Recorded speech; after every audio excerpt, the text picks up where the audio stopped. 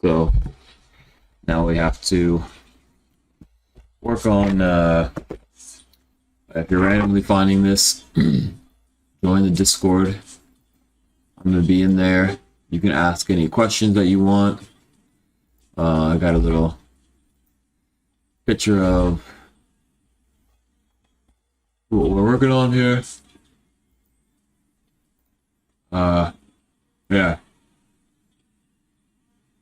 Anyways,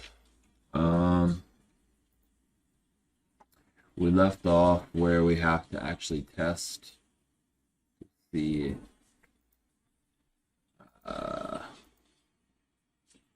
what is going on.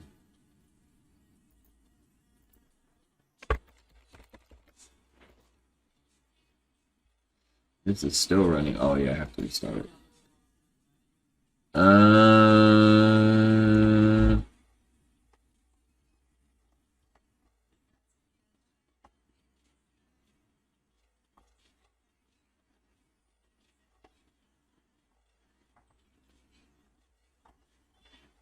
So here, what are we doing?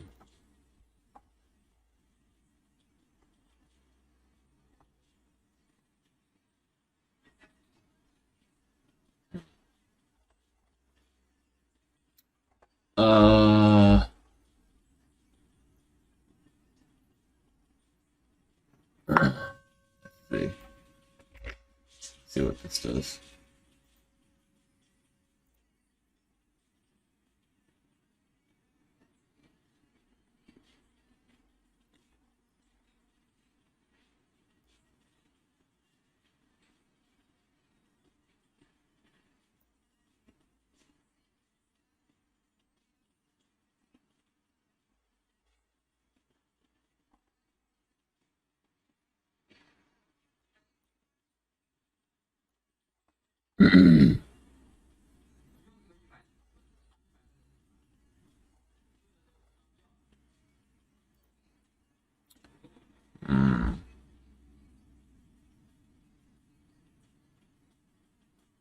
The layout height is 500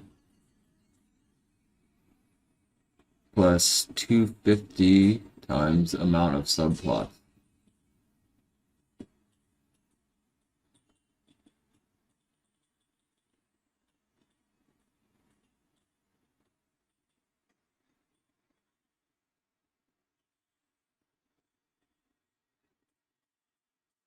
So it should be 500 plus 250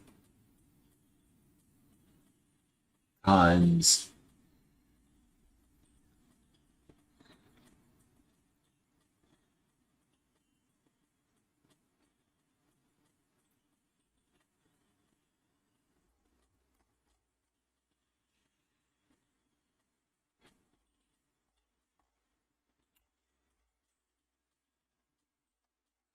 Anyways, this works. So now we have to test it in the actual thing. And so I guess that means we have to test it over here.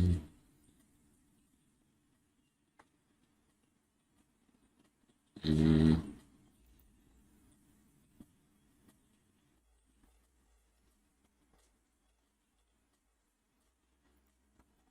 Oh yeah, this should just work.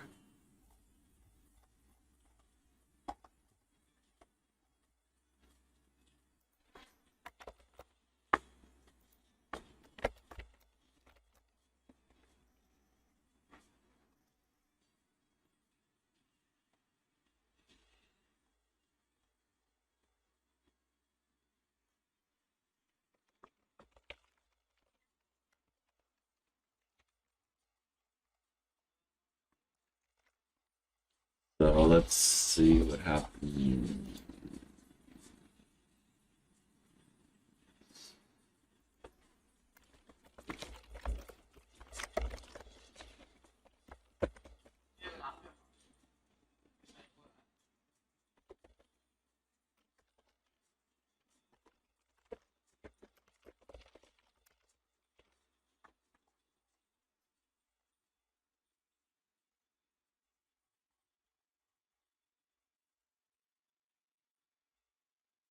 So here,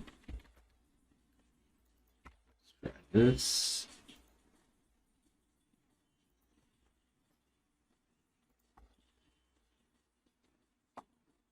Oh, so okay, so this, like I said, cumulative P&L works, table of orders works. Now this thing is disgusting, but I don't understand why.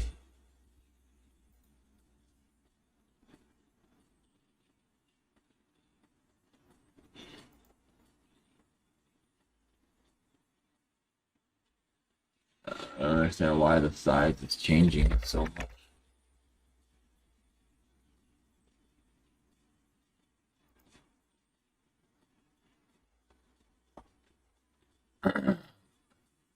Feels like the size is staying the same.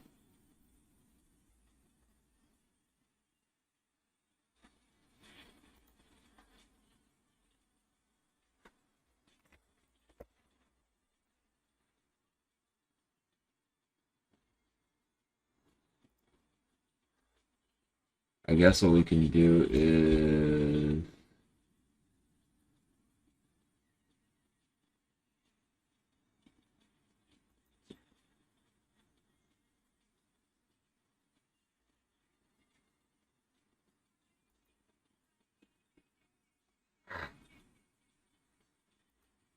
layout height is 500 times this.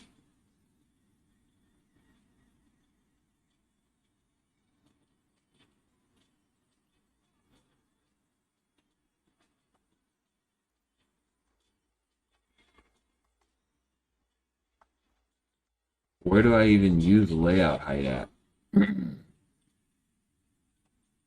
Oh, that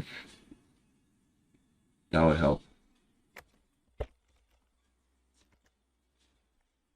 That would help if I change that.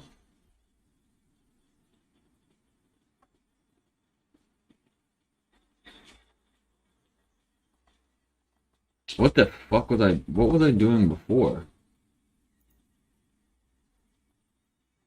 Oh, this was this was doing the same thing?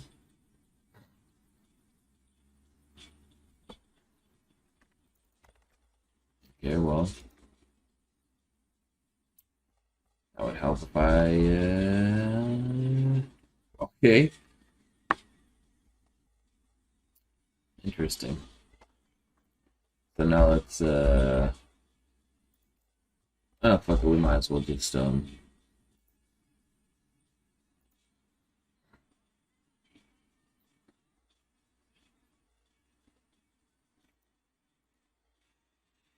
here is it, this is what it looks like with two of them. So now let's run all five and let's see what happens. Hey, there we go. Now we have to figure out what the hell's going on with this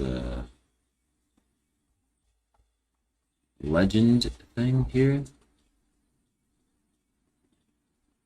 I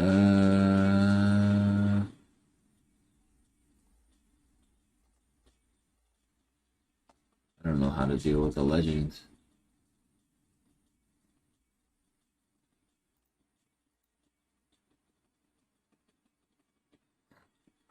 Hmm.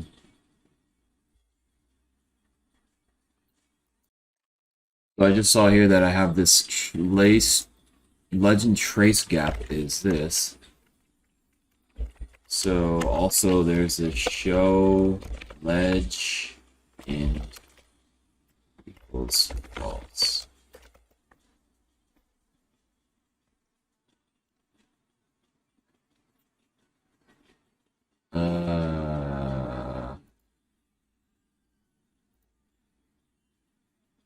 Let's see what happens here.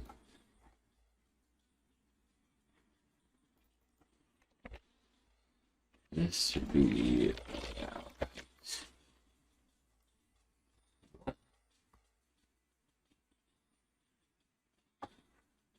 What do you mean? Look.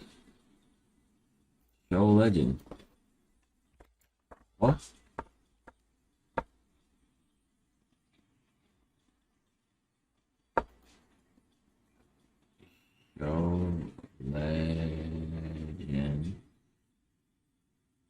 Oh, I spelled it wrong. Valid properties. Damn.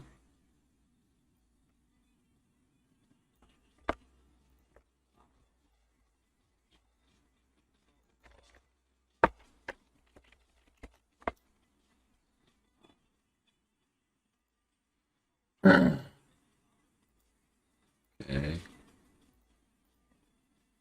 Because now I guess we're gonna have to do it the annotation way. So like here, we're gonna have to put this over here. But I don't know how to.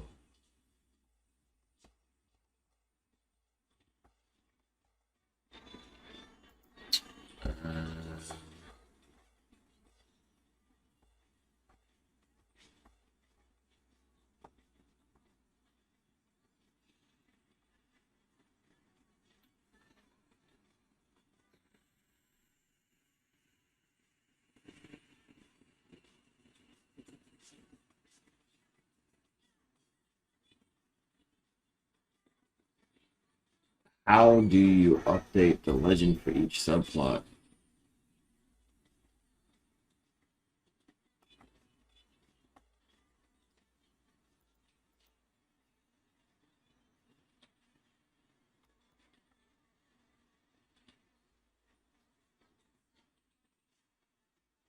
Scatter trace of an.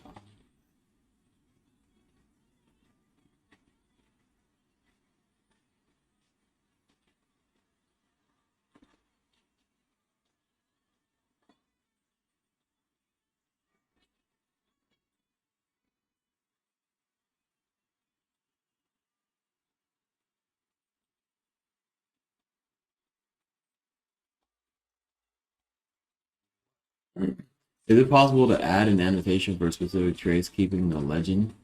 I'm asking this because when I click on my specific legend, the annotation.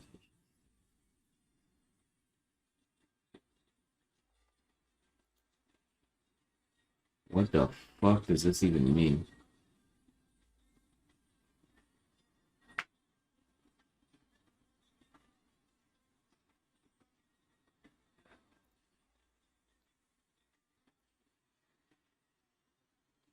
Why is this thing so huge?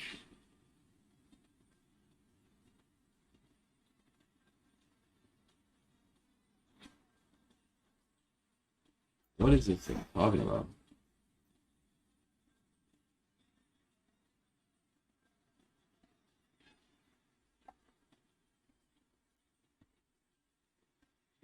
What?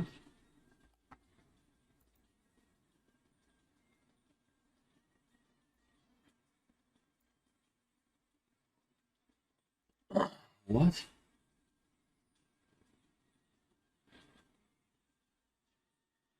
Anyways, I gotta figure this out. Or maybe I don't. Maybe I don't need to figure this out right now. There is no legend. Because I don't know how they did this. Unless each one of these things is its own individual. But I think I can remember that if I zoomed in on this, then this would change. So I have no idea how they would separate their legends. Okay, so again, like last time, I've read through a bunch of these, and this was in January of 2020. And then legends per subplot is not possible, unfortunately, which doesn't make any fucking sense as to why you would not do this. I don't understand. And then she's saying that you have to make it the annotations, but the problem is that the annotations are not going to be clickable, I don't think. So you make these subplots, update layout, show legends false, update annotations, add annotations.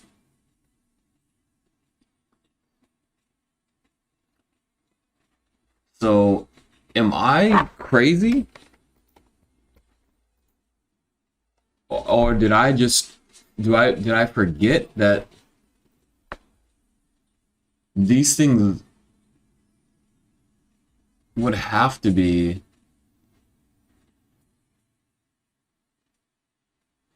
like if I zoomed in here, it wouldn't zoom in here. Swear to God it did. Unless they figured out some type of loophole to do this.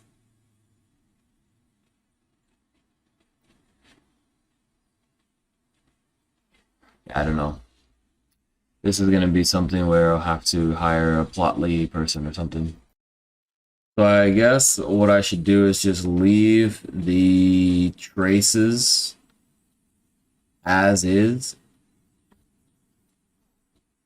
But then I would have to figure out how to name each trace.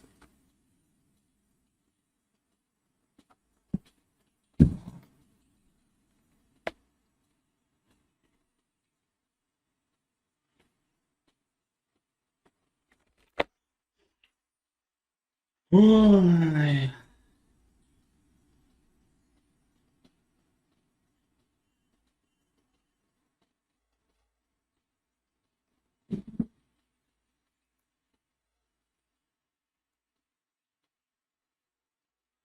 have to do something here where I'd get the dict value, and then I would do name.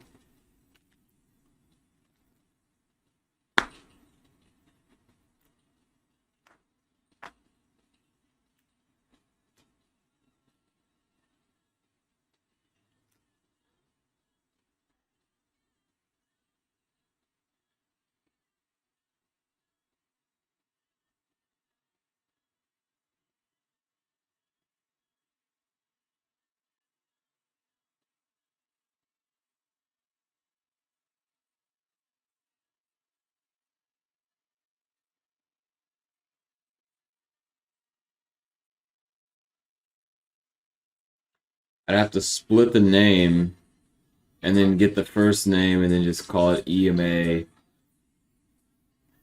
And then here I'd have to do something like name.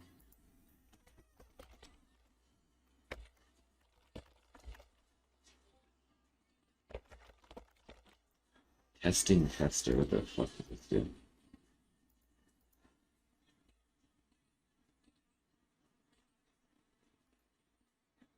Testing tester.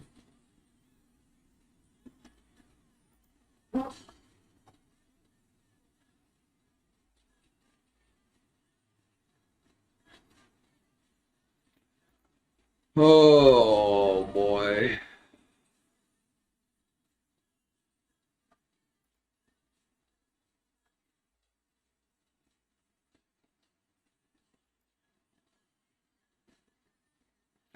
The problem is if you have like multiple, well, no, dict value.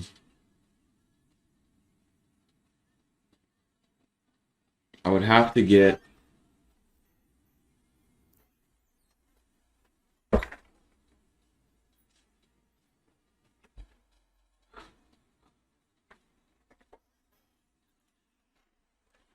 ugh.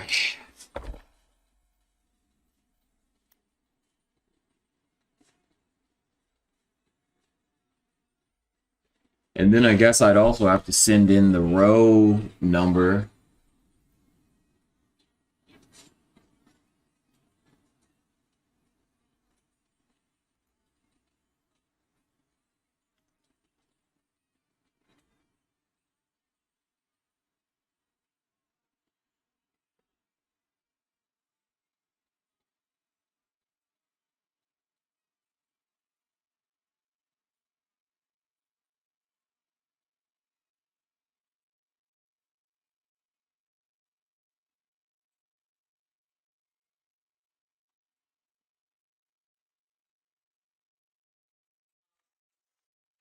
Here, this is what I'm thinking, right?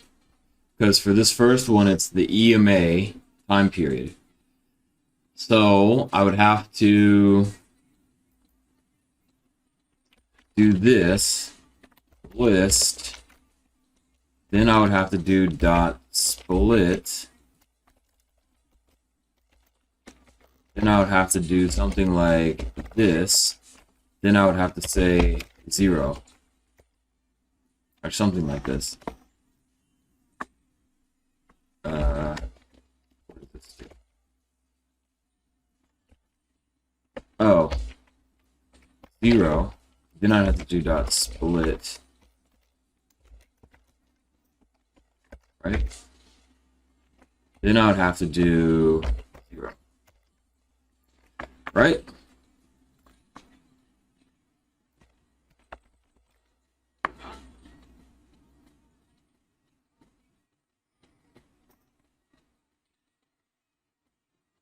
I don't even know what is these entries? What would these entries be?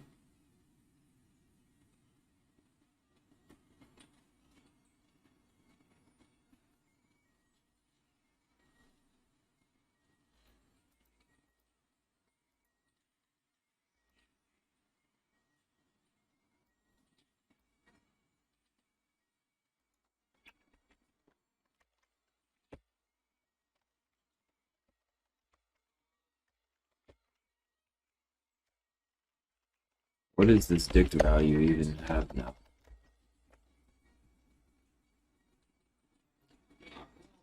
Oh, this is a series?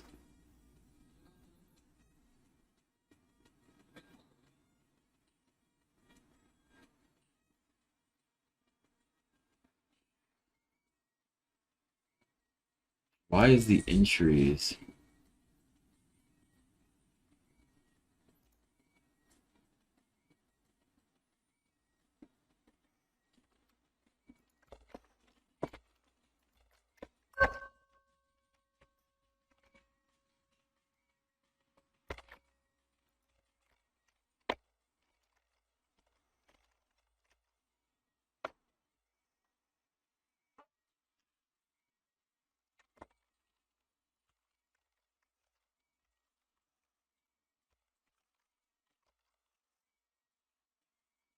Why is that like that?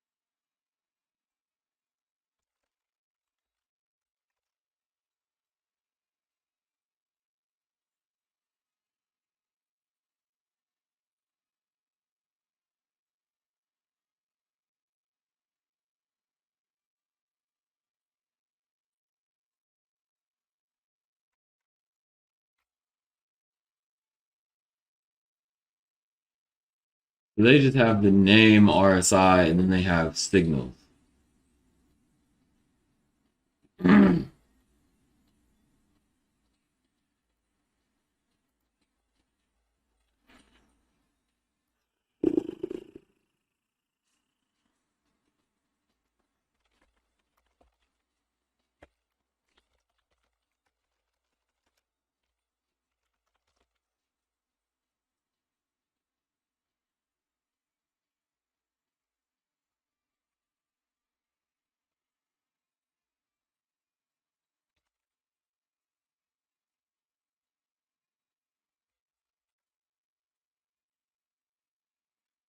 Oh no. But how do I know which?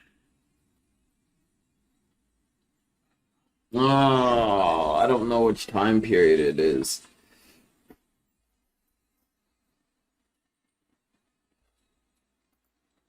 Because now this is gonna say EMA, and then this is going to say EMA as well.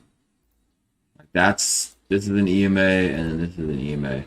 So how do I put EMA 600?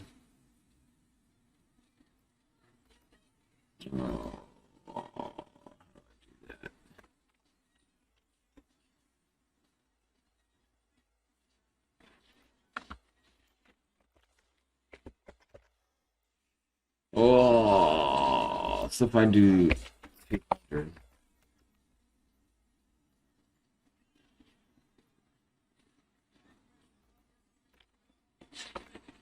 Dot all.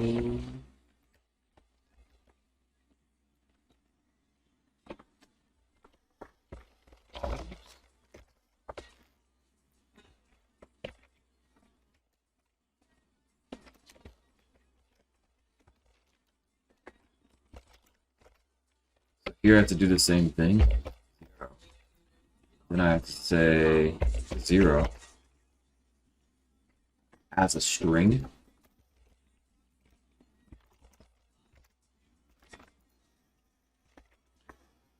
Oh.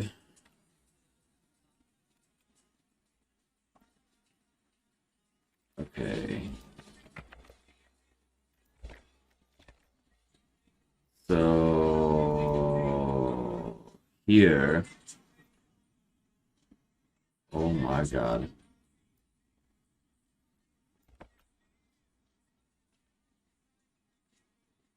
So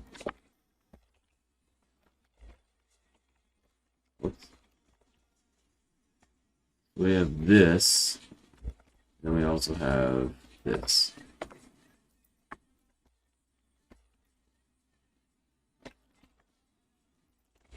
So dict value.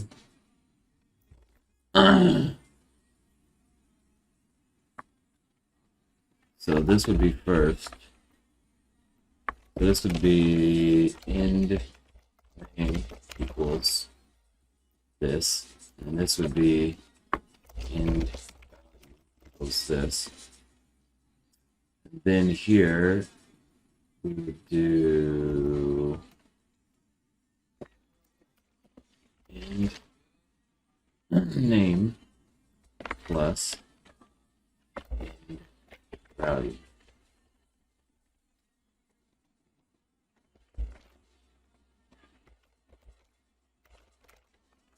This.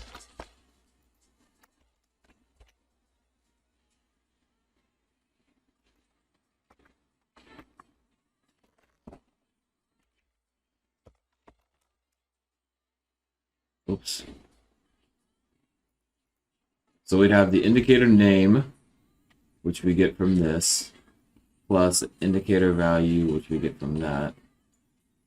And then we get this.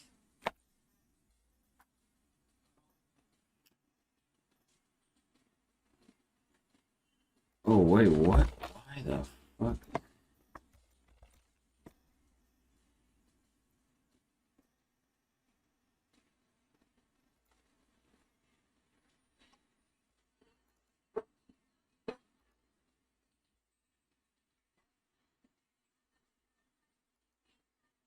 EMA 600, EMA 600, RSI 15, RSI 15, RSI 15.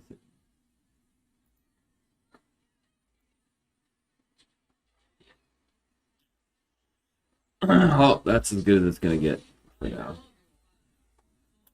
That is as good as it's going to get for now. But that's still pretty good. That is still pretty good. Pretty good.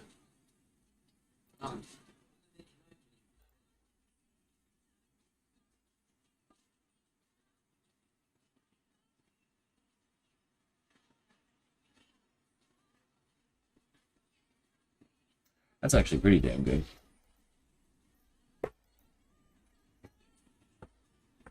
Okay. So for now, I guess the consensus is we have no choice but to leave it like this for now. And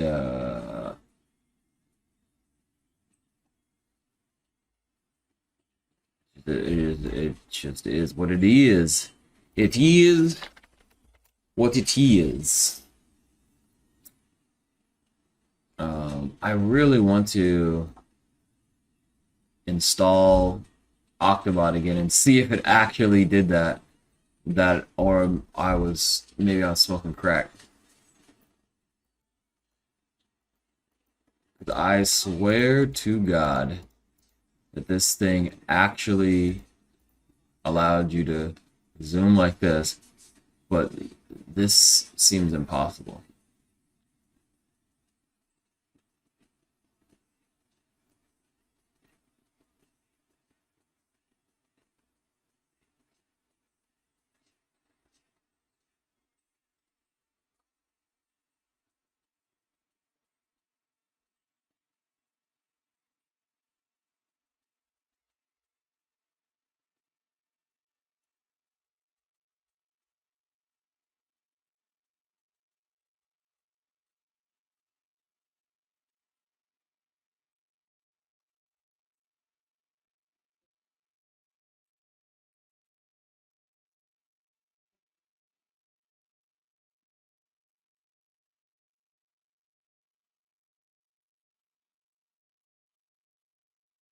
Why do we have this order ID here?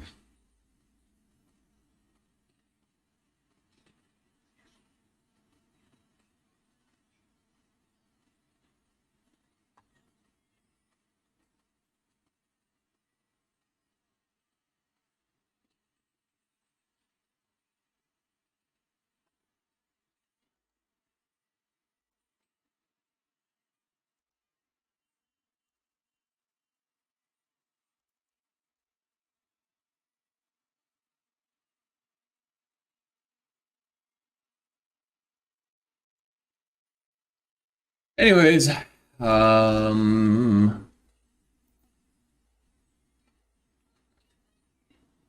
to the next thing, which is okay. So we can send the amount of indicators, create a candle function.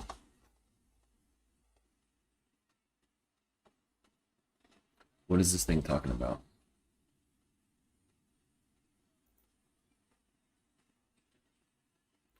Create a candle function.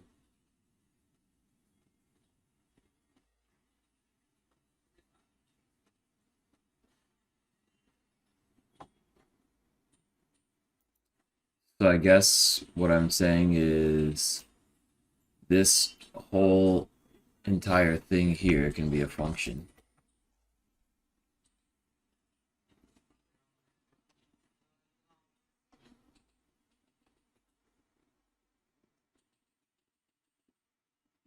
And then we just return this. And then I guess down here we would just put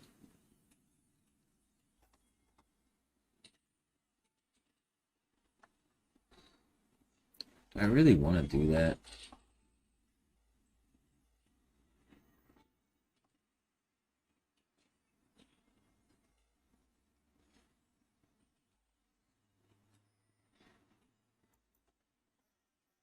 Oh, who cares? I need to work on it.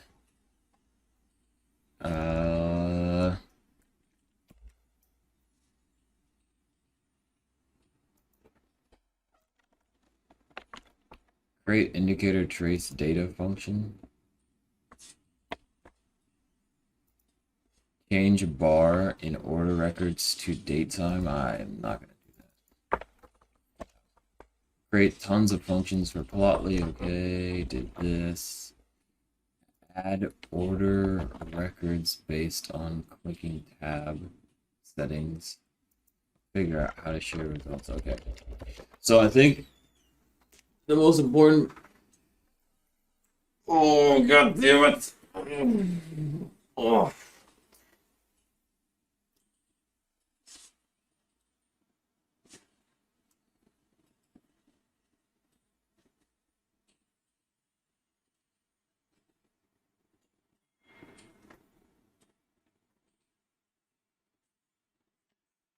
So we're gonna have to send. Oh my god.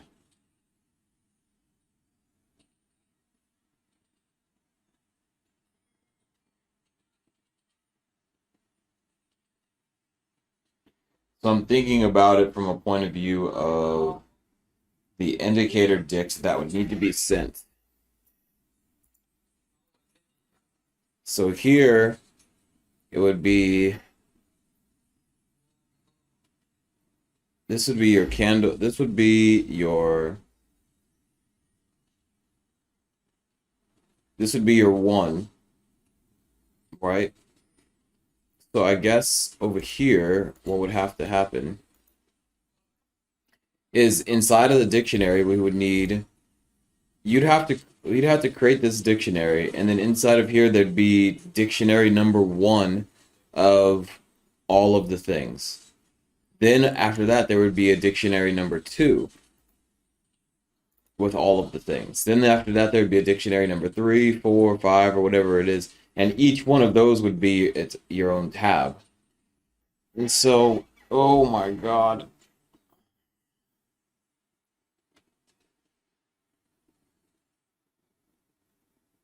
That is the most annoying thing in the entire universe.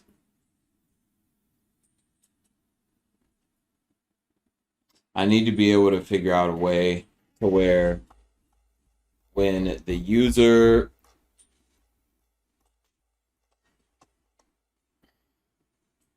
so I guess this all works. So you delete all that.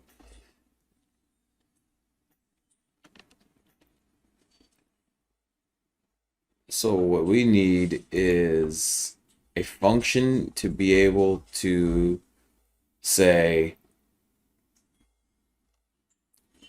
df cart this.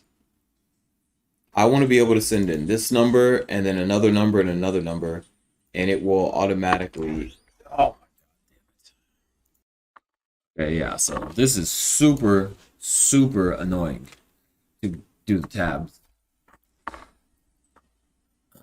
There's no way I want to do that because here, well, I do want to do the tabs, but now we run into the problem of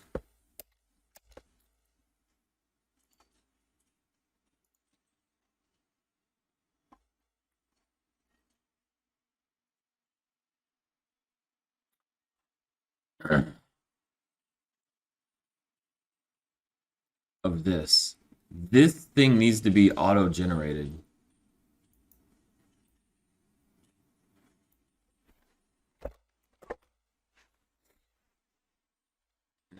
That's the problem.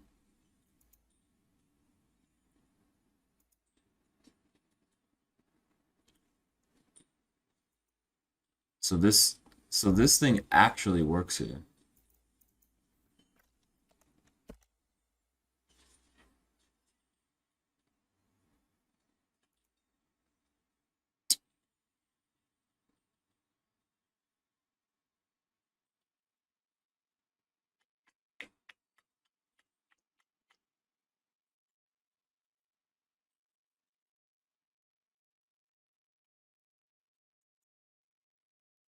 I guess we change this to that dashboard. Let me delete this. Temporary plot helper function. And we just make this.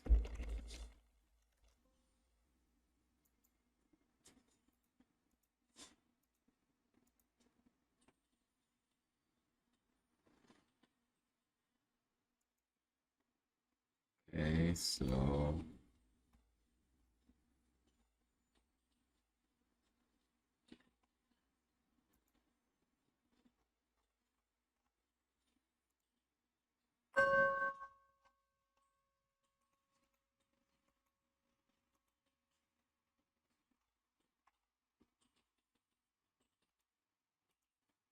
what the hell is all this?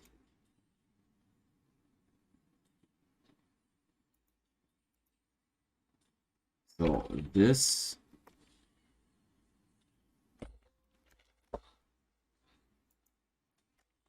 this since it all works. No, no, no, no, no, no, no, no, no. Well, callback stuff, who cares? Download data.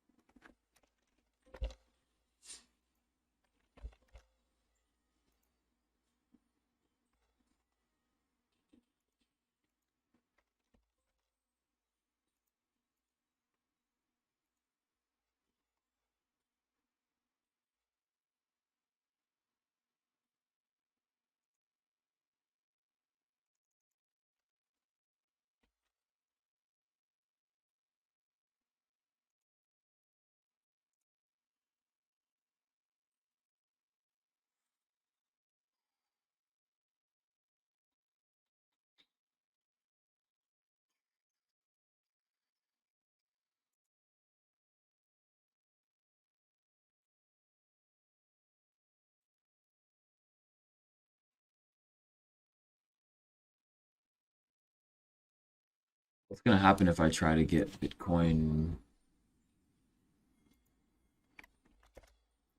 2005?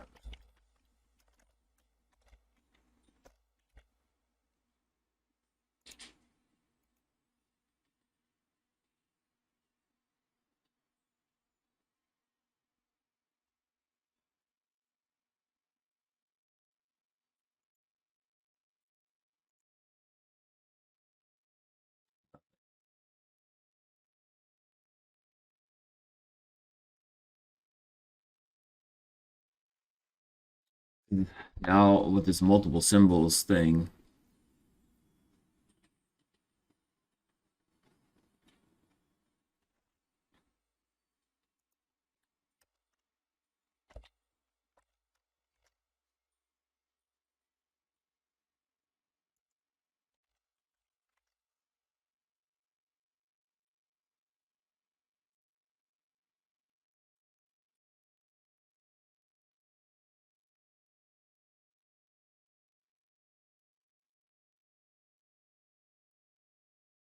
what auto grabs the earliest date?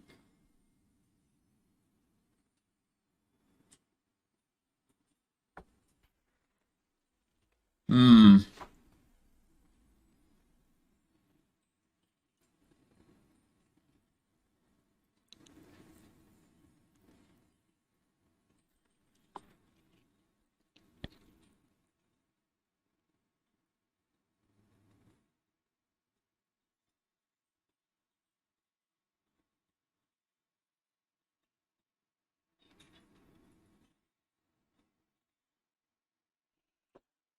So now the question becomes, how do I...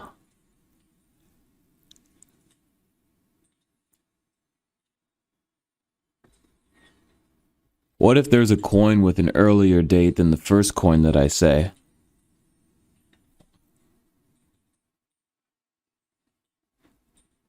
I don't even know when the first...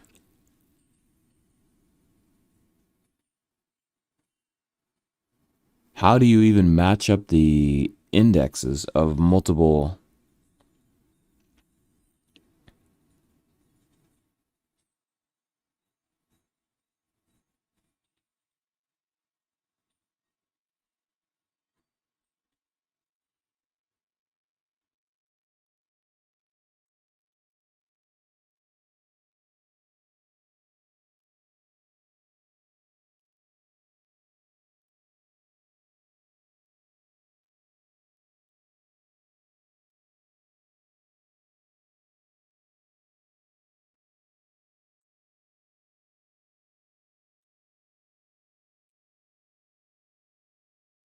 Oh man, this is getting way too complicated. I need to take a break for a second.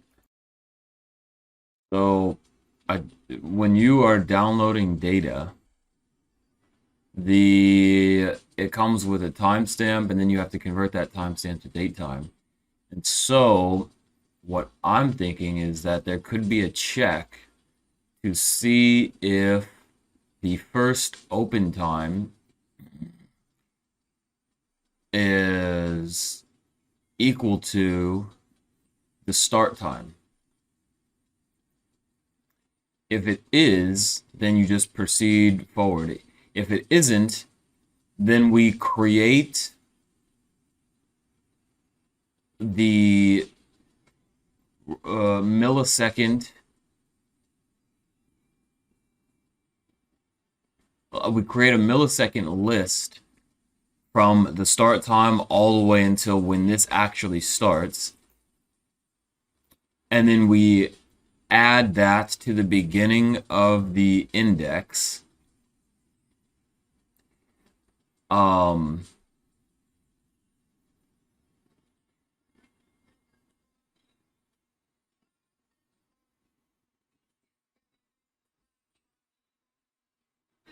we set that to the beginning of the index, and then we set open, high, low, close, so like all of those rows would be just filled with nan. But then the question becomes, if that's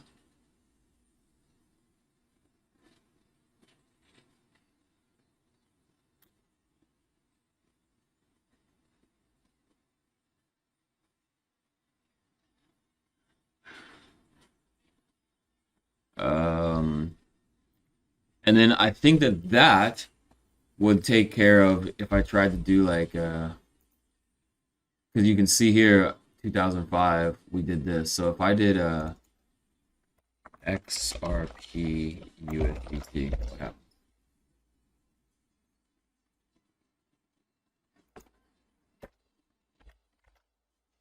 Oh, I shouldn't have done that. I should have done 2022.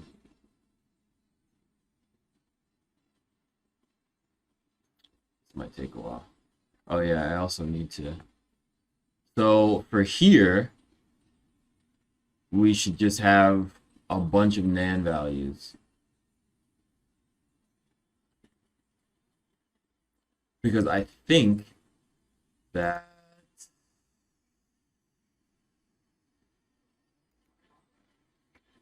if we did that, then we would have this.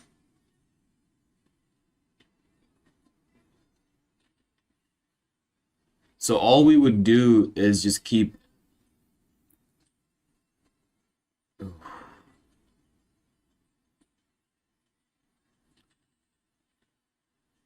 Yeah, here we'd have to do something with the multi-index.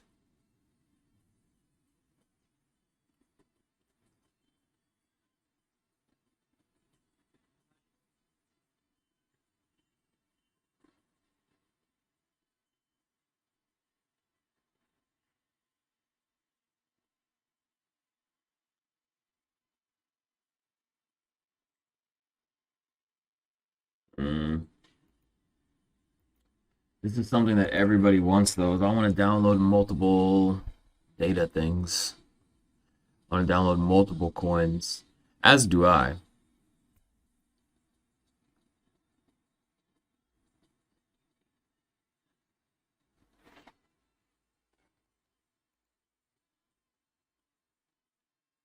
Because this dictionary thing here, okay, that's what it is.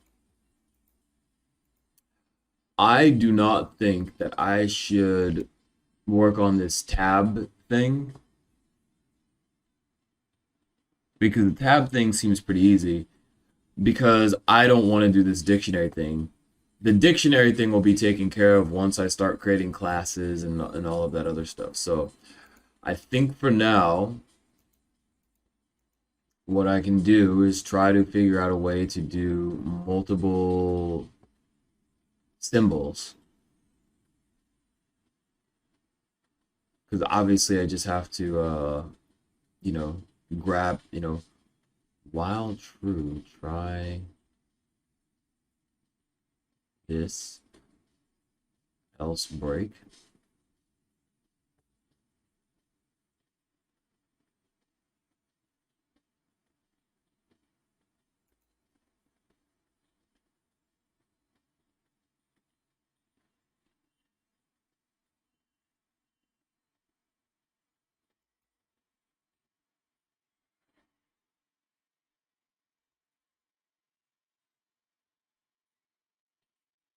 I have no idea how this works.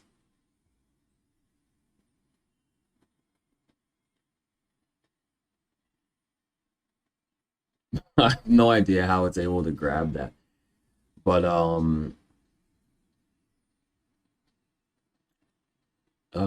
man. All right.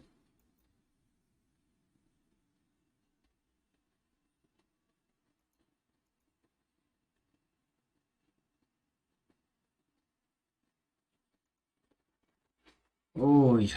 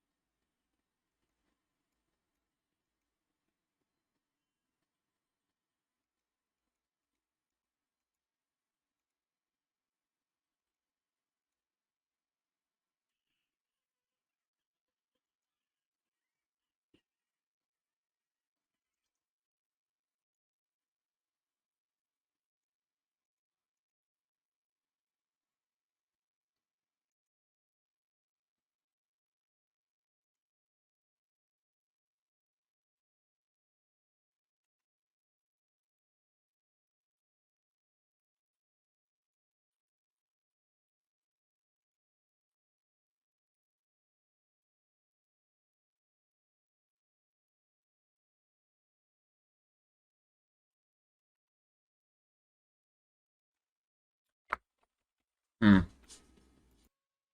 All right. So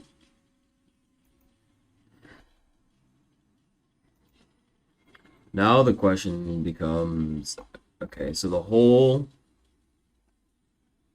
full test, tutorial test, I don't know if it's a clear cache. So the full test works.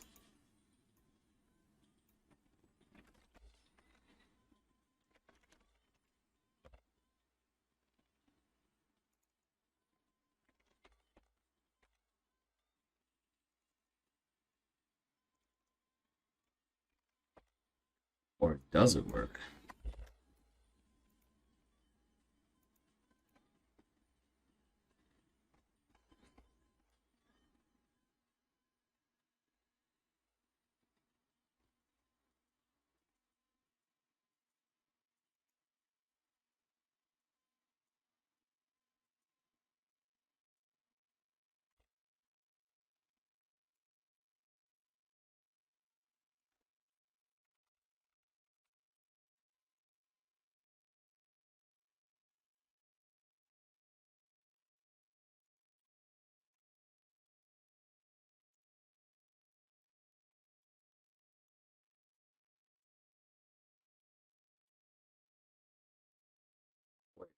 Wait, what? Wait, what? Wait, what? Wait, what?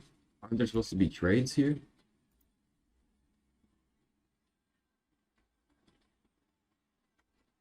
Yeah, wait, what? There's supposed to be trades here.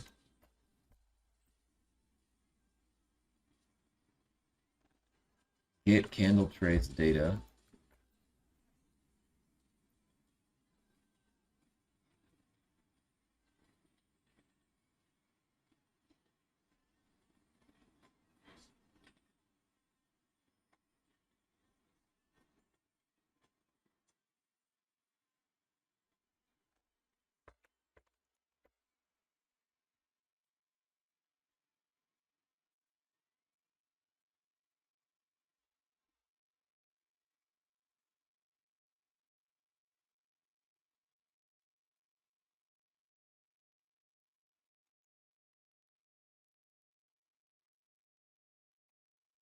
Whoa, something happened. Something happened. Something happens.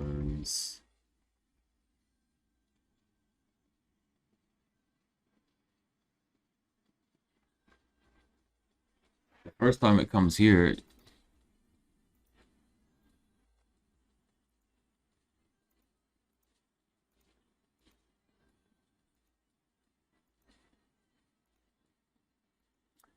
something is wrong here. I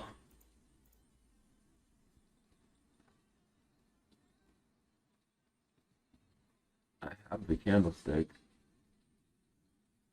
I have the scatter. Yeah, wait, what? How are these scatters not showing up?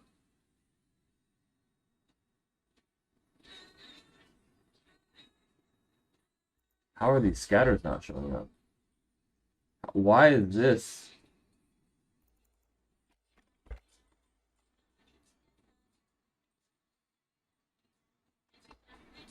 This happens, and the scatters are there.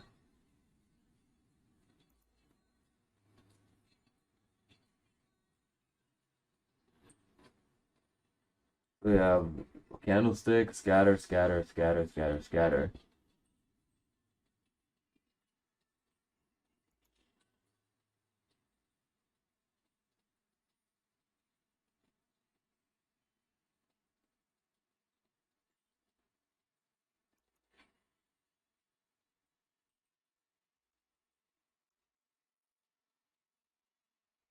What? Wait, what?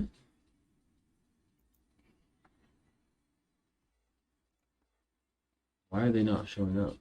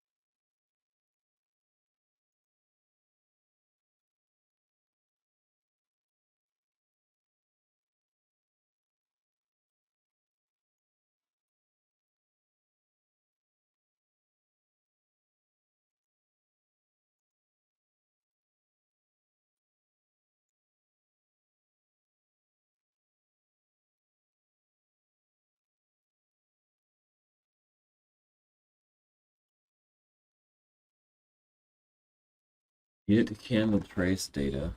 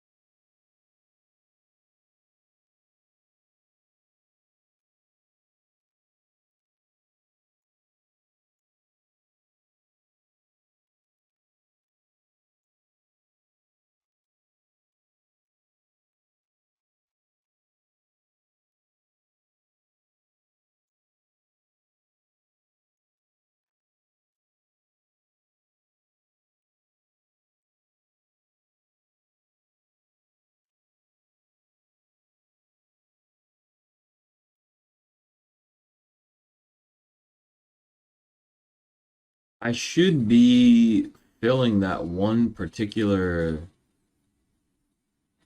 thing.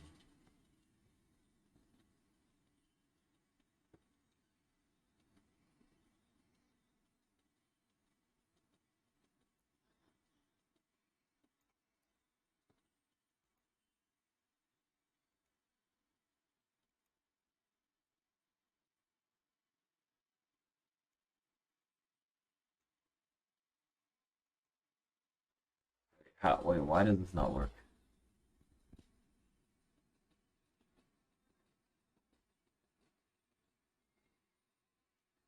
So I have to send it into here.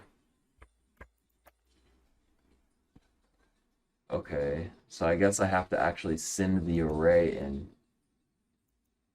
Oh, because I'm just sending a value. Okay. So I have to send the whole entire array. And I guess for the order records, the reason why it works is because I'm sending the whole row. Whereas with this, I'm just sending a specific value. So I have to send the array. So that means that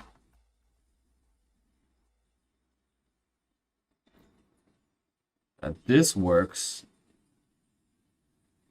but this, so I guess that means that we would have to send,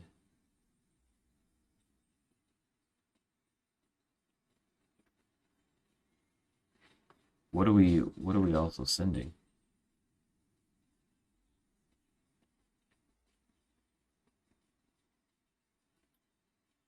Get candle trace data. So we have to send the array counter. We have to send the array counter. And then inside of here,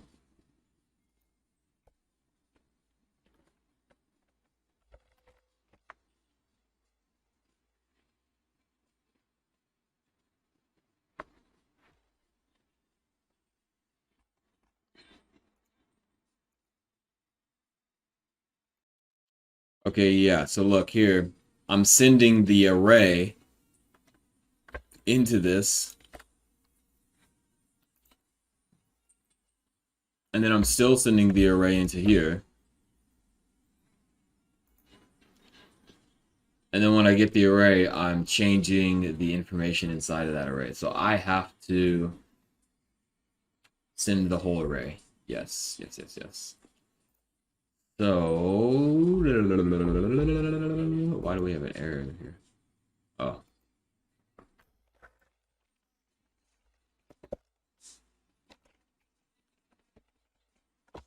that is an int.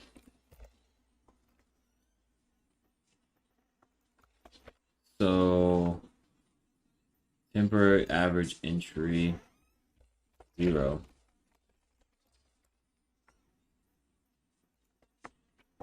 It's gonna have to go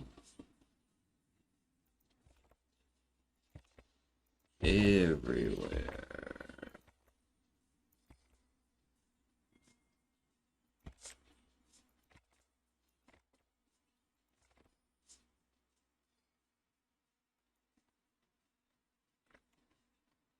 Wait a minute.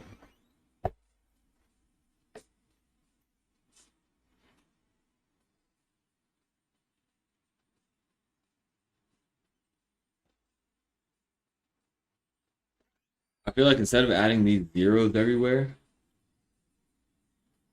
I should just be able to do it at one spot.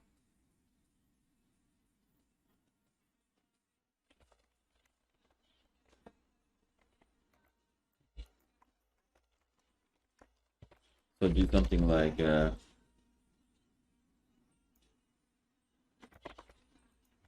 this.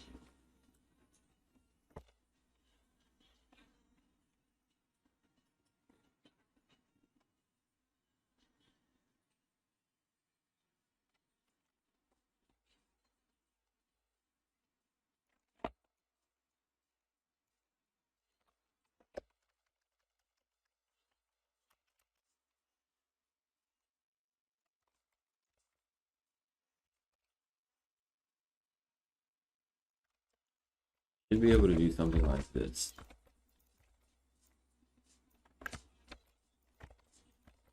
Right? So we set this, then we compare. Then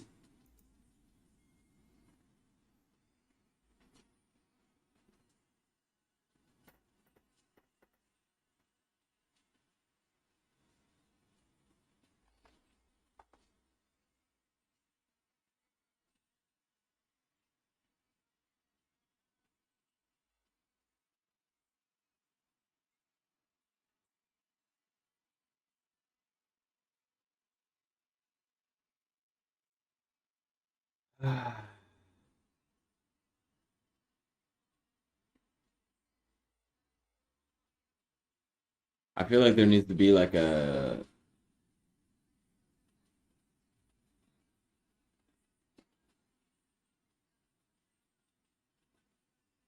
So this is killing the array.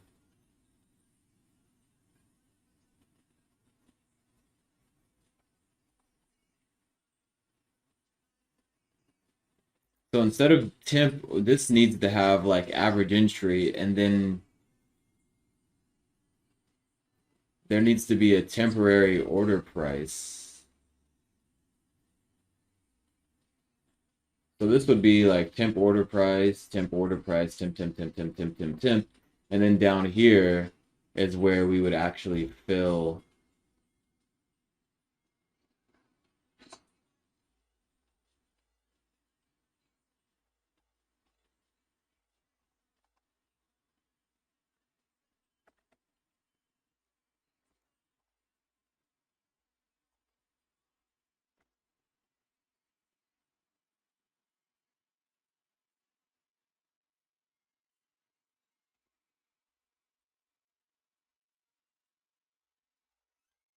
Okay, so all this temp stuff needs to go away.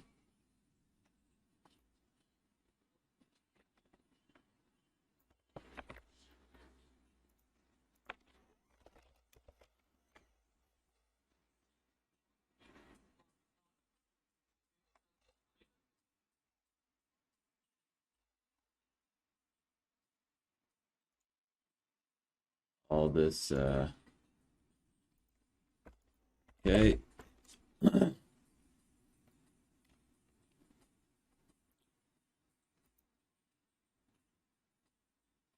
I think this needs to be average entry array.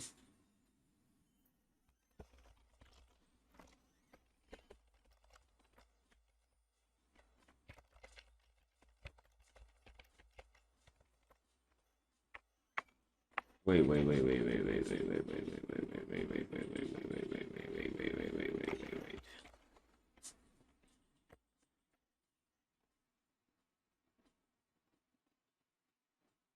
What?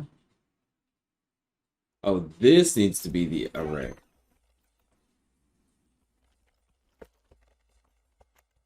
And then this needs to be current.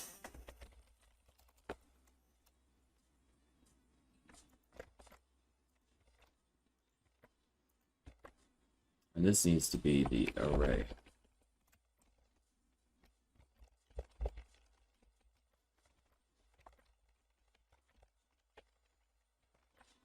Okay.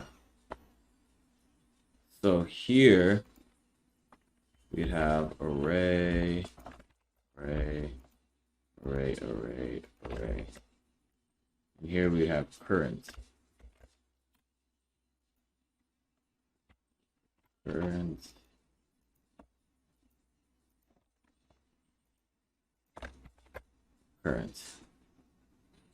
And here we get rid of this.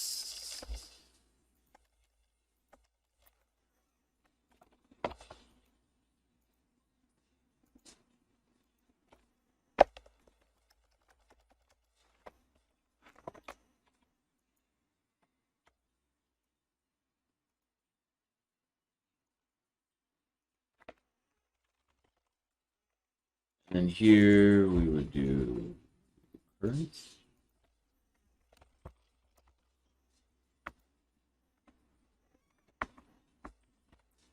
So we come over here.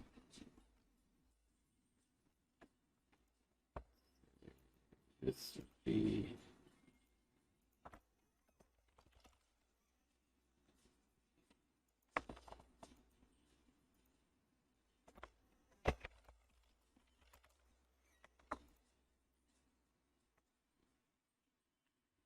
so temporary average entry current. Oof.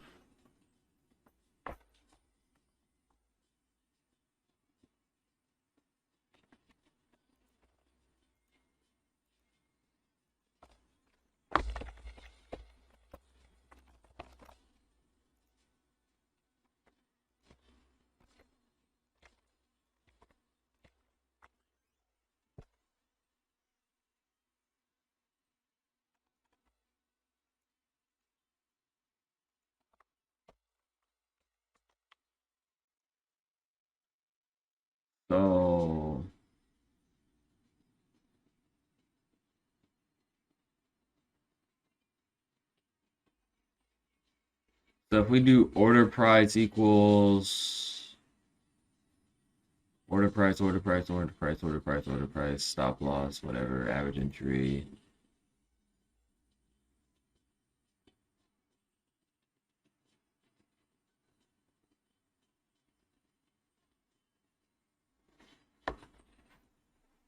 Average entry current.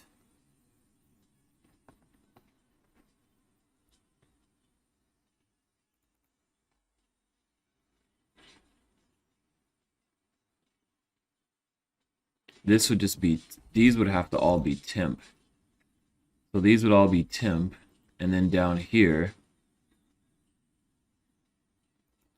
you would say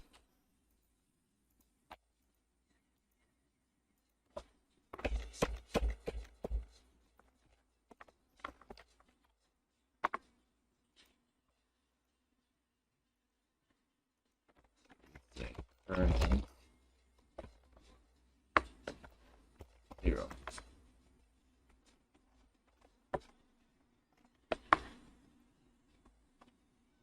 And then here you would just do it temp this. this.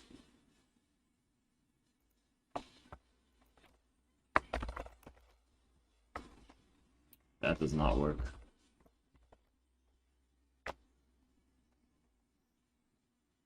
Temporary average entry current.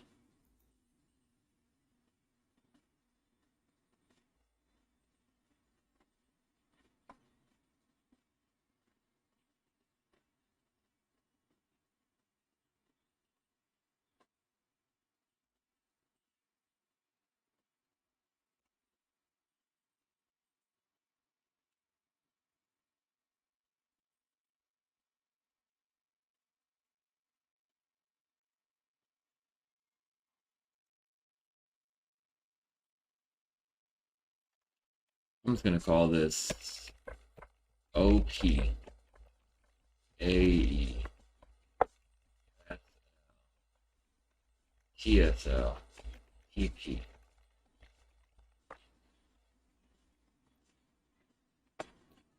We'll do P AE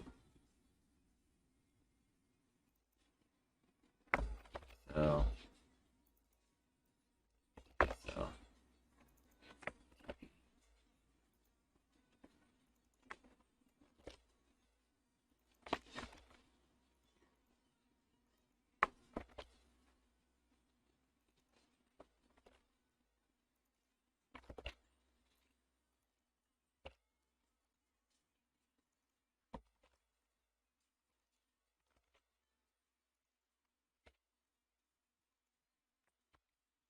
Okay. So then down here, it's a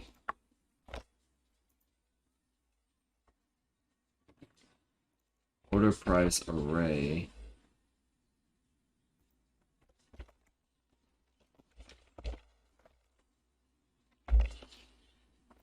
And array counter equals OP, right?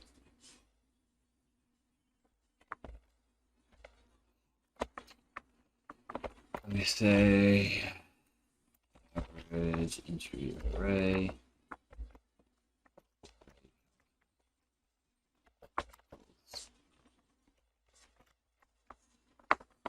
E. Then what do we have here? Array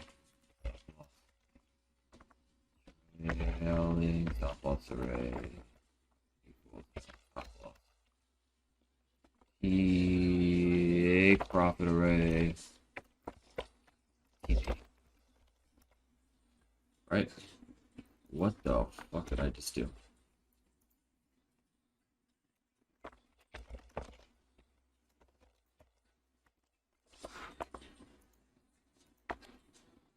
So here, we're setting this. So we get all that. Then we come down here. We set everything if we need to.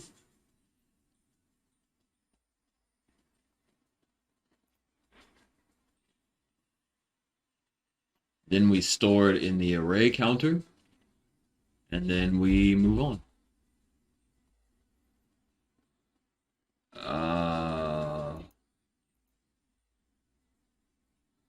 Okay. Here.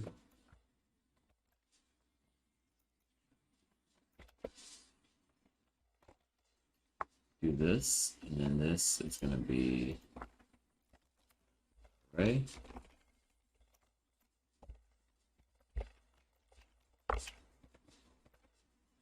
Create candle trade list.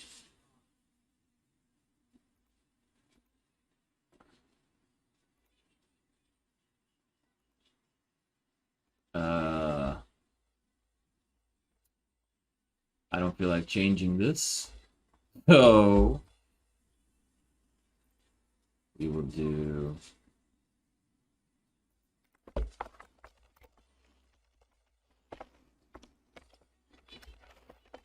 and here we'll do here we'll do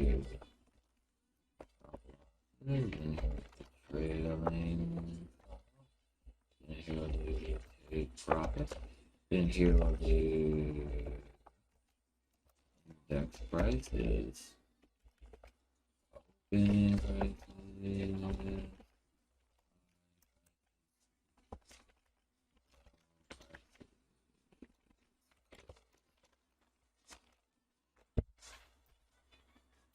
Because I does not want to change any of that.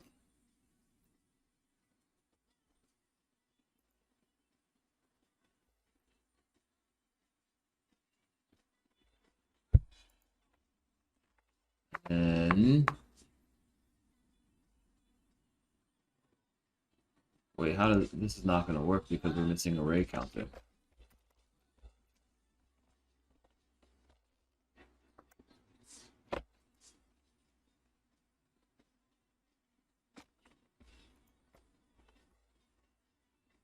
Wait, where do we plus equals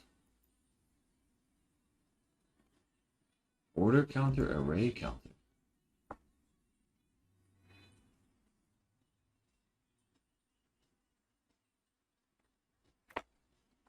Okay.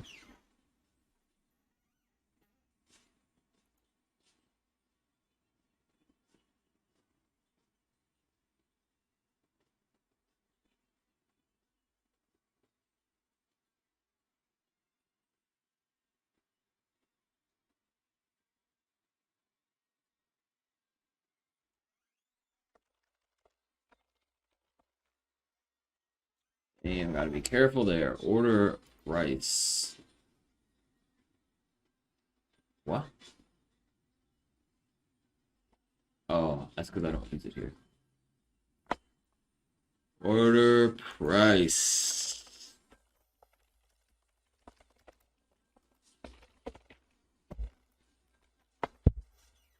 Order price array.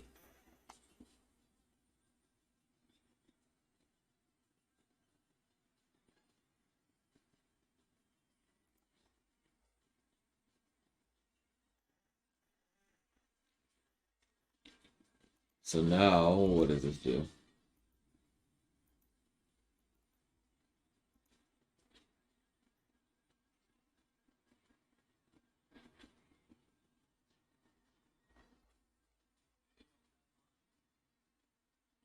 Order price array. Order price array.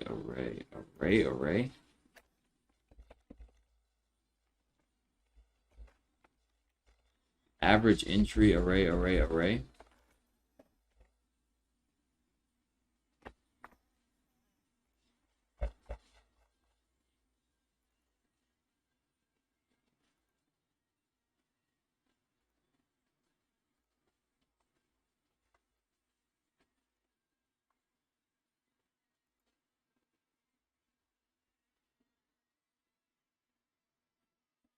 Cannot convert float nan to integer.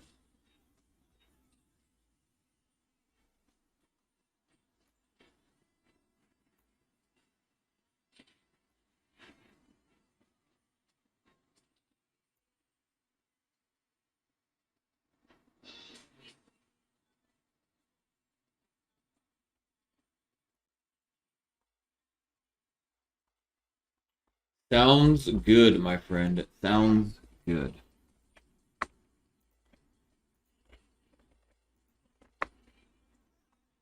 That sounds good.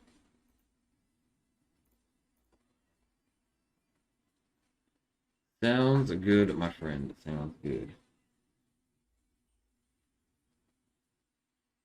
What? Array. Why did this happen?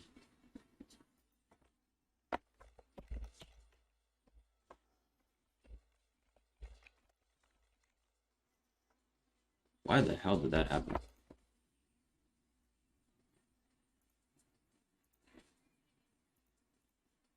Very weird.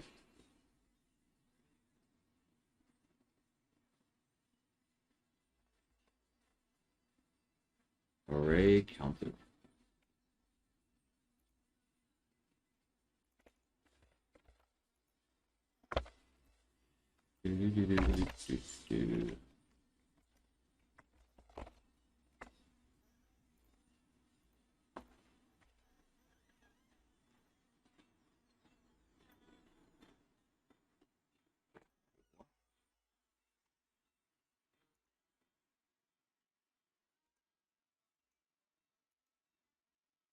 Where's the error?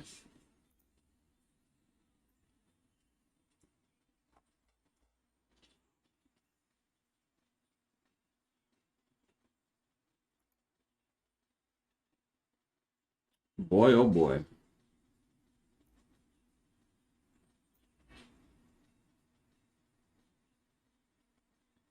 Got a lot of activity here.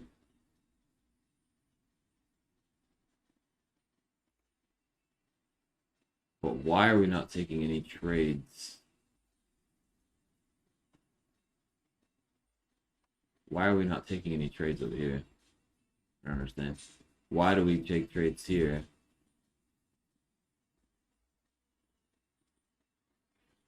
Two, 6, 9, 7.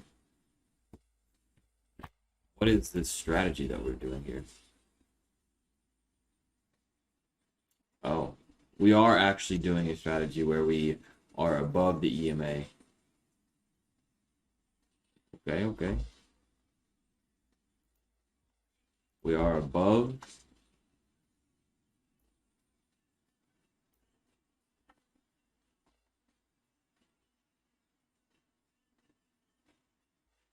What are we even doing here?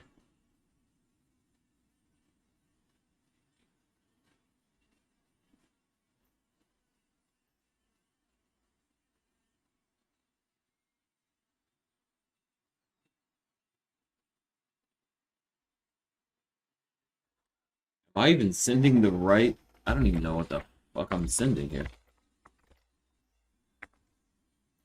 So I am sending RSI is below 40 with the 15, and the EMA is 600.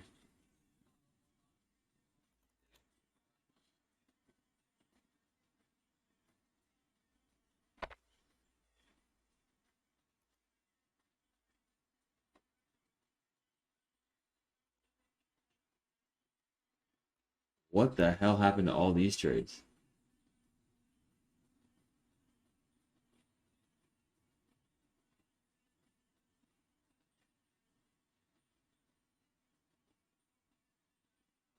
What?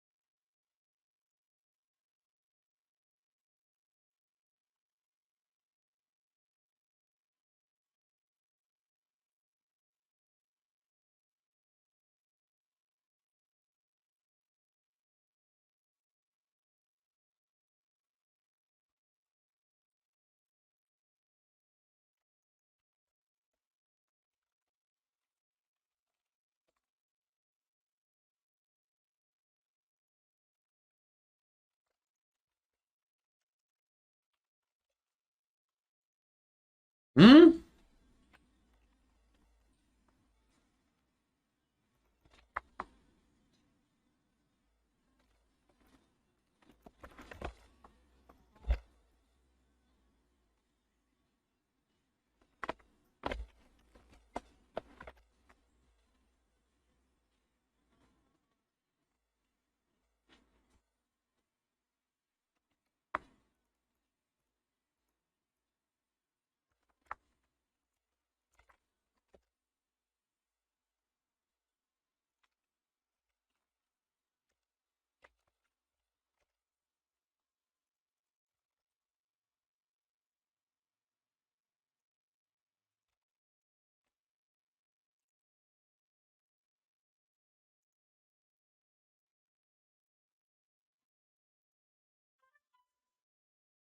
Oh, okay, that makes sense. What the fuck? What?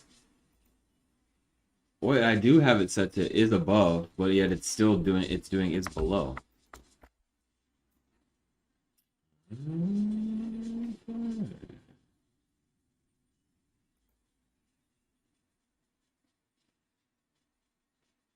Is above where temporary array.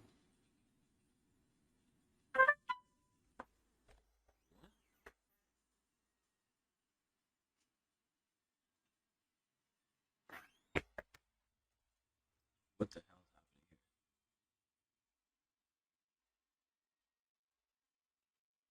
here? Wow, there's a lot more for this.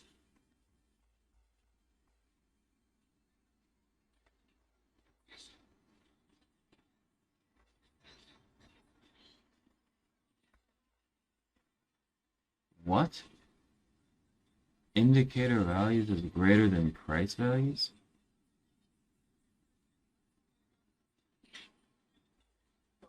That's not the way it should be. Eval is below.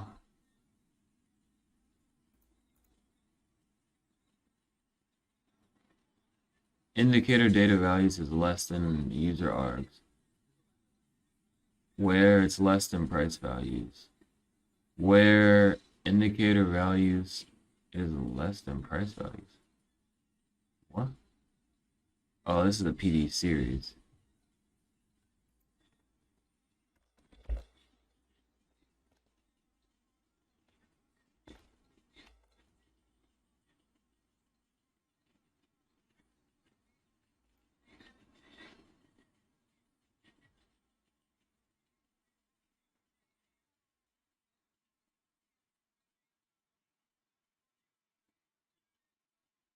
Okay. So does that mean I have to...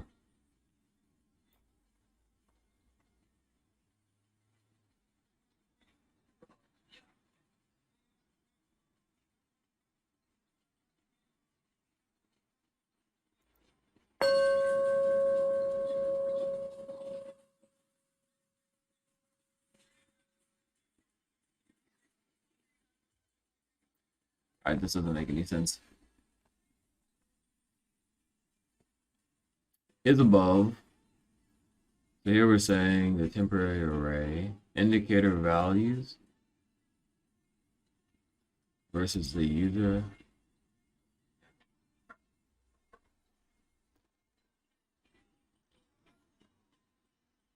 If the price, if this is above the price, indicator results values.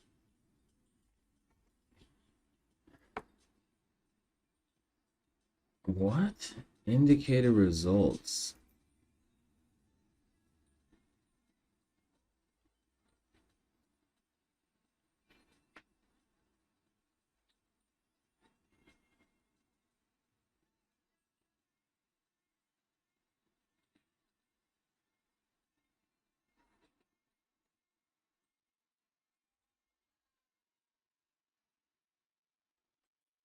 Indicator results.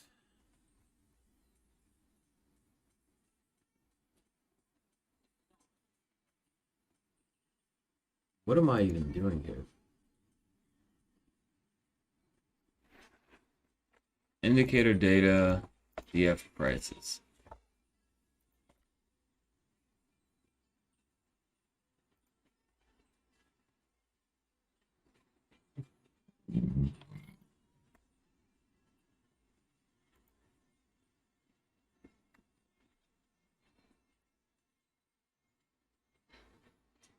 Shouldn't this be dot flatten?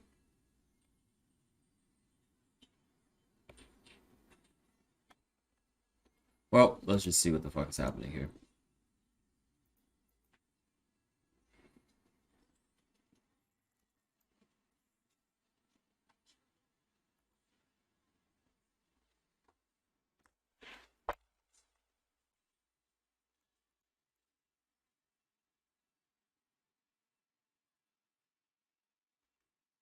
Price values is a bunch of price values. Okay.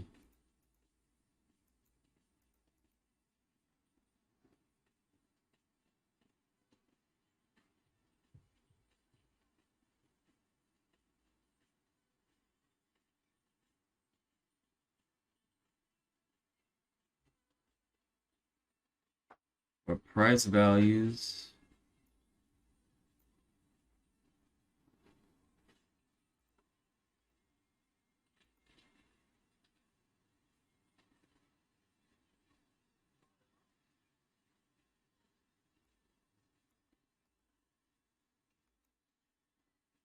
how is this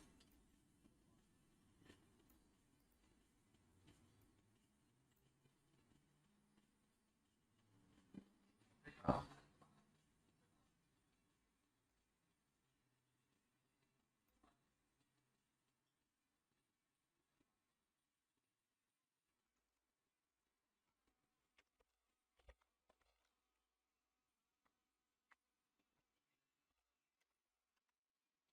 I don't think this is gonna work.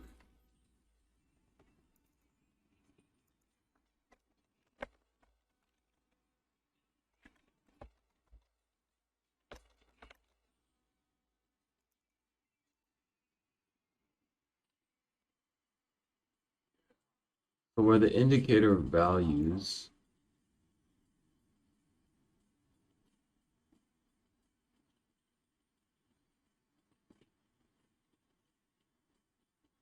are greater than the price value. So if the indicator, if the EMA is greater than the price value, then you get a true. Why the fuck is it sending back a...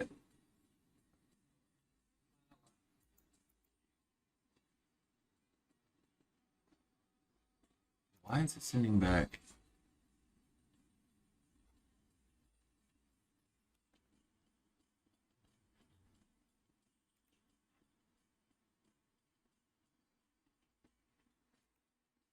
There's no way.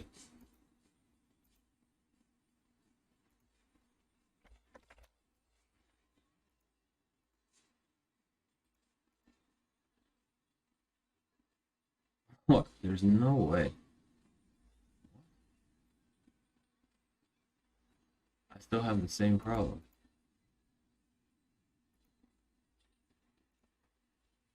What am I sending?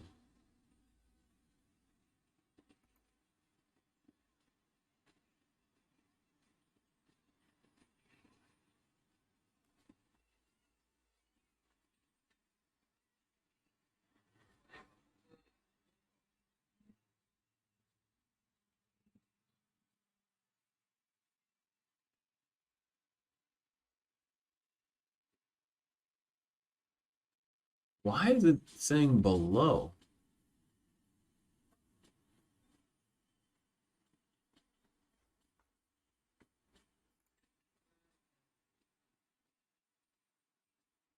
Oh.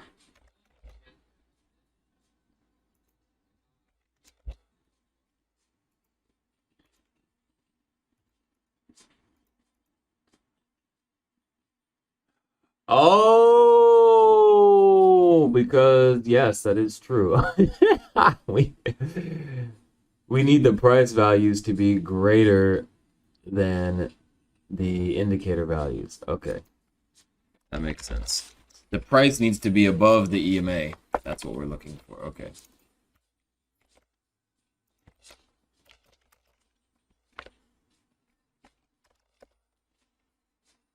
And we'll switch this.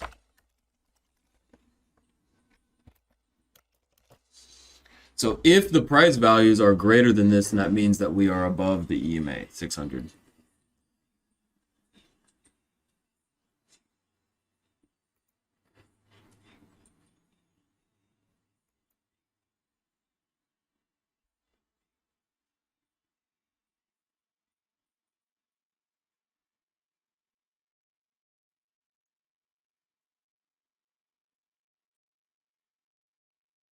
Wait a minute, is that gonna always work like that? Or is that just for DF prices?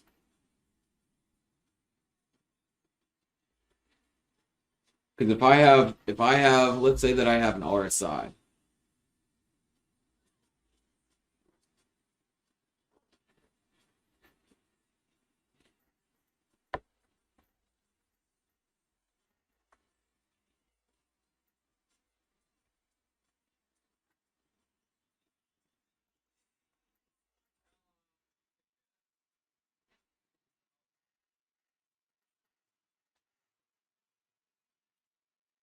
This actually needs to be a.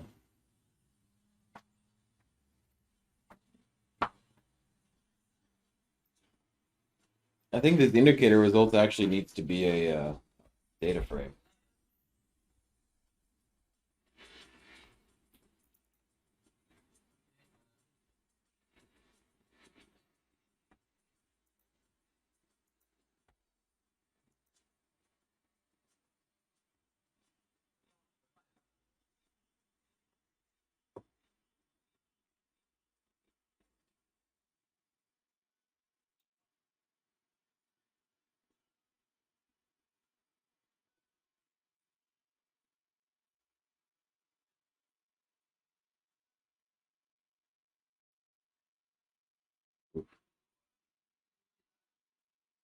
Uh,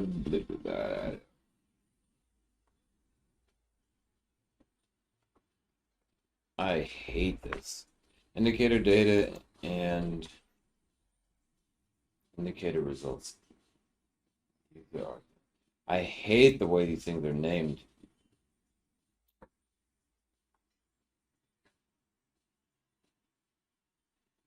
So let's see. If we have price data, then we're seeing if whatever is if the price data is above whatever it is,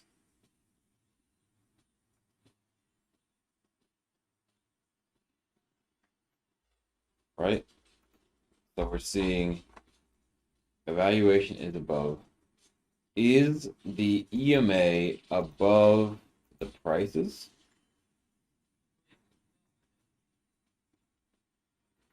Is the EMA above the prices? Wait. Is the EMA below the prices? I should have done is below. So EMA is below the prices?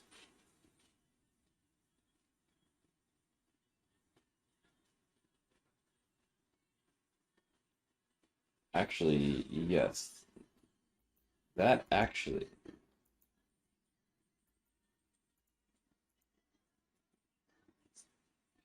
EMA is above the prices. Okay, so actually, wait a minute. This needs to actually go back to the way it was.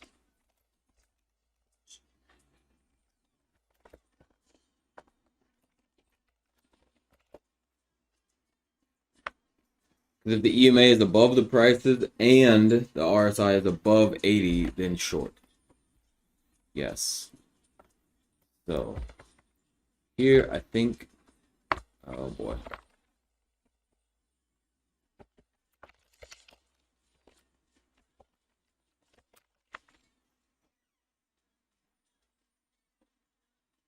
So I should have actually done is below. EMA is below the prices.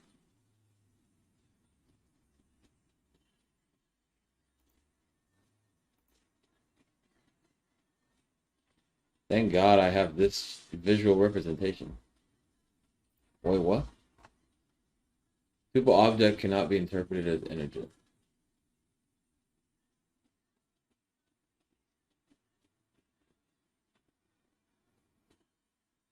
Tuple object.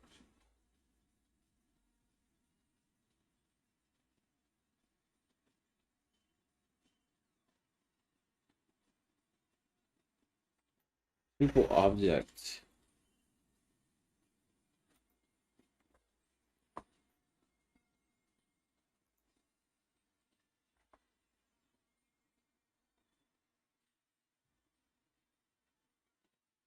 Oh, it'd probably help if I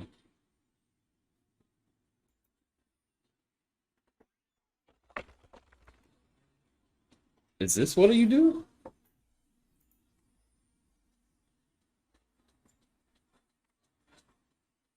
Oh, empty like.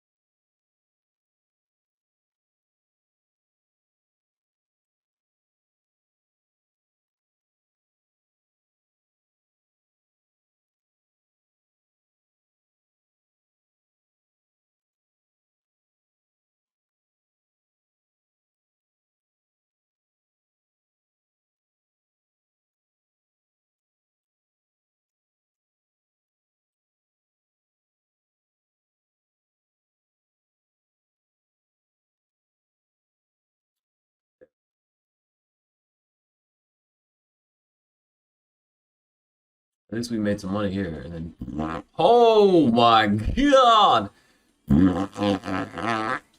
Wow, that's crazy.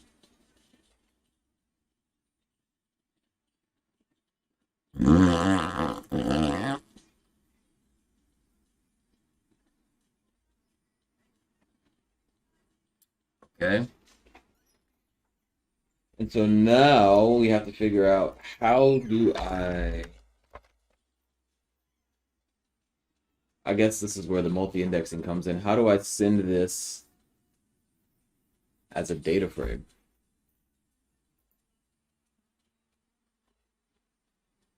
Because an indicator results is a data frame.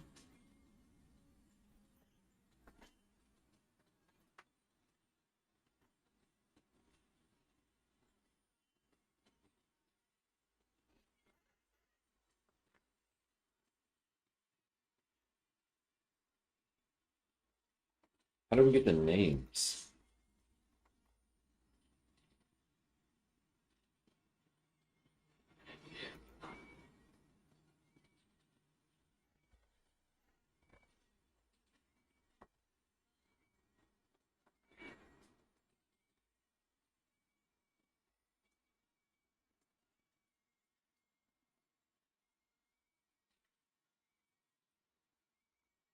Here we would need to figure out what is it actually above. That's why we would need.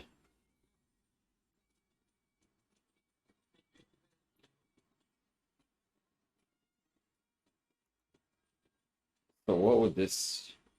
This would just say close, right? So we have here close. So EMA is below close price.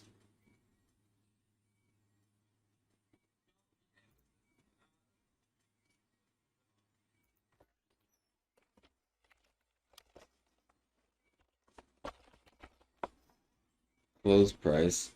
And then here, this would have to be the name of the indicator.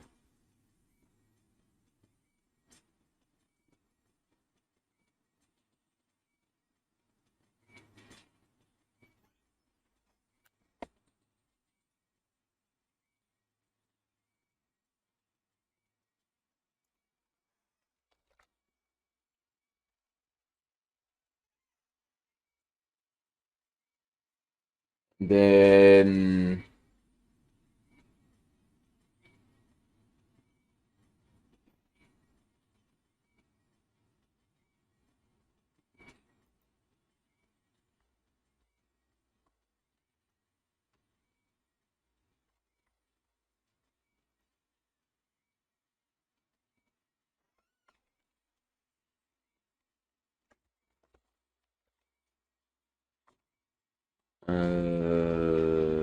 this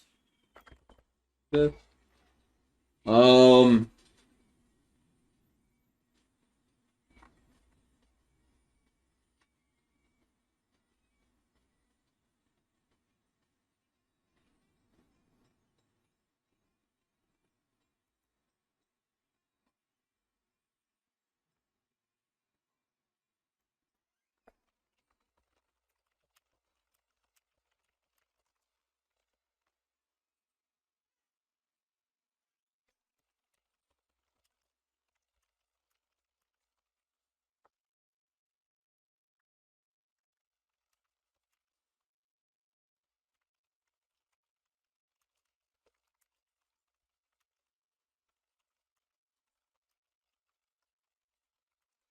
Um.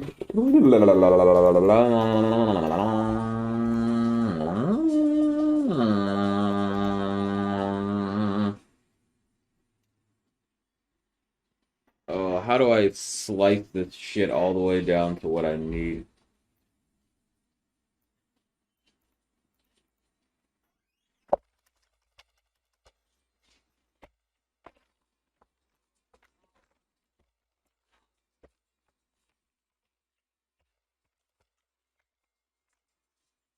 Yeah,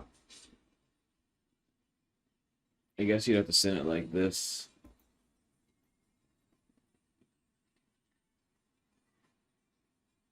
Uh, Wait a minute.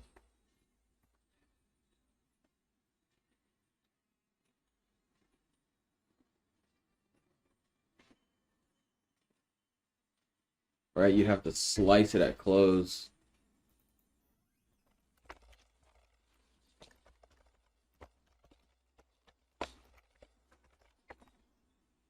What?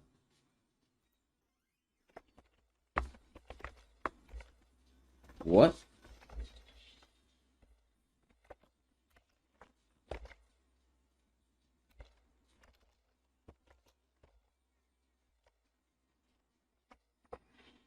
What? How the hell?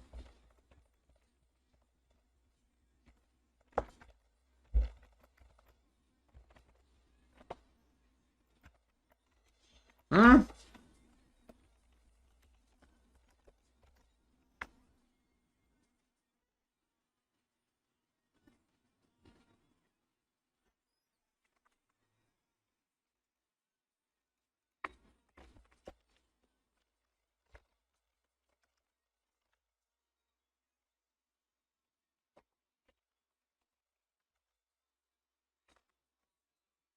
That's all that's here.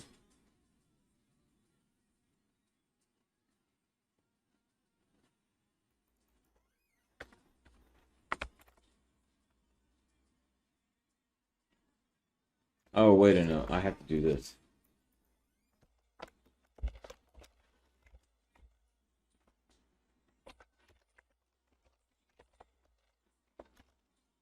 Wait, what? Why? Wait, what?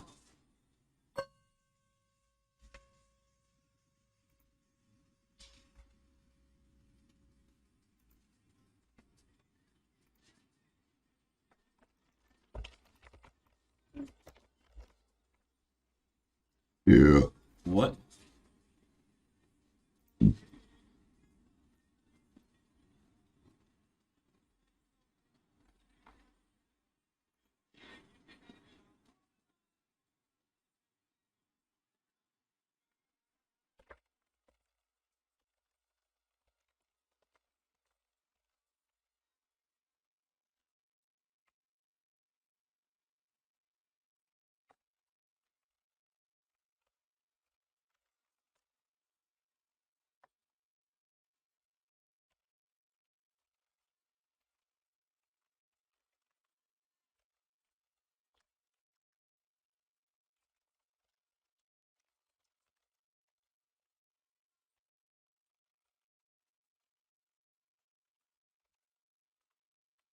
What?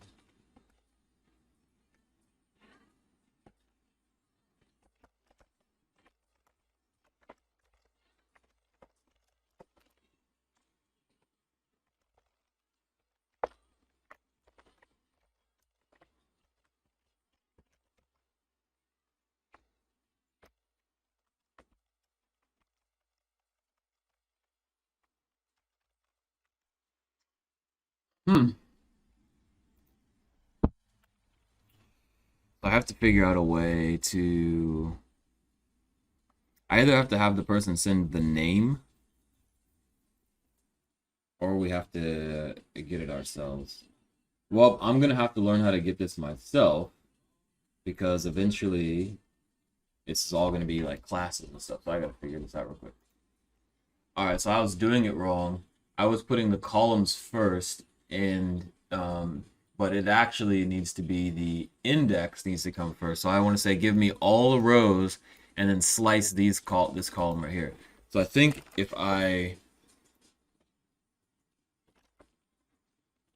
think I have to tuple this. So if I said slice 15, slice, wait, if I did 30?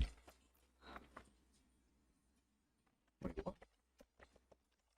If I did 15, 30,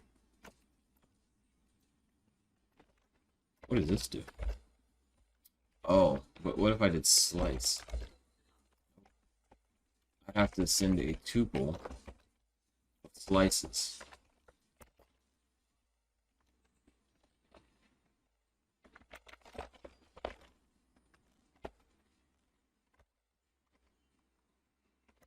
And I have to send another slice. 200.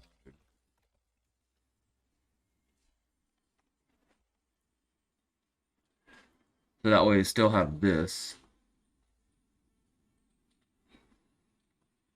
So what is this?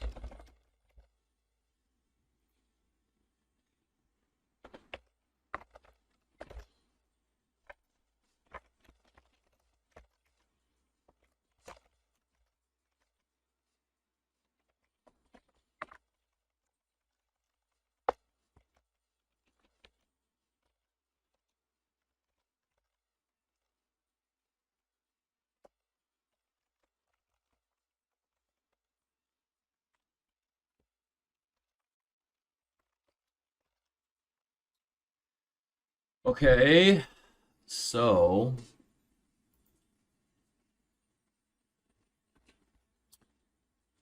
indicator result has to be a PD frame.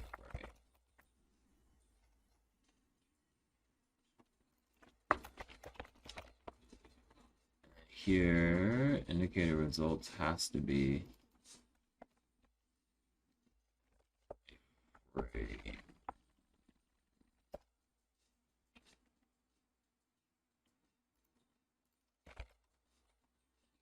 Has to be a frame. This has to be a frame. And then when you come down here, you have to do this. Oh, Jesus.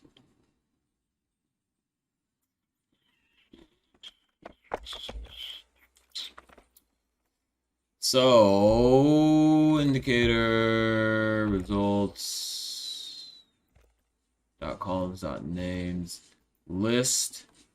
Then I have to grab this. I have to do split. Then I have to do this. Then I have to grab this.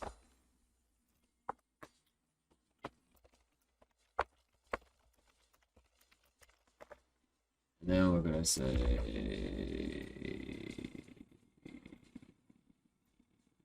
what?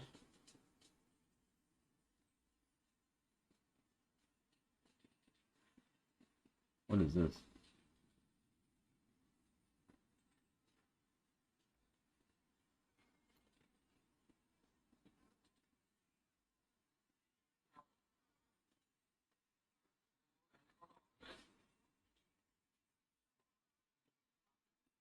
This is the tuple?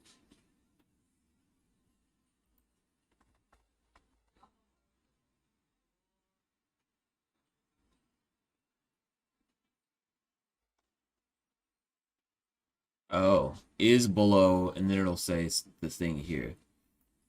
So this.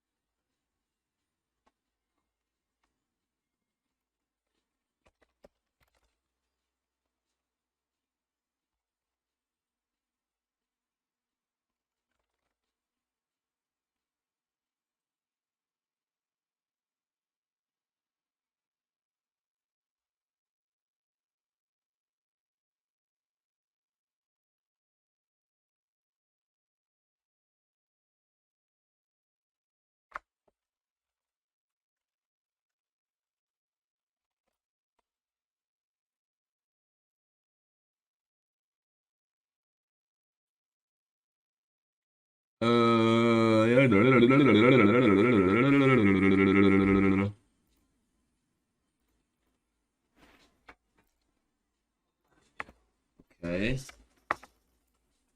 So now what we want to do, what do we want to do now?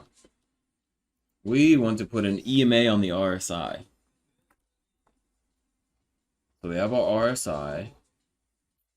Now we want to do... Oh, boy.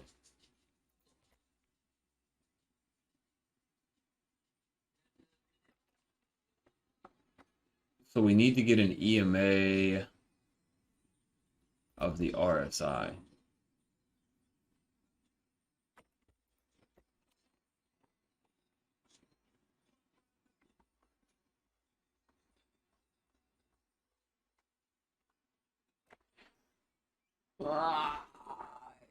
Jesus.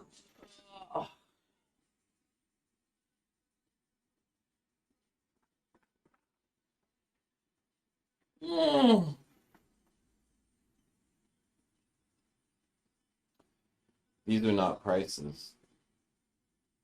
How did I do it last time?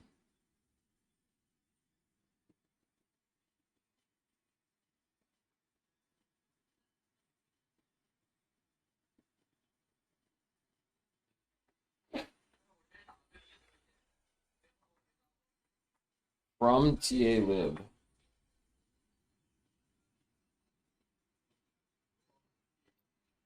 Okay, so we have this.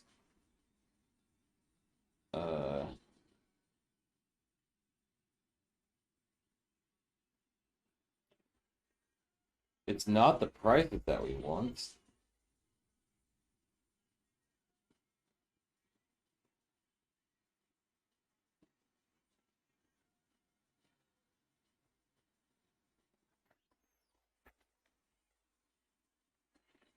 We're supposed to create an ATR.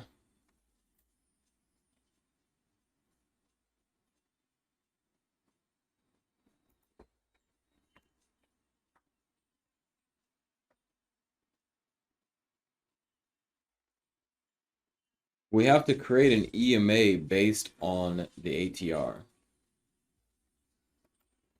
So we have to create an EMA indicator, we have to create an ATR indicator.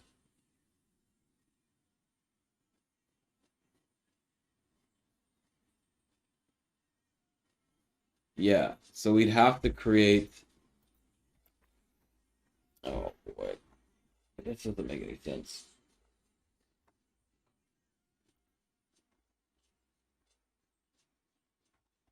Because the evaluation is above, so we'd have to say, is the EMA our ATR indicator above the ATR?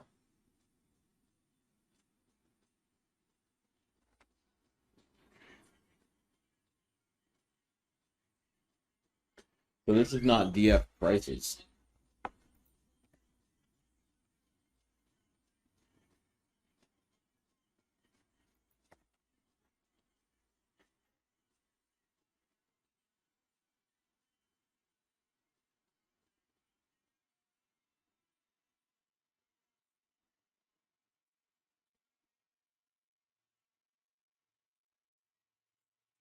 Oh, here it is. User indicator DF.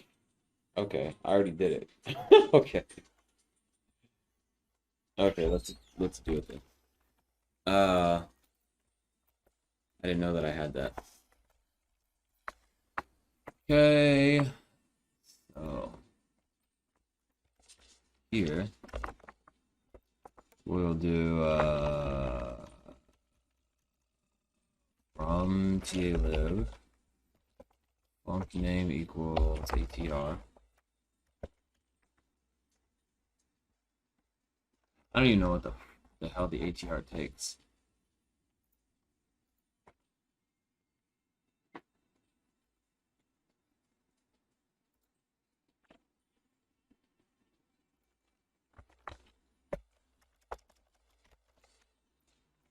Okay, let's just do RSI, whatever.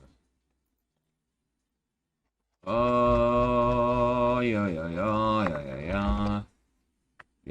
Yeah, even though we already have the RSI indicator.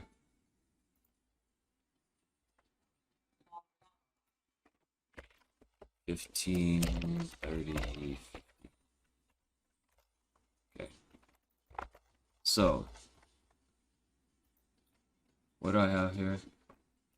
User indicator definition. This. And what else do I need to have? Cart.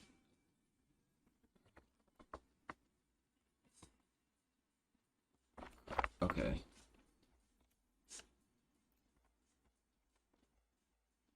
So we'll just copy this.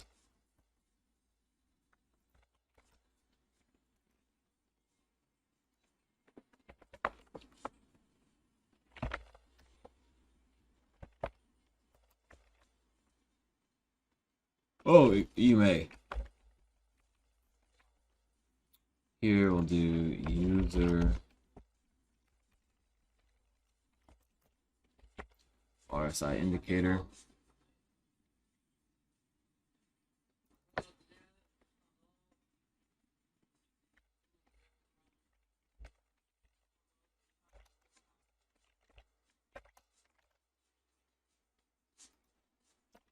Oops, I didn't mean to do that.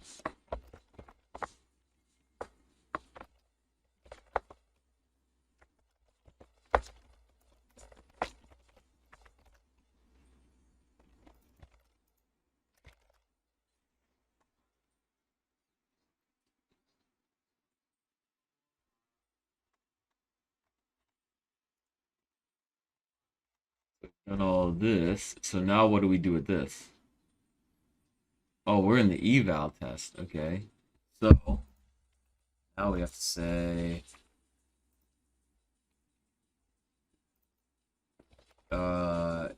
EMA eval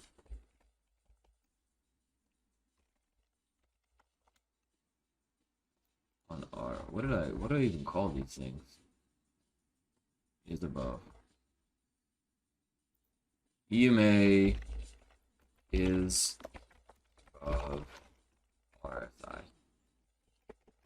equals.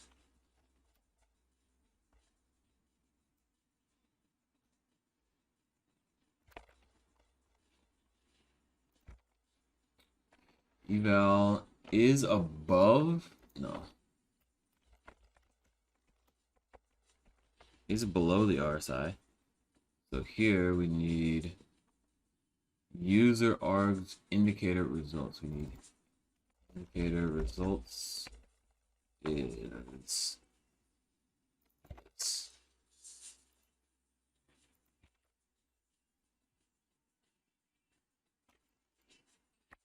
it's gonna work? No, it's probably not gonna work.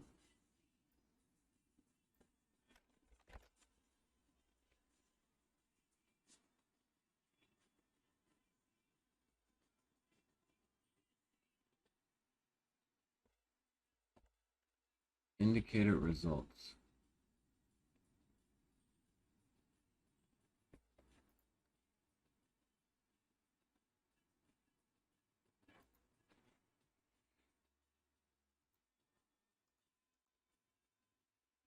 I don't even know how I ended up in this section working on this.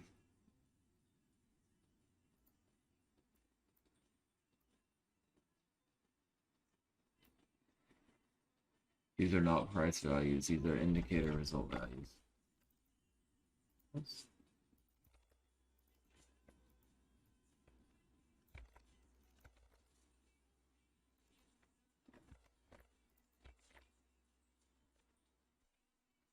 Uh,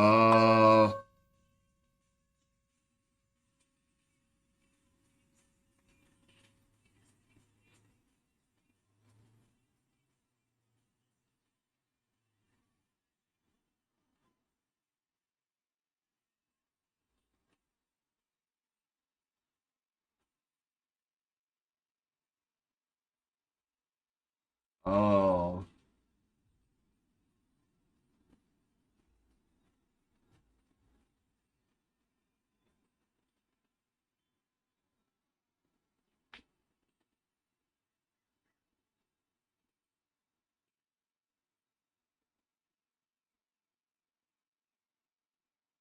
So indicator results.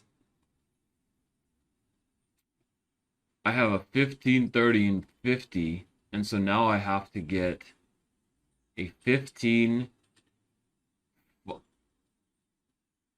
I have to get results for multiple possible things. Because this is just one thing. User args is an int. This is just one thing. And then here is a list or an array. So this is just one thing. But here, it's going to be a double, it's going to be a for loop inside of a for loop. It's going to be like this.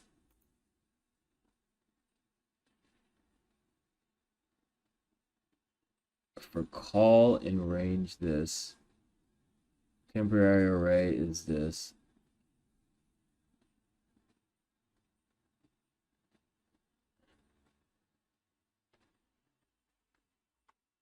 So I have to do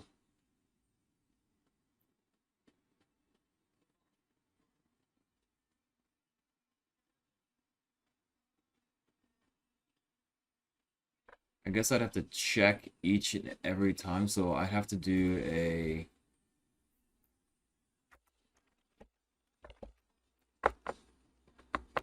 or I have what?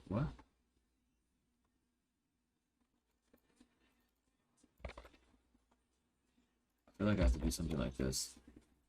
For column in range indicator data. What is indicator data? EMA indicator.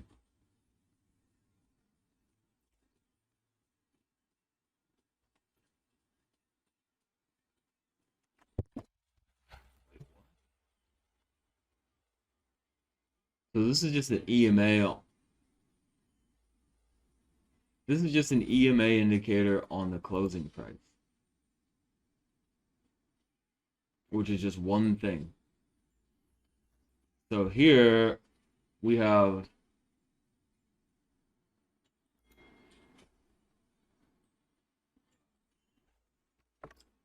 EMA time period, RSI time period, EMA on RSI time period. So here we have to say if it's user defined,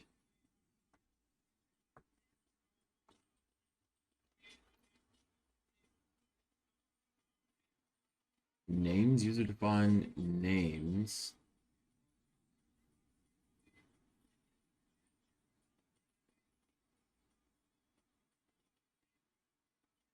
User names. What is this?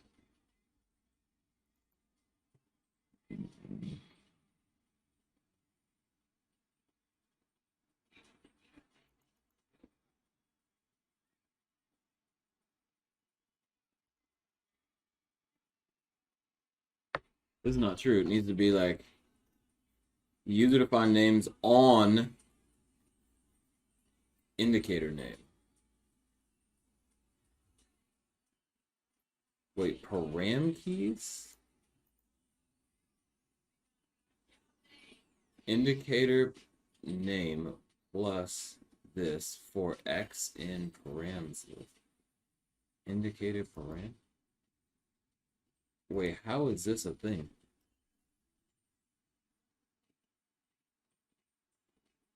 User indicator names.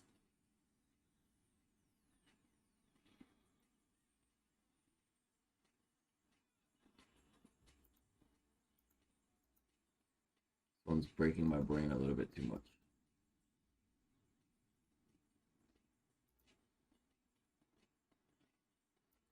RSI time period. That's the user indicator. Wait, what? How is that possible? Oh, okay. Wait, what?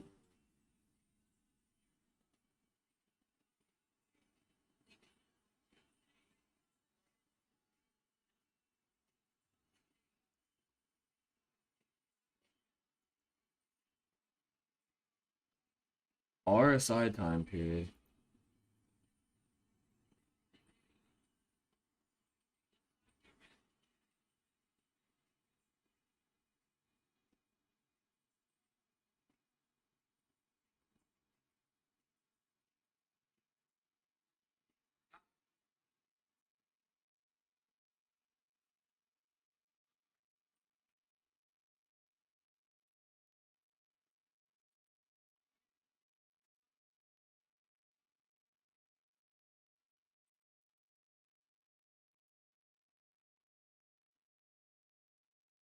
Wait, where does this time period thing come from?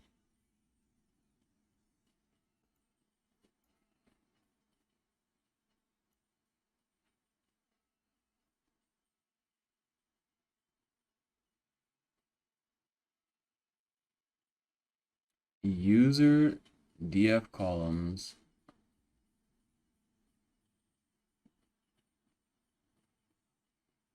is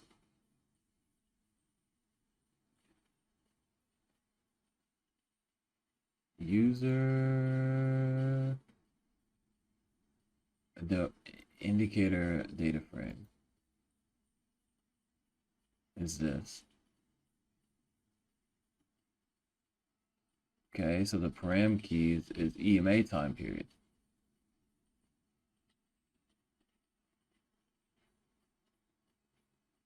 Okay. User indicator names. What?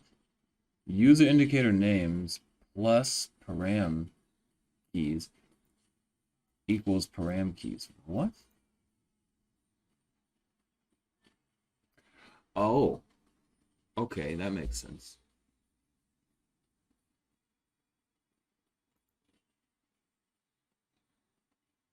Param keys is EMA indicator name below. So EMA time period. EMA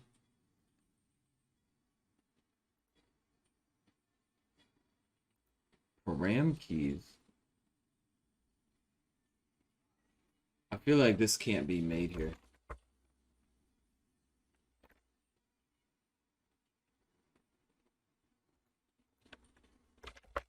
It has to be something completely different. Param keys is indicator name, EMA on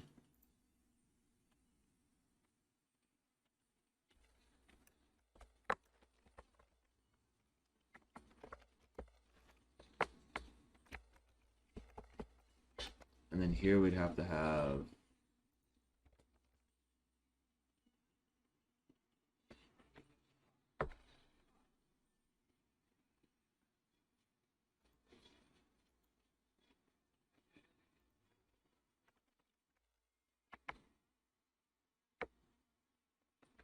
user indicator name equals this dot split at this 0. So then we have indicator name plus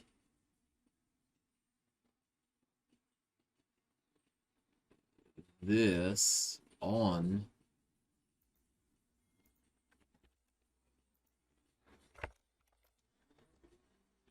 so indicator name on this plus x for x in time period.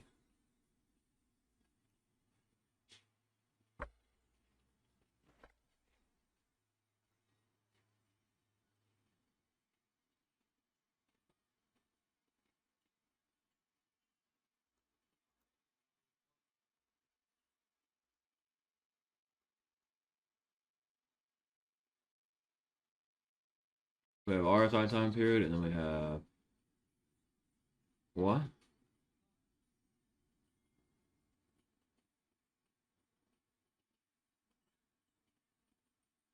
Param keys equals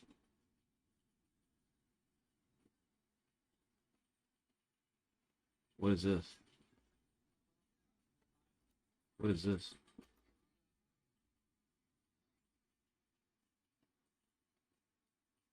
Oh.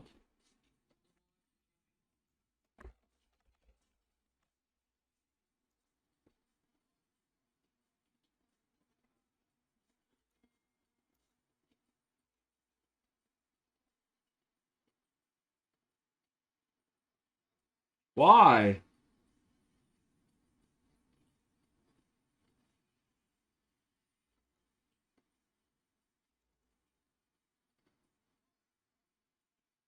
Oh.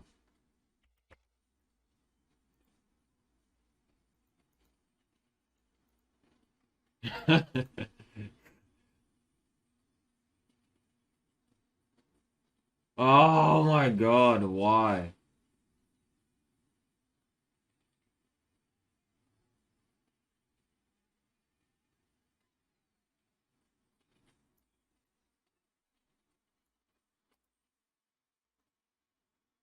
It says RSI!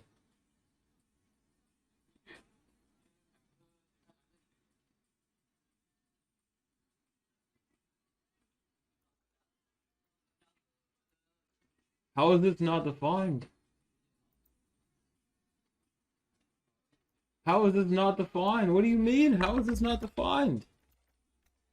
Oh. Okay. Probably help if I did this. What? Oh. Um.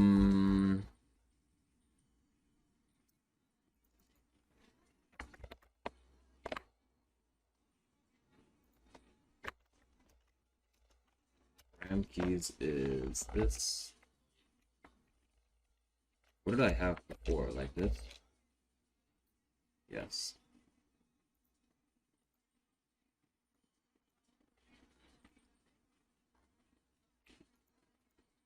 Okay. What is this? Wait, what?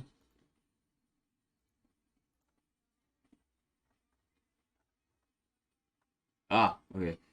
EMA on RSI time period.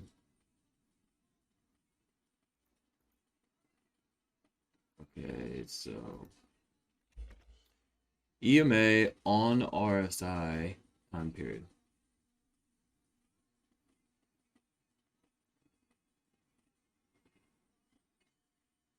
Do I just call it RSI EMA? That'd probably be a lot shorter. RSI EMA.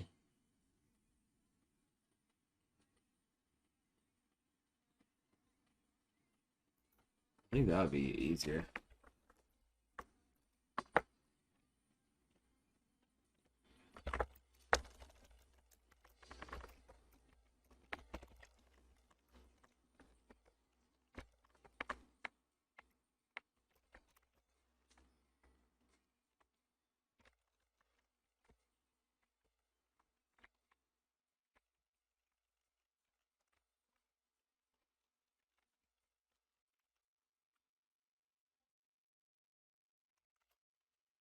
So we have RSI EMA time period. Do it like that.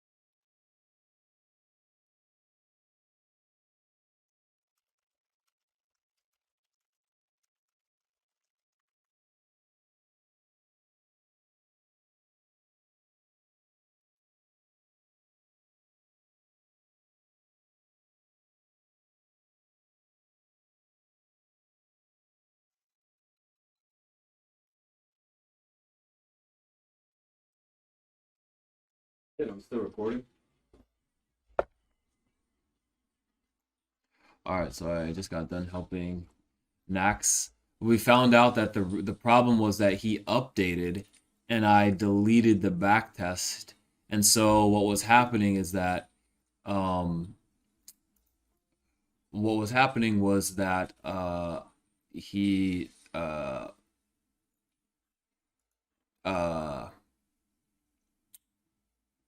what was happening was that he um uh installed the quant freedom on the main Python uh .exe, and when he was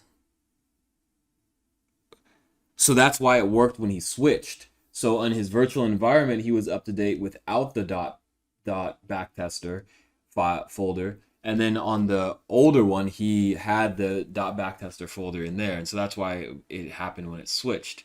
And so I forgot that I had deleted all this stuff. But anyway, so that's good to know. And then now what I'm trying to do is get it so that way this prints out properly. So I want to say evaluator is below. So I want to say, is the RSI indicator below the EMA?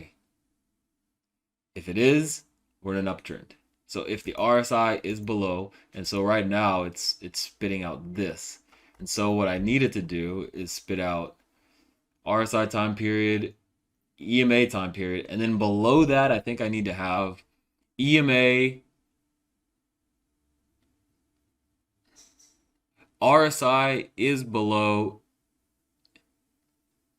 I guess I'd need to have RSI is below and then EMA. Kind of like how it has here. EMA is above. RSI is below.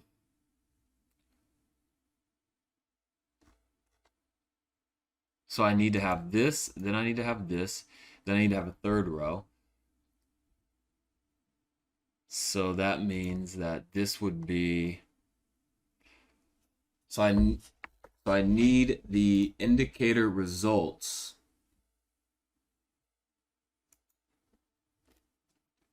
So I need the indicator results name. This is not right. So PD column names is indicator results names. So we've got two names there plus indicator data dot column name 0. So we'll grab the RSI is below, right? And then here we need the indicator results.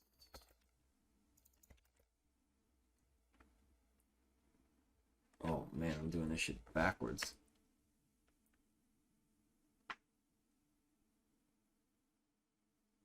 Am I doing it backwards?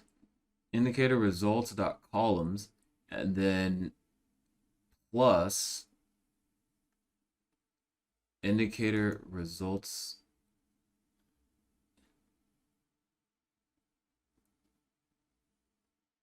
We would need this.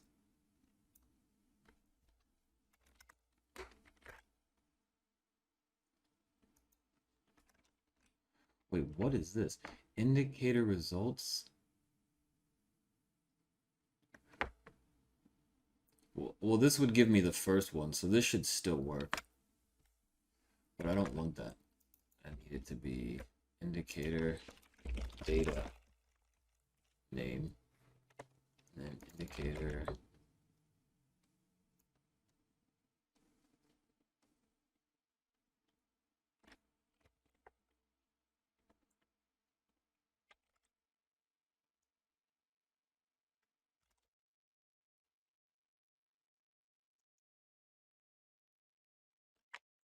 does this work? Indicator names 0. Does this need to be a list?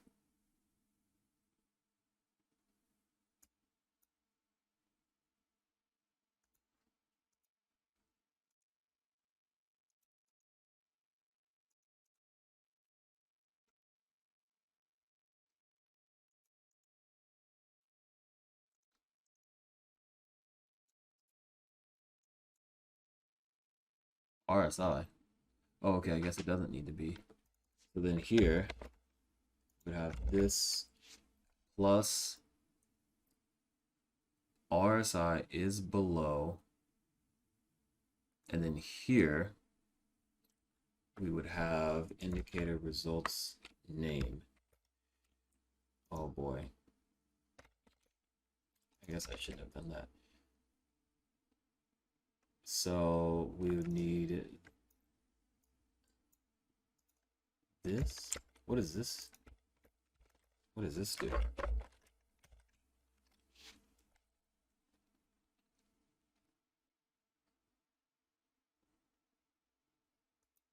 Oh boy. How do I grab that? So then I'd have to do this dot split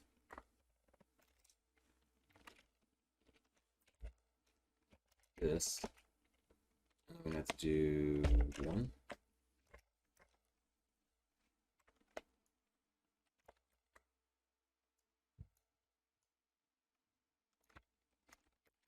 I do not think that that's gonna work. Because if we have multiples, oof, that's gonna be disgusting.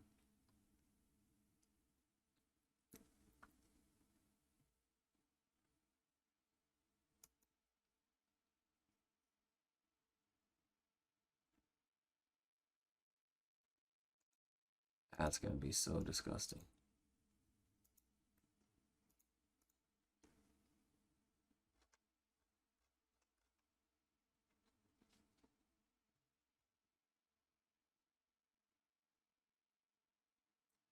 RSI time period, RSI EMA time period.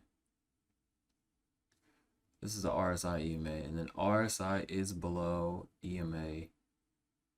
False. True.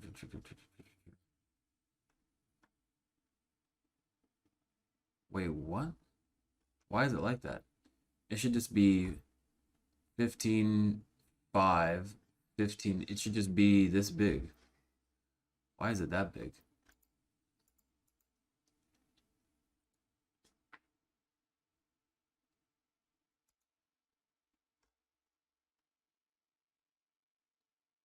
So it should just be here, here.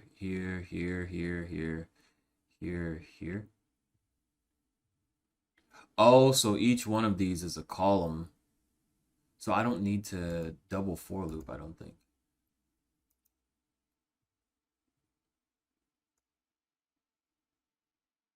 Wait a minute. I think I do need to double for loop. Wait, no, wait.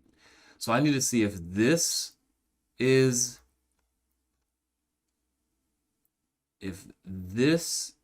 lower than 15, if this is lower than 15, if this is lower than 15, if this is lower than 15, if this is lower than 15, if this is lower than 15. Wait, what the fuck am I doing?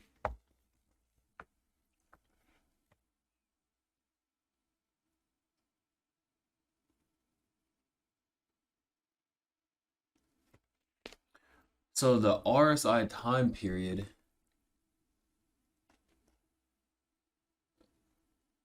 we need to just do this 3 times. Not this many times. We just need to do this 3. So how do we do that? So here we'd have this.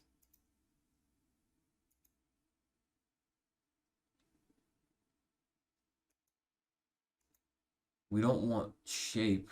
We need it to be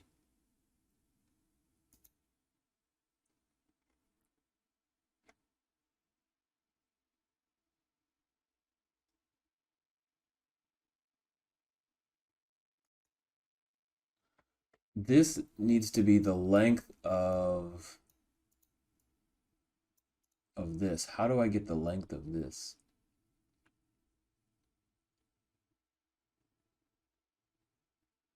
Because we need to do it like this. We need to go grab 15. Oh. Temporary data array. It's 15 here. Then what we need to do is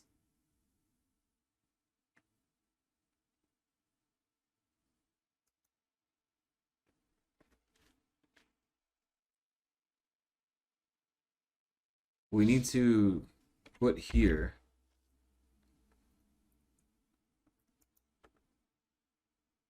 Well, it's going to be the same all the time, so we would just need to do something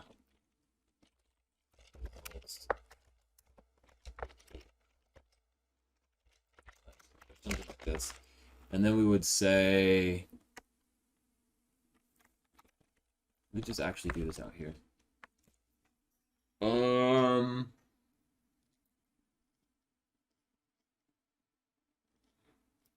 How do you do this?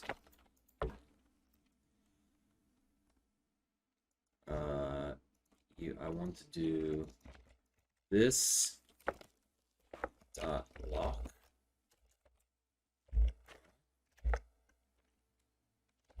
How do you do this?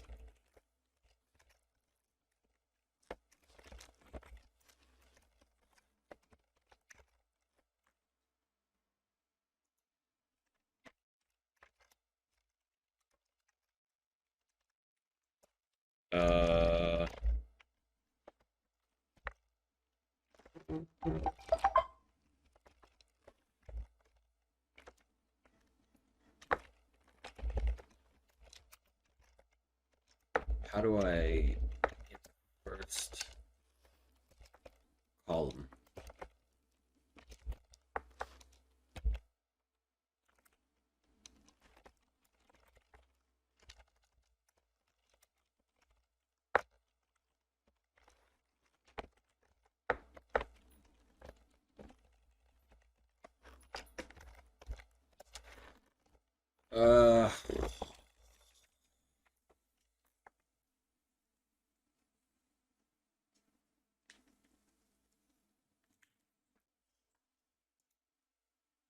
I don't want to have to do it this way, but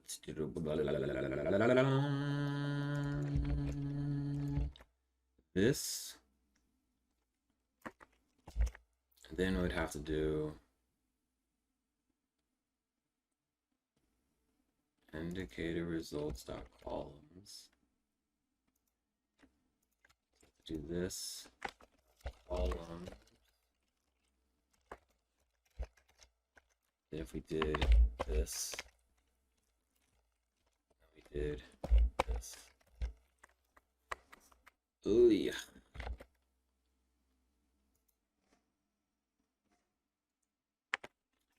Said EMA RSI.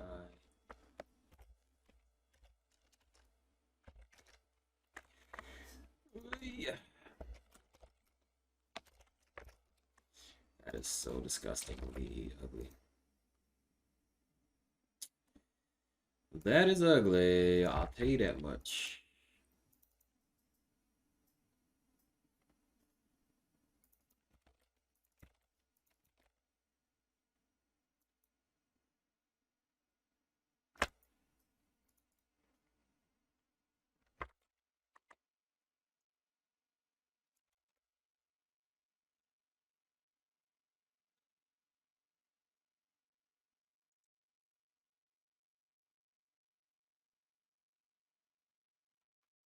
This also doesn't seem right.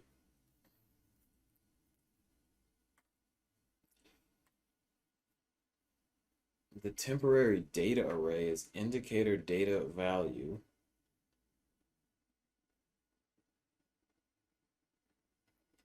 And then we have indicator results value.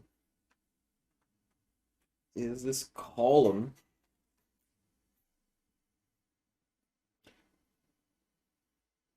but we would have to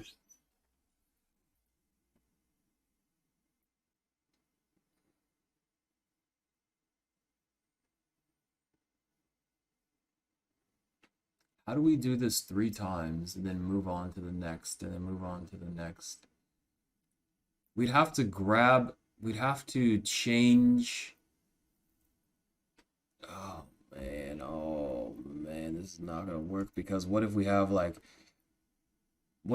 6 different things? What if we have like the RSI and the EMA and the ATR all together all having different things. And so I guess it would have to be some type of... Well, if we had the RSI, ATR, and EMA,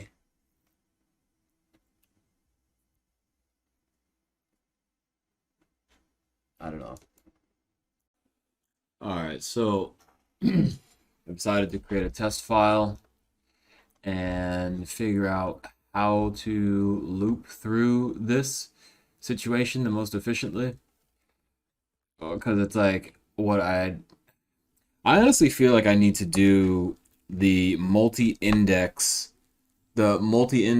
advanced indexing from, because it's like if I just knew how to grab this right here, because I could get all of the time periods, right? And then I could just say, store, grab this one, then grab this one, then grab this one, then grab, and then just loop through this. But then I'd have to also test the RSI. Anyways, I'm gonna do this, and then that's gonna be the video that I make next. Cause this multi-indexing, slicing stuff is really killing me, not knowing how to do it. So I'm gonna figure this out. So I think what I can do is I could just get this columns and then get this list. And then I think, so inside of here I could just get 0, 1, 2, 3, and then I could send it like this, and then it sends it back as a as a as a series. So I could get this,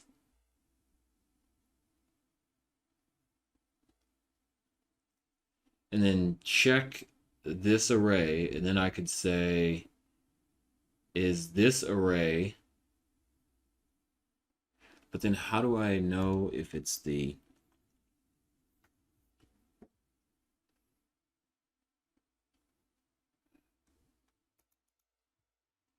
I guess this first one is going to be the RSI indicator.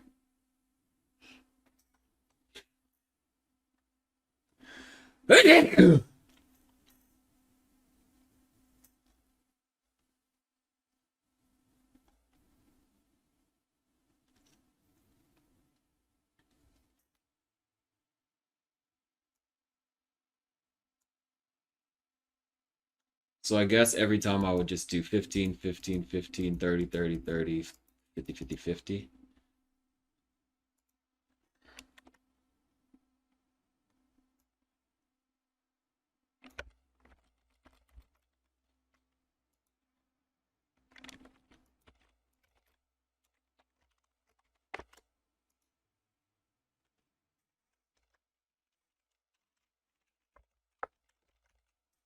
So here, indicator data is going to have to equal RSI indicator. And then the results, it's going to have to be equals this.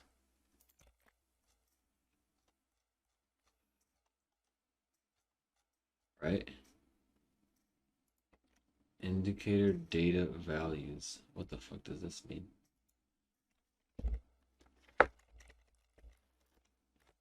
What? Oh. Why is this not defined?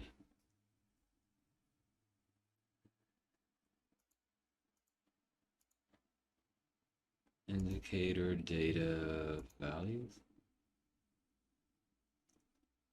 What? What do you mean? I copied the whole thing.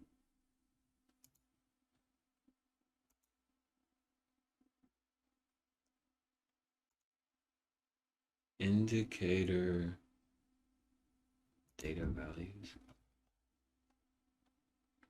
Oh.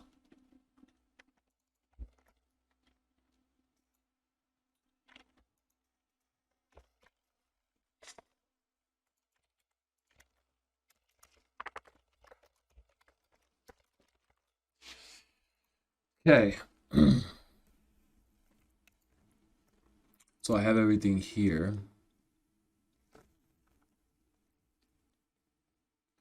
So this all kind of makes sense or whatever. So then this for loop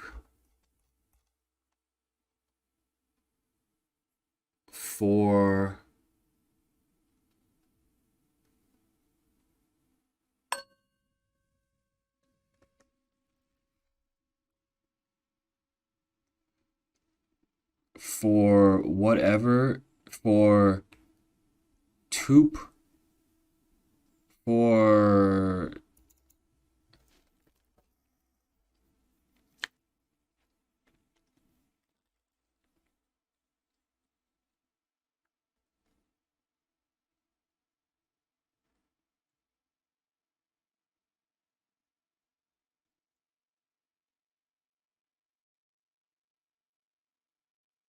I feel like I don't even need to do that. Can't I just like get each column of the data frame?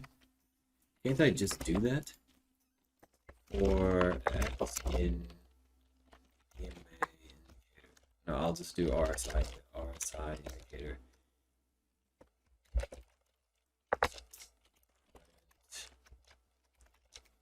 X. Wait, what?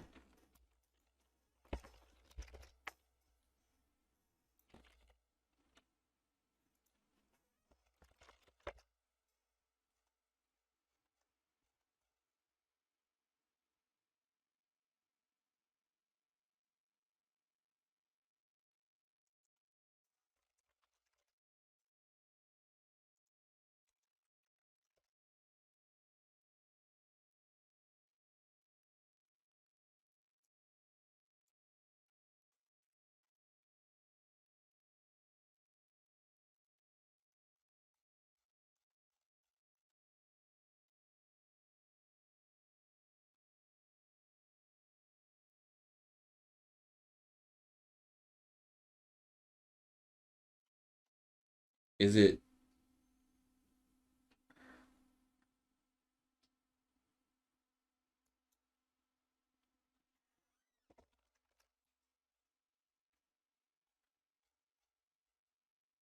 55, 51, 49, 45, 49, 45, 43, 49,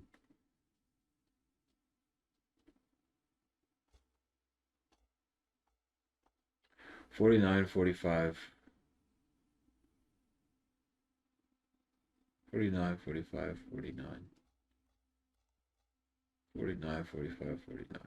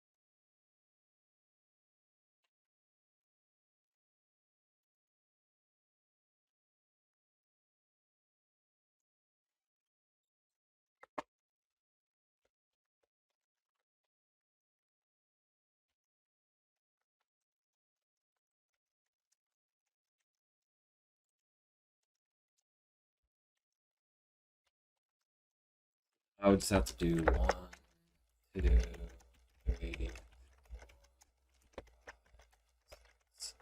all the way up. So here I would say for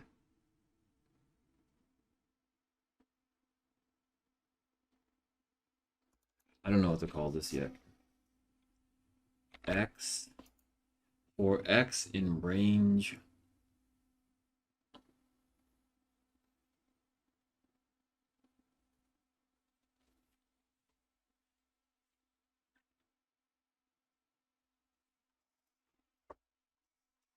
I don't want to have to. The thing is like I don't want to have to keep storing. If we're just gonna call 15 three times, I want there to be a double loop where we are able to figure out how many unique values there are.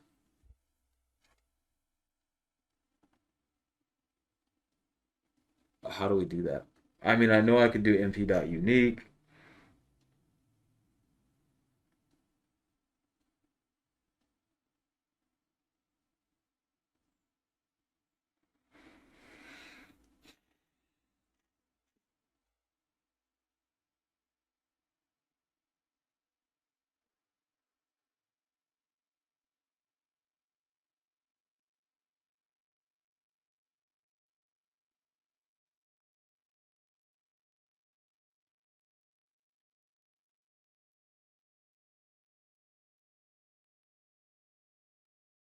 We're gonna have to do.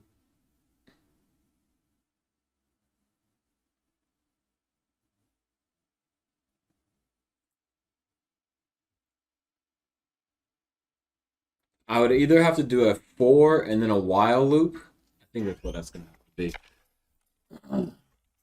For indicator data shape. Indicator data this. And then I would have to say while x less than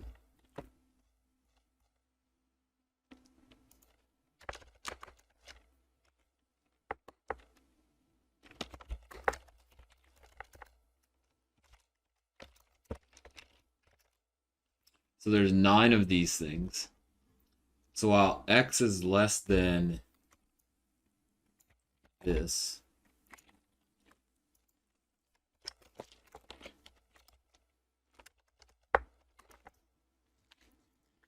oh no, wait. So here we have indicator result length.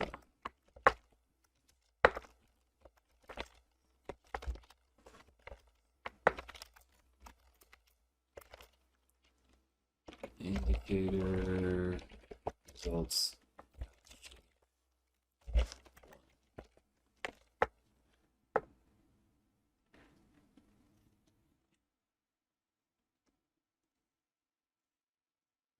But how do we go just column by column?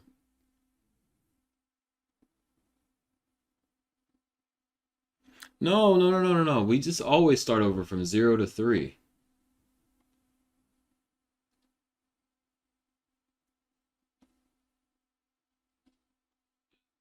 So we have to get the.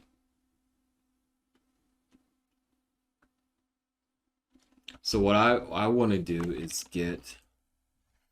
Oh, it's gonna get complicated when you have like 3 indicators or 4 indicators all here together.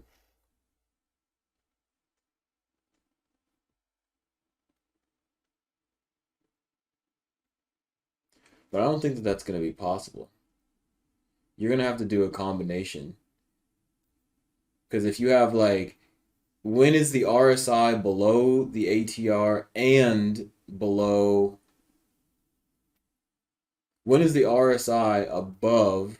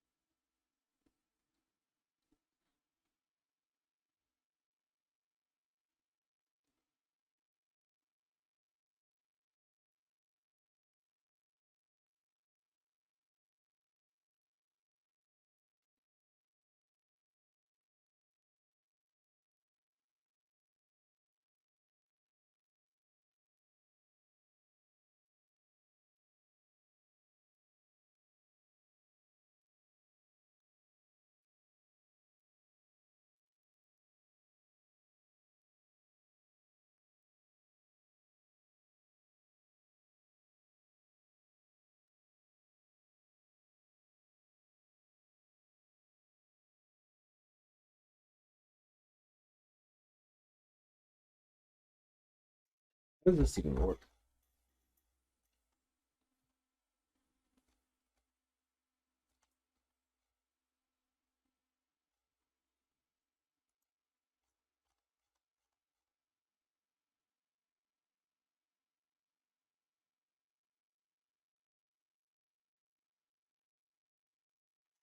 The EMA is above price. EMA is above.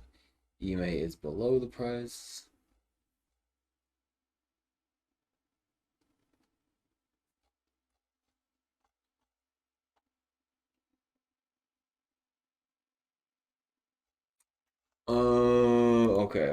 Okay.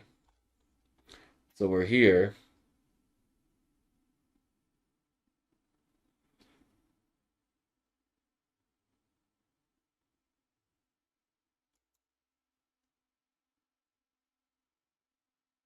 and then what we also need to do is temporary data array, temp results array.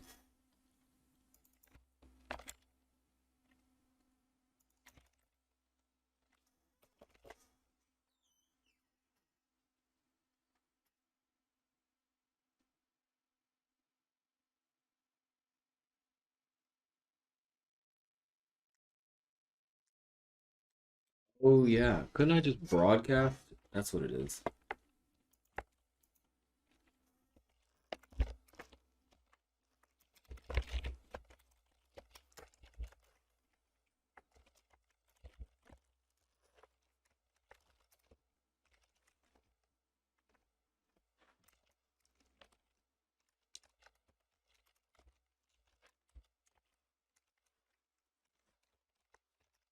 That's the way this works. How does broadcast 2 work? You have an array, and then you have a shape.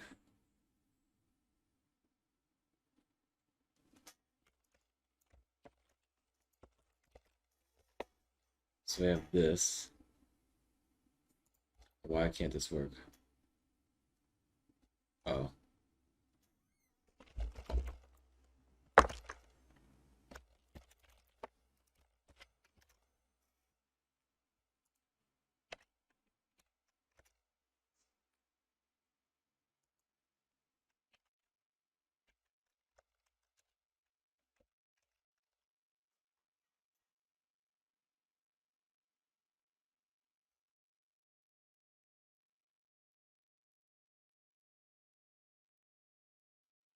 How does this even work?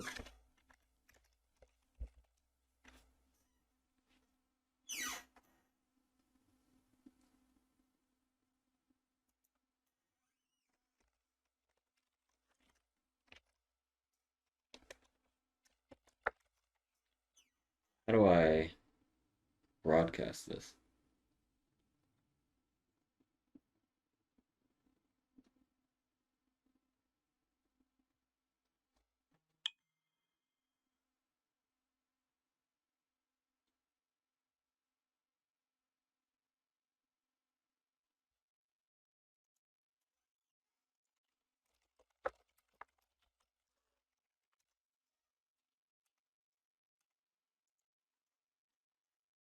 Hmm.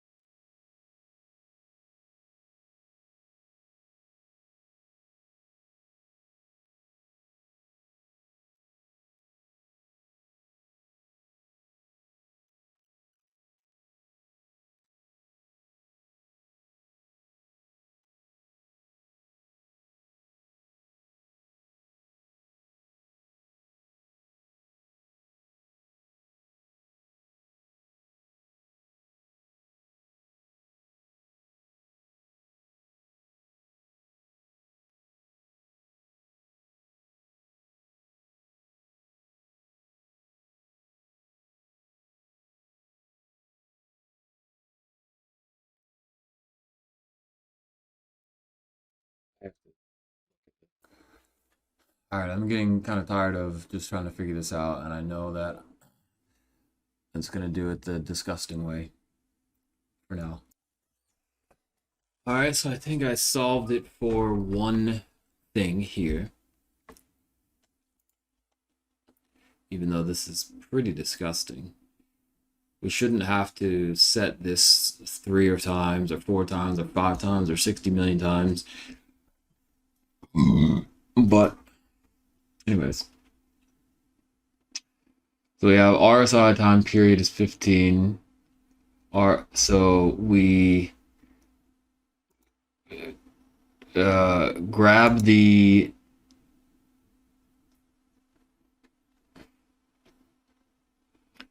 so we want to so I changed it to wants to evaluate, so that because that makes a lot more sense. So it's like I want to evaluate when the EMA is less than the RSI. I want to evaluate when the EMA is below the RSI. That's why I went through and changed all of these things to want to evaluate and then indicator data. So I want to evaluate when the EMA is below. I want to evaluate when the RSI is below 15, or I want to evaluate when the RSI is below the EMA, which you never really want to do. I want to evaluate when the RSI is, so I want to evaluate when the EMA is below, you never do this really. I want to evaluate when the EMA is below the RSI. I want to evaluate when the EMA is below the price. And then you'd say here, I want to evaluate when the RSI is below 60,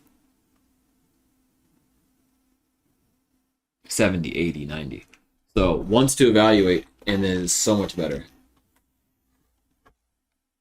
So here we are saying I want to evaluate when the EMA is below the RSI. So that is what we're doing here. I want to evaluate when the EMA, this thing, is below the RSI. So we're seeing I want to evaluate. So evaluate values, temporary evaluate values. It's less than the indicator values. And that's when we have our true and falses. So RSI time period is 15, EMA is 5, 20, 30. EMA is below RSI. True, false, false, false, false, false, false, false, false, false, false. Right? And so that means that we need to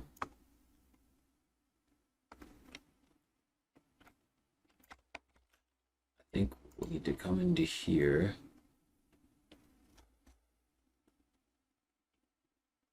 and do this.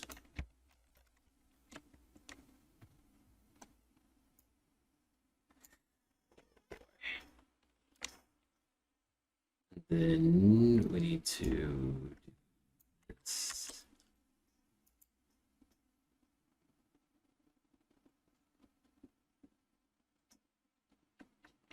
So this would be wants to evaluate would be here. And we would delete this, delete this. Delete this, I guess. Because we don't even use this. Okay. So here we have wants to evaluate name is this. Indicator data name is this. This is a lot more reliable. This, I don't know. I can't see a world where you would say you can only compare two things here. So I guess this is the way it has to work. Right? Because if you had the stochastic RSI, you'd have to choose one of those things and say, I want to evaluate when the stochastic whatever it is below the RSI. So here you'd have to come over here and do like, so I want to evaluate when the EMA indicator on the stochastic is below.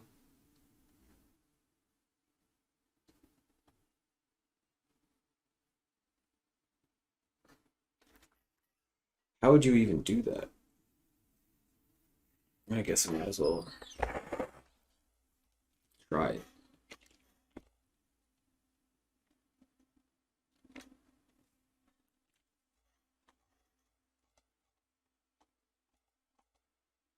Well, this works.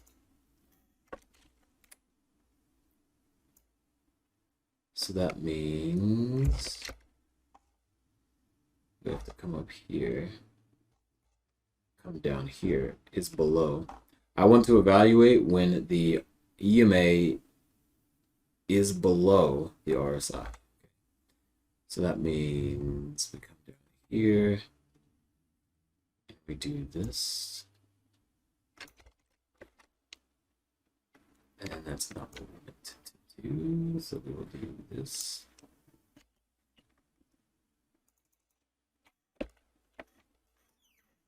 And we have to do this. Now we have to change this to this.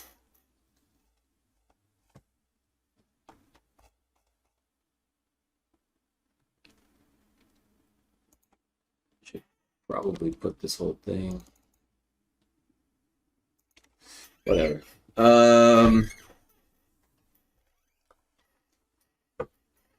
So what happens here if we, so this works, I guess.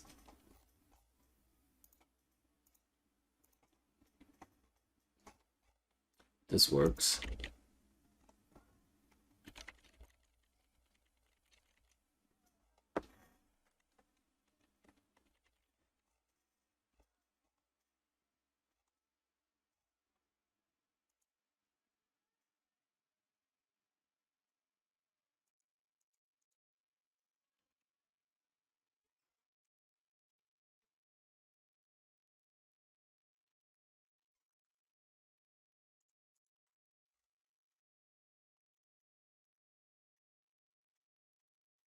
So I want to know when is the EMA indicator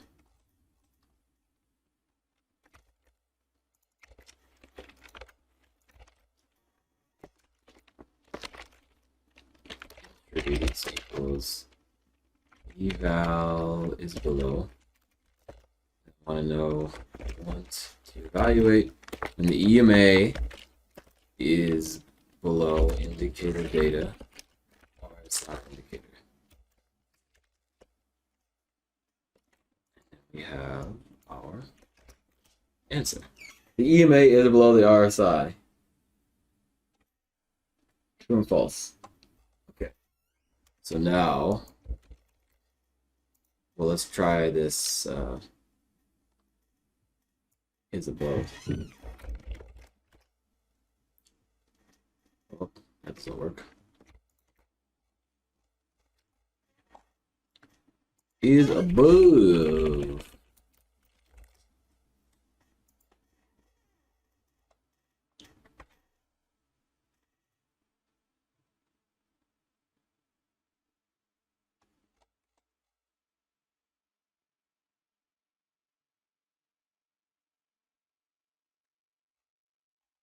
Okay.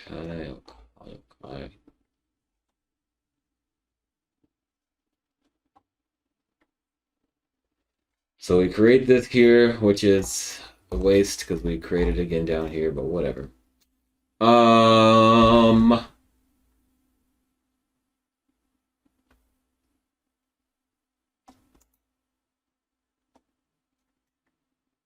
So here we were supposed to figure out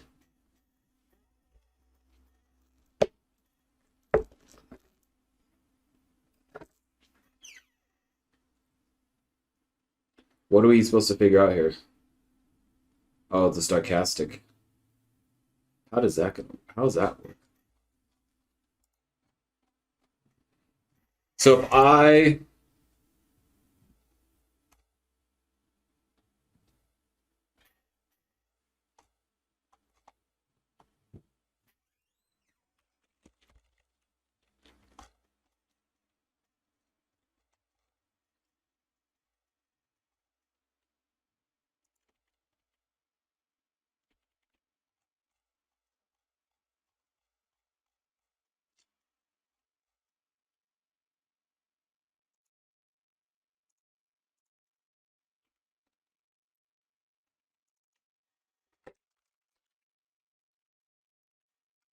Alright.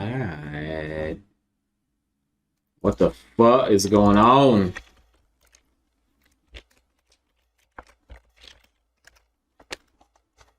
What is going on here?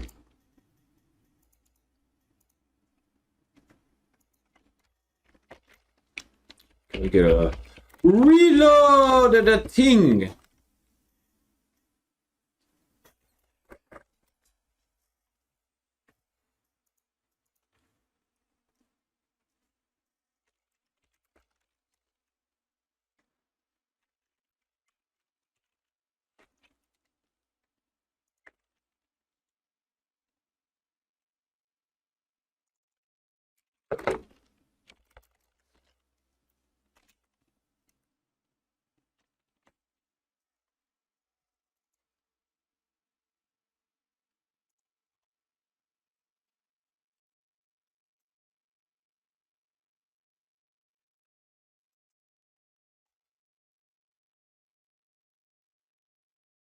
I want to evaluate when the EMA is above the prices.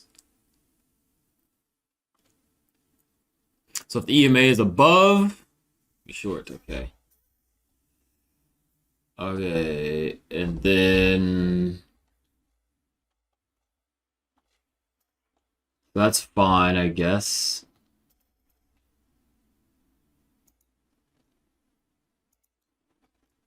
Oh boy.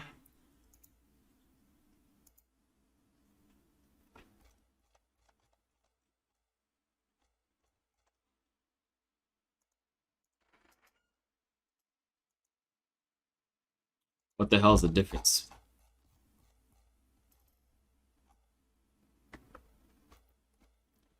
So then this one is, I guess, done. What is this?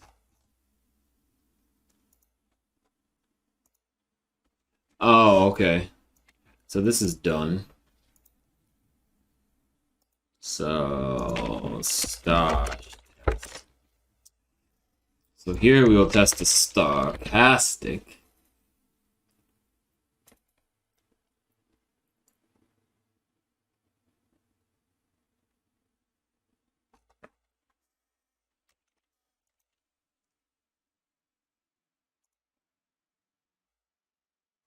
Um.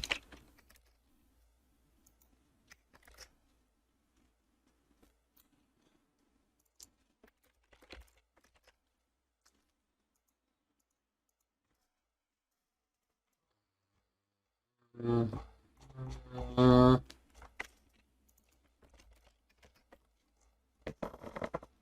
okay.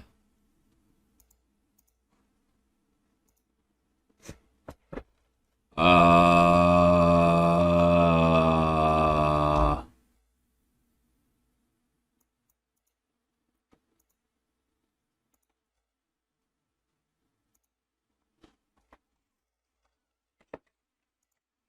Okay. So we want to say Stosh indicator is Stosh. And we'll say fast period.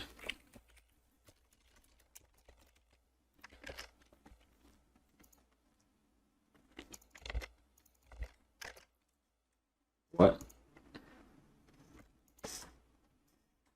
Okay.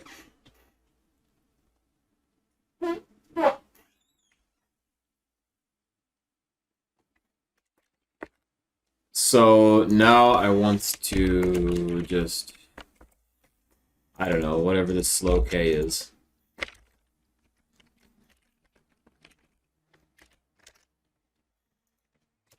I don't want to do it like that.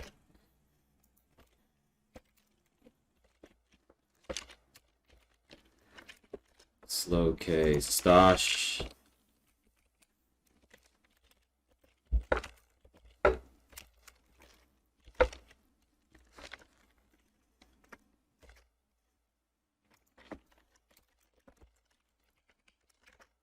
So we'll do it like this. Okay. So this is like having 3 different RSIs. So EMA indicator on stash.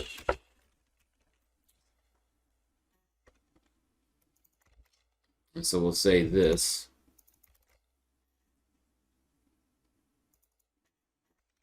And then what happens here?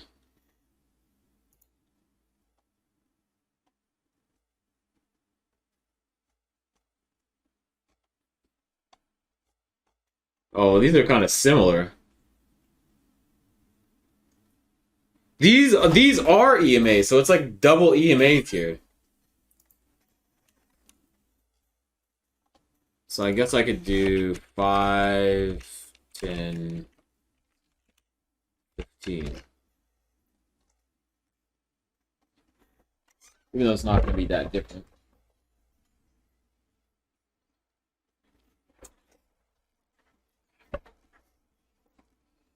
And then here it'll be 30, 40.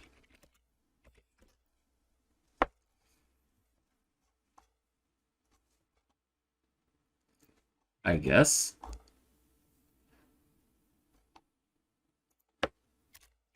20, 40, 60.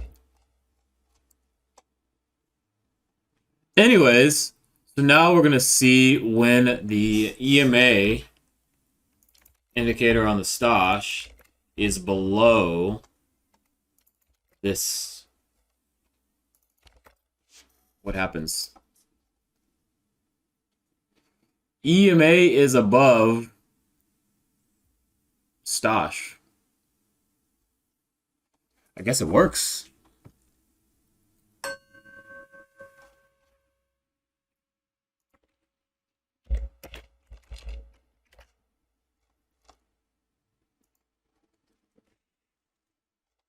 EMA is above stash.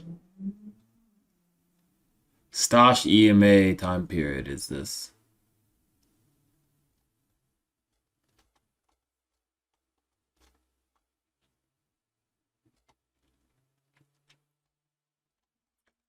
So here, what do? We grab the second to last one. We grab the last one, grab this.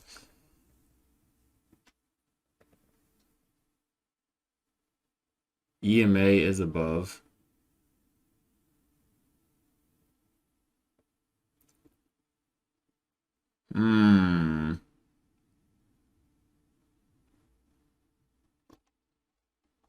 So I guess that works.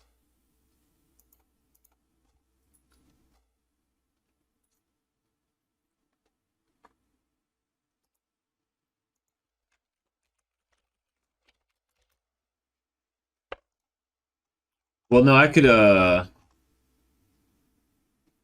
do a stash test here and an RSI test together, I guess. So, whoops, this is actually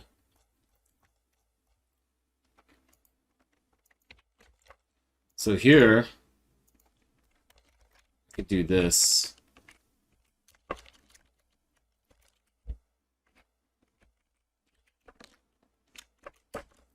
We'll do the stash and the RSI. Then we'll do this.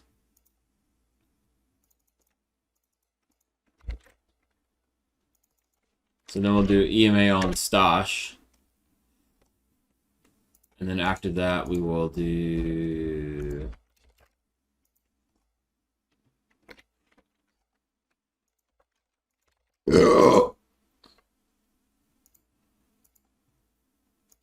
Let's see what happens here.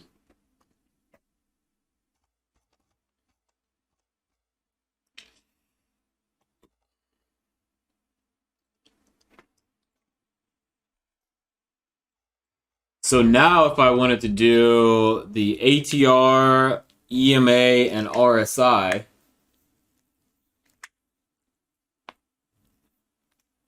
the EMA has nothing to do with the ATR. So I would have to do... What would I have to do? I would have to do combine evals, I guess.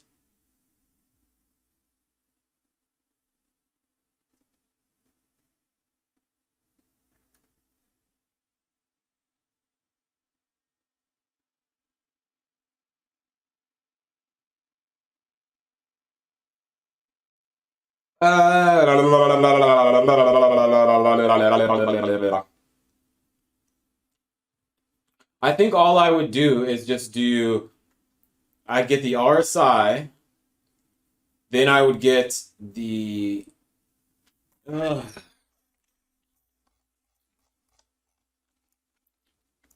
right, let's do it. So we've got the RSI, we've got this. Let's do the ATR.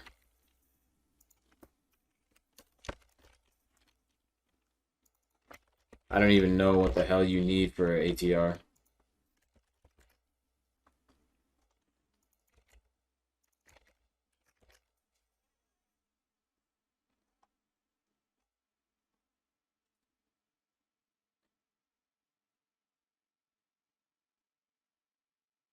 Oh, that's not going to work.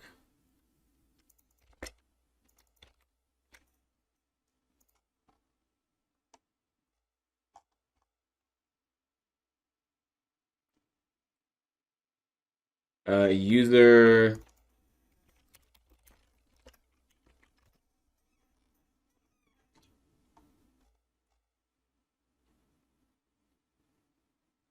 What? The ATR needs 3 things?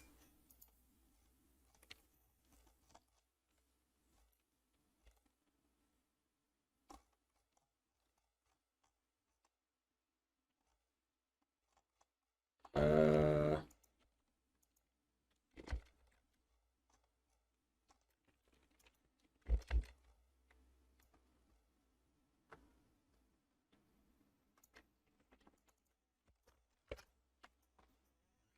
Oh!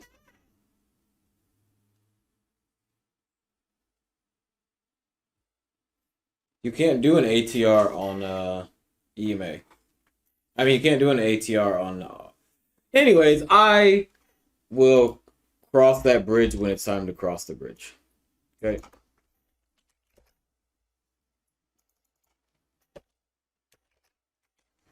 All right. So this...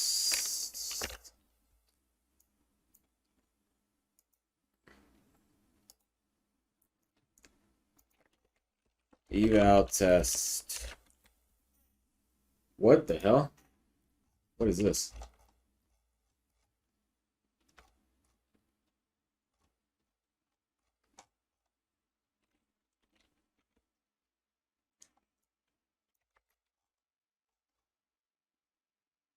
I guess we have to do a combined thing here.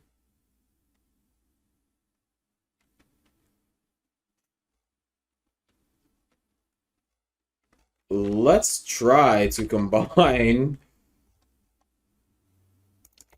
What the hell is going to happen here? I have absolutely no idea.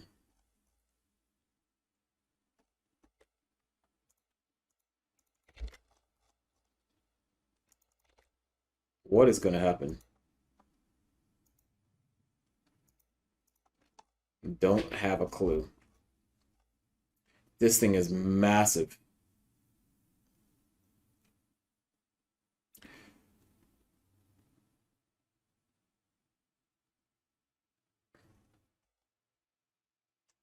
Oh, wait a minute. This is not accurate. This needs to be EMA.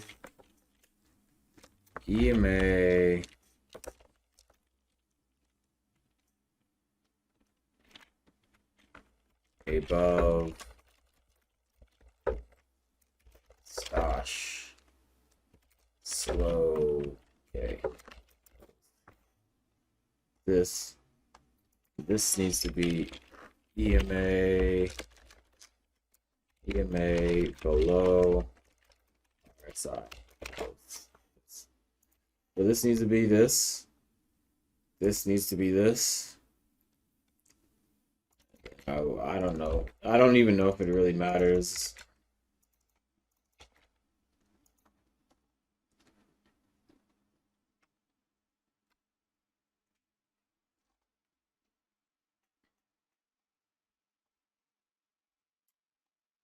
So I guess that is the theory right there. It works. So if I had an ATR or I had whatever it is that was huge like this. So tell me when we are above the Stosh. Tell me when the EMA is above the Stosh and the EMA is below the RSI. Tell me when that's true. Probably. Oh my good. Okay.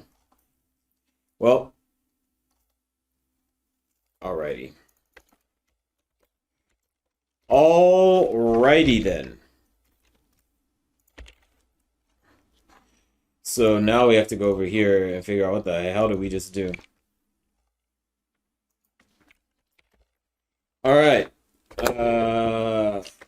Fix eval is below sending indicator data. Fix eval is above sending indicator data. I guess I should also probably send this information over to make sure that it's actually working. And how do I do that?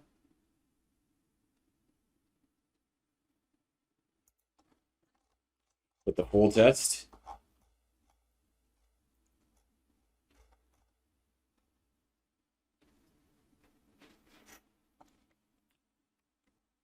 Or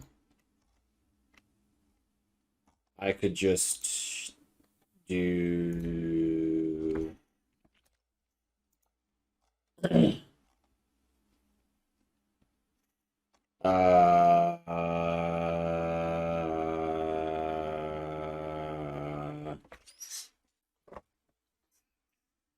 whew, okay.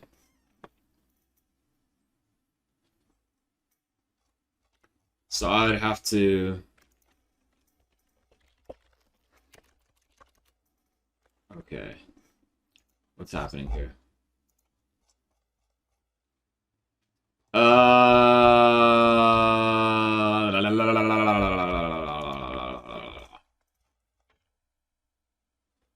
Okay.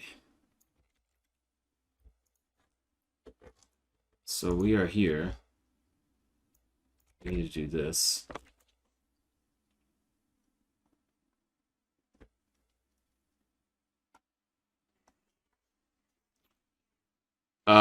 So we need a go.scat, so we need a figure object. I feel like we shouldn't even really be reinventing the wheel here.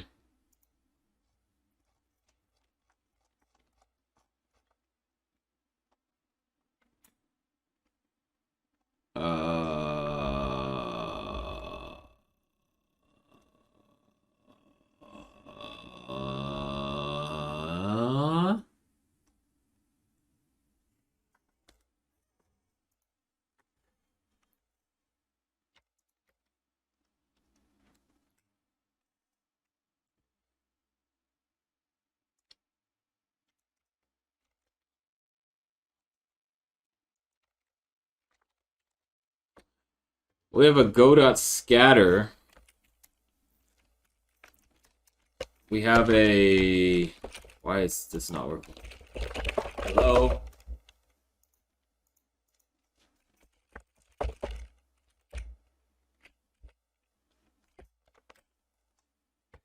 What the fuck is going on here? This is gonna be fig equals go dot figure.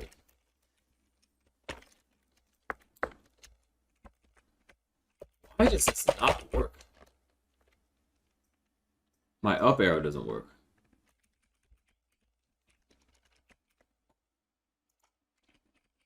My down arrow doesn't work either. None of my arrows are working.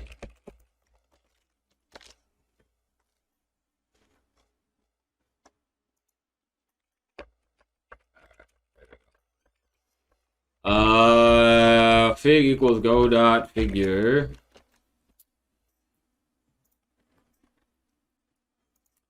Then we need to do fig dot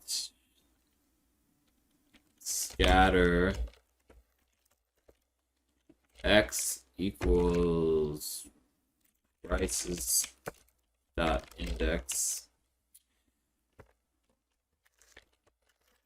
y equals. This is going to be the RSI indicator dot values. This is going to be mode equals line, I guess. Name is going to equal RSI.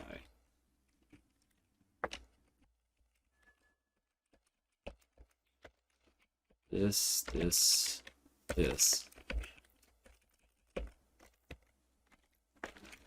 Fig dot add scatter. This is going to be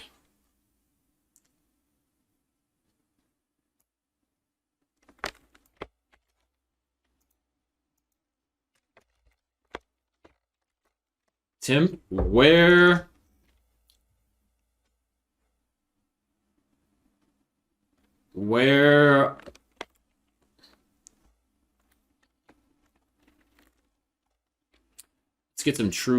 let's get some trues in there. Holy shit, how do I get this one? How do I get this one? Get levels -2? How do I do that?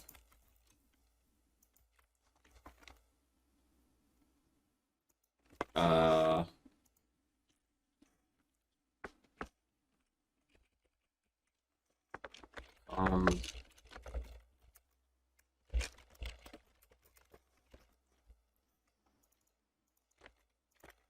How do I get columns dot level?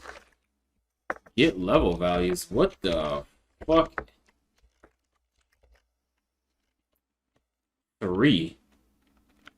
Oh, I don't want to get level values.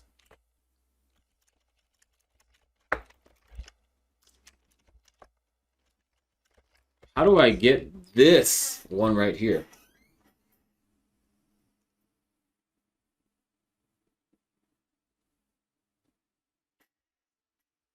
Holy Jesus. See, this is where I'd rather just get column number whatever the fuck.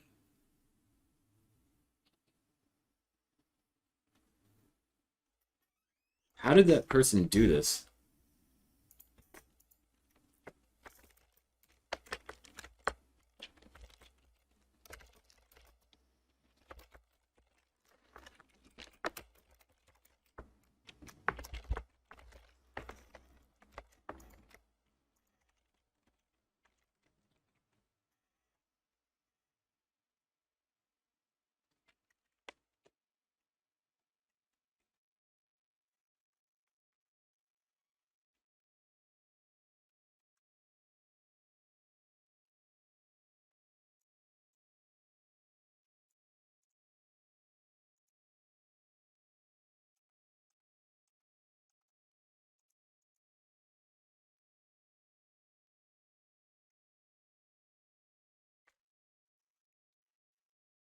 Uh,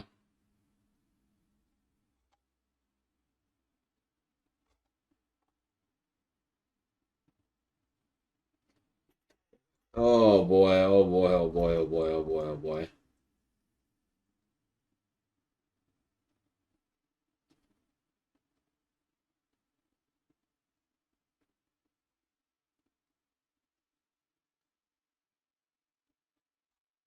How do I just get this row right, this one right here, without having to do all of this? There is a get levels value 30. Oh boy. How do I do this?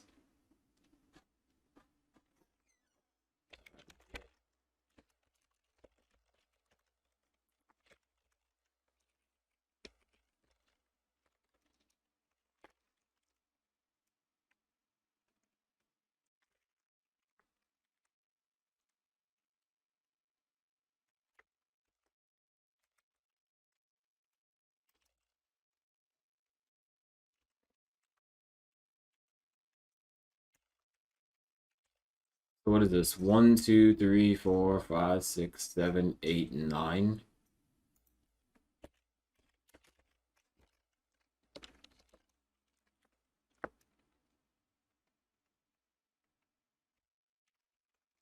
Trying to compose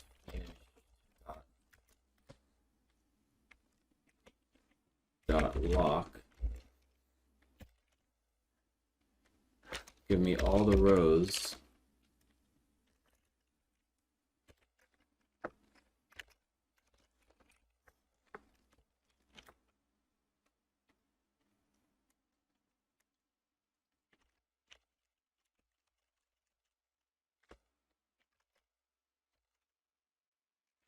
Oh man, how do I do this?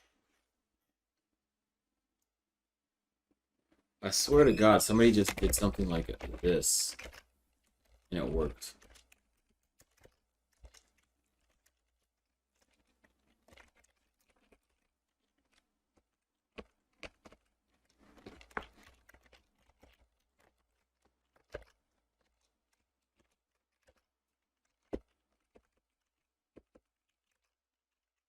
Wait, what happened? What just happened?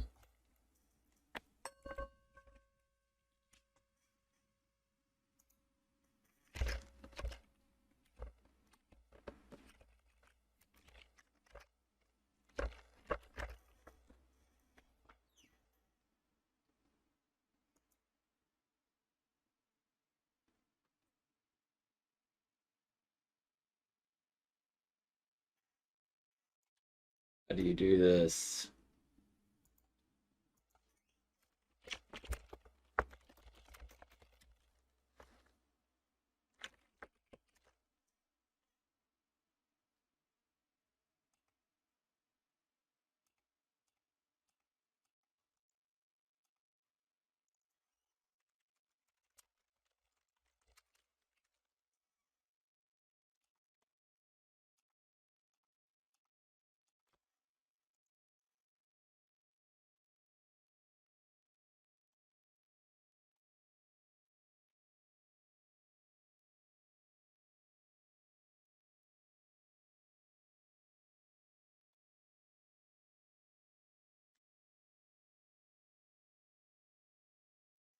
I guess I could do this excess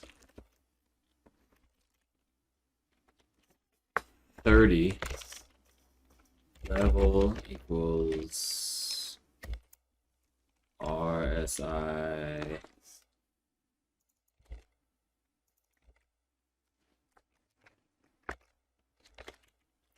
What?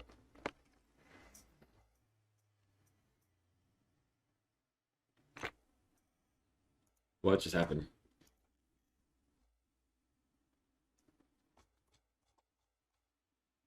What the fuck just happened?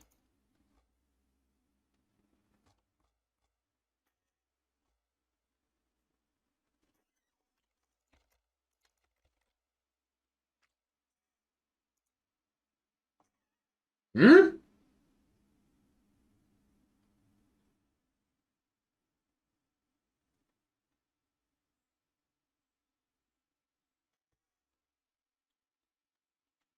How is combos finished, not a multi-index?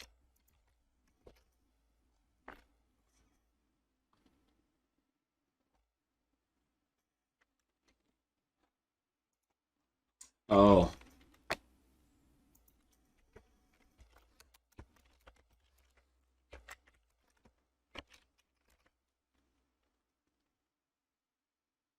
Huh?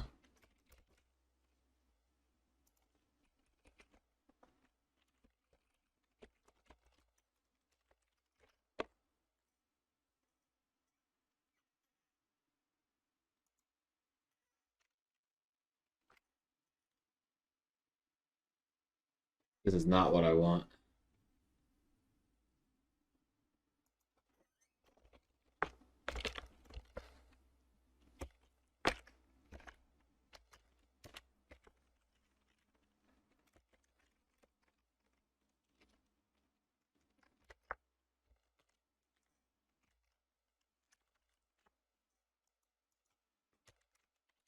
Oh, yeah.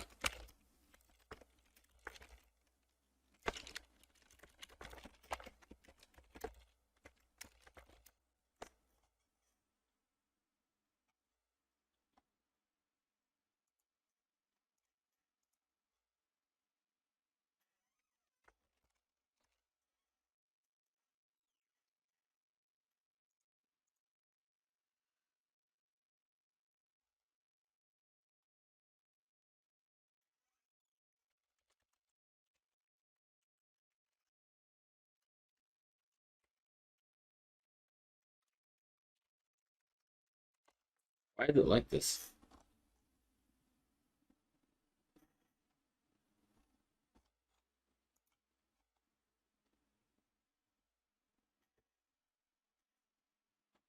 Oh, maybe that's why.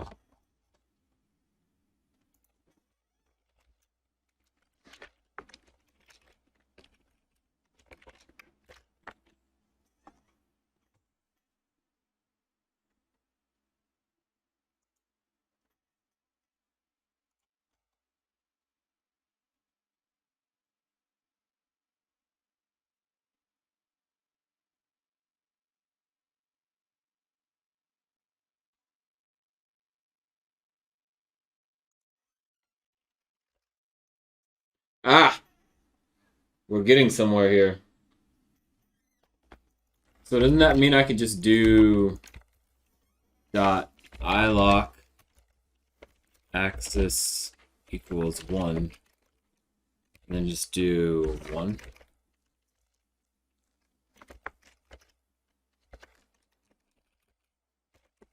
So here I can return 1 and 4. Alright. Well, all of that's to realize that you can just do it like that. Okay. So ilock is for integer location. Okay. So where's my tutorials? Indexing.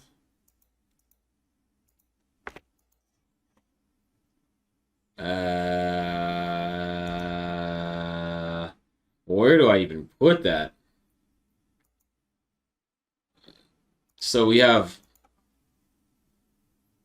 functions indexing. Here we'll have almost finished dot ilock axis equals 1. 1 will return column 1. And this adds a series and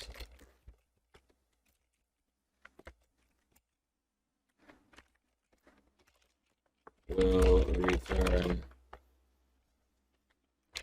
columns 1 and 4 as data. There you go. Alright, so now what the fuck are we doing? So we are doing this.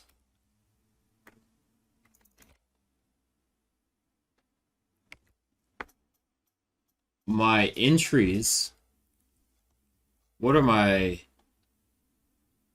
RSI indicator values?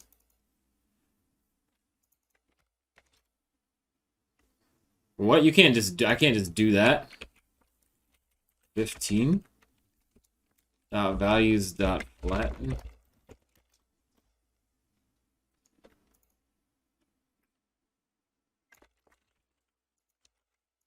Right?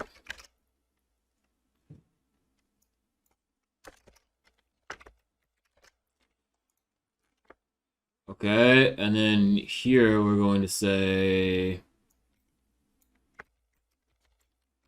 where where this is true, do this. And so here we're going to say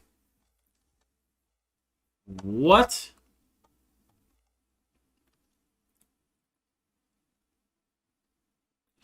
Wait, we need another EMA indicator on RSI. Okay, so we need EMA indicator on RSI.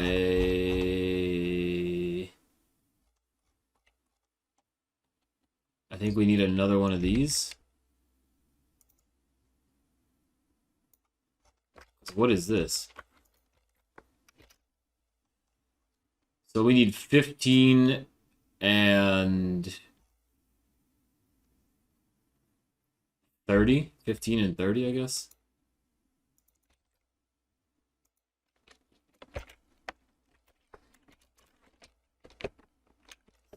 I think that this is going to produce a series. Yeah, so we don't need flatten here.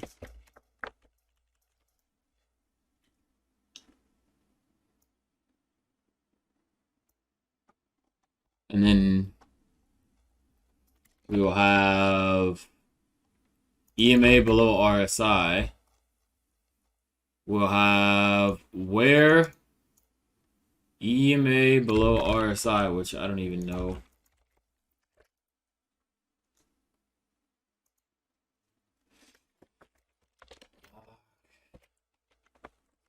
0, 1, 2.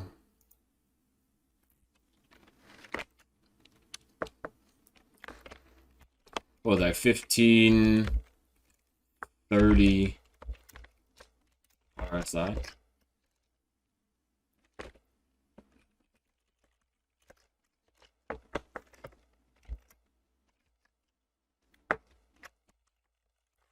Whatever.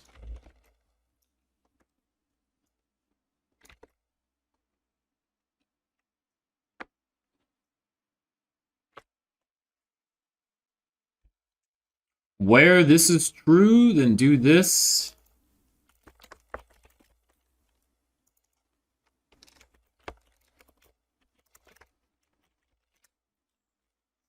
So this is signals.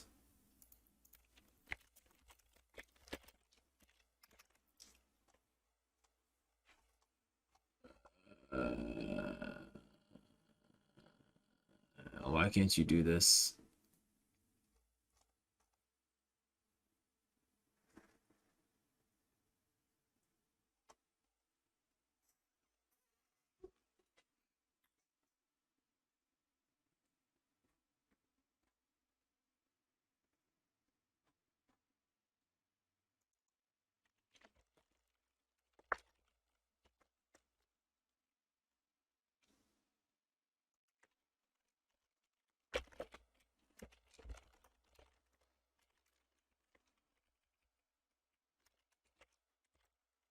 Is this the way it's done?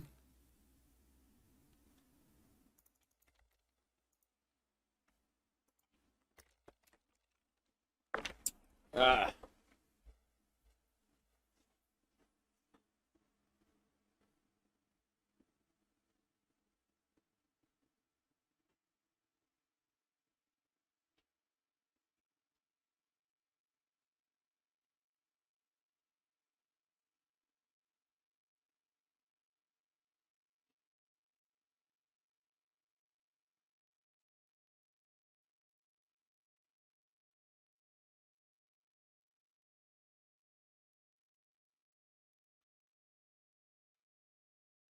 Um, I'm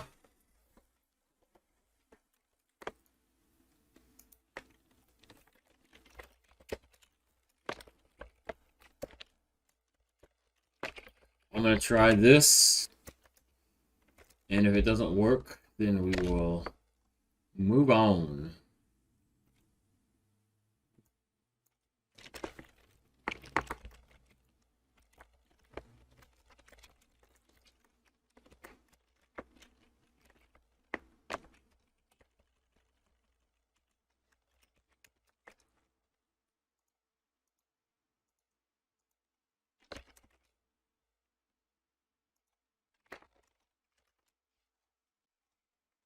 Do not think this is right. Let me just check.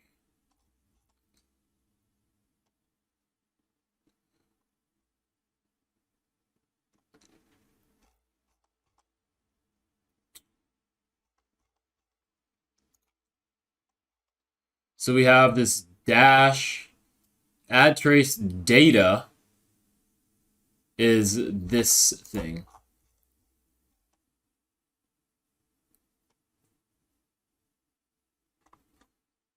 So here, we're going to make the candle.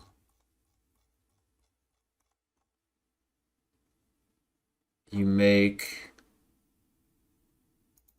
this as data equals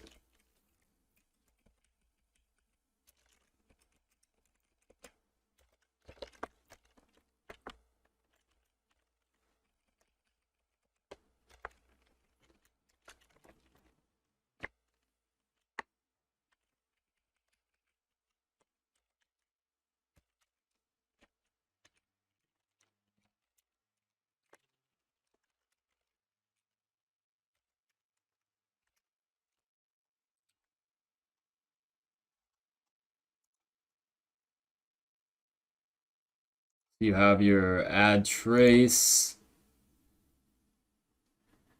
Wait a minute. Couldn't it just be go.figure and data equals this whole thing?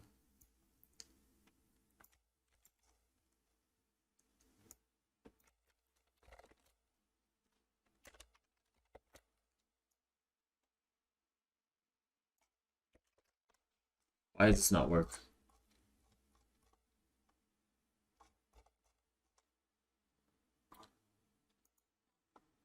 Figure equals go.figure.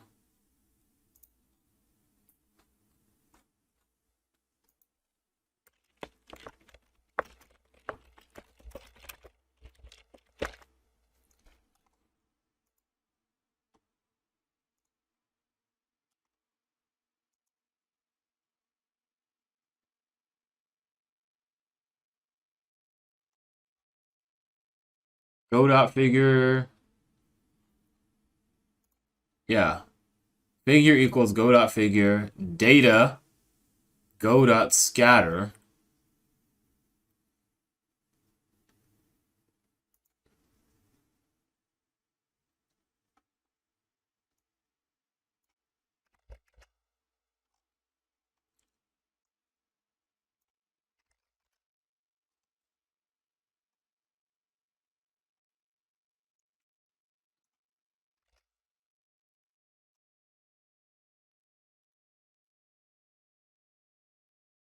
Okay, so I deleted something that I shouldn't have deleted. That was the problem.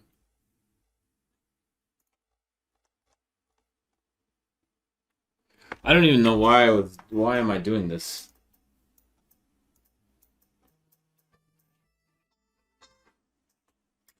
Why am I doing this?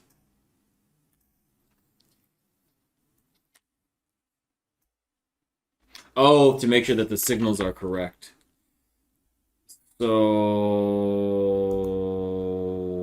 what do we need here? We need to make sure that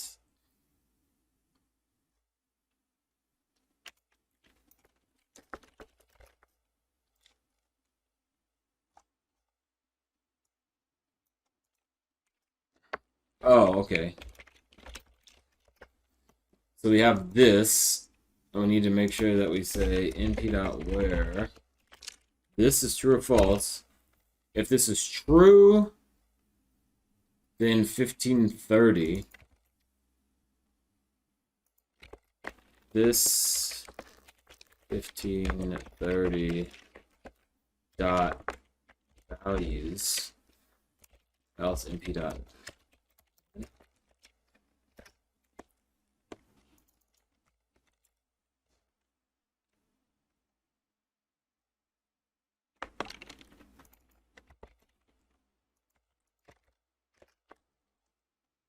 True.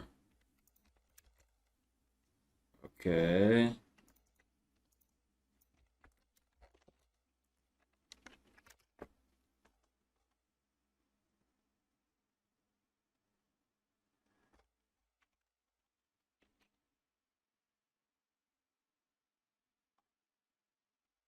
What is wrong with this?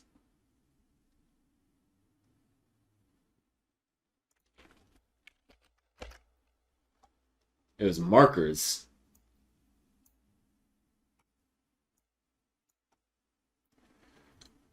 Alright, so where the RSI is below, so the EMA is below the RSI. Got it. We got it, boys.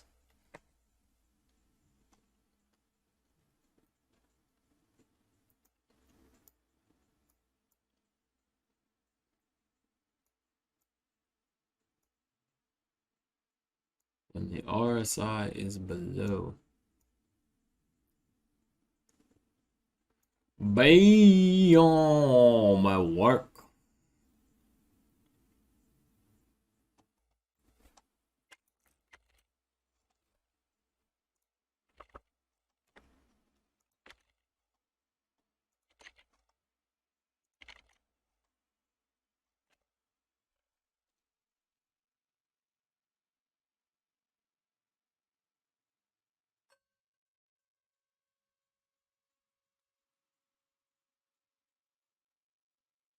Crazy.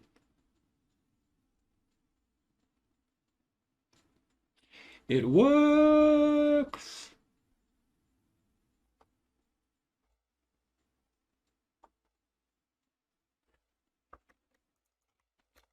And I guess I don't even want to deal with the is above stosh thing. Yeah, it's windy. Anyways, I gotta eat. So what did we just do? Fix eval is below sending indicator data. I guess I just well we have to check that. We have to check.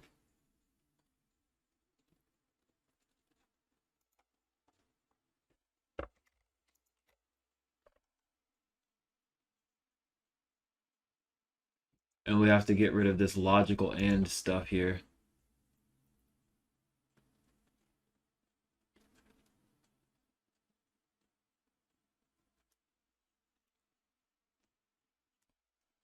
Well, no, I don't have to do that. This works. Where this equals true and this equals true. Makes sense.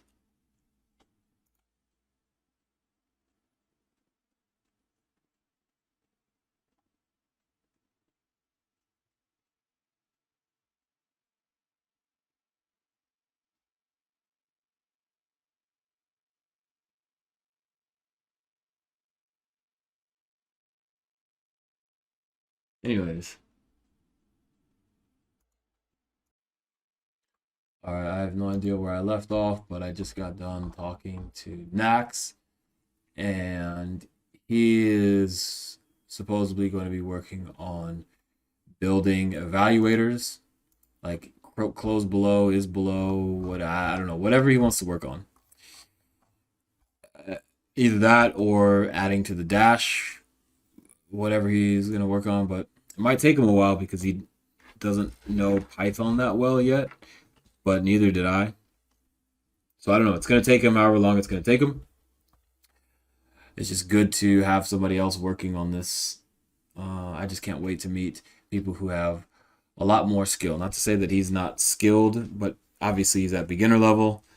So it'll be interesting to be able to start meet people that have like more skill and have Man, it's gonna be so crazy. That's why I gotta start making these damn videos. But I think so. Obviously, the evaluator test works. We got this working. So in here it says fix evaluator is below sending indicator data. What the fuck does this mean? I need to start writing more concrete notes. Hey, come on. Sending indicator data. Fix eval is below sending indicator data. I don't know what that means. What the hell does that mean?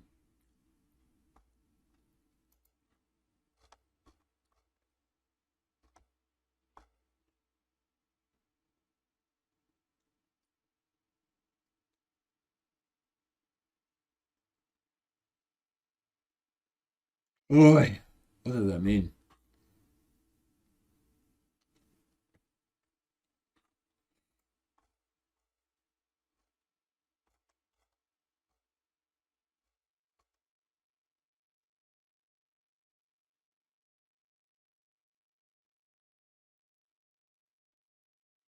I guess I already done that.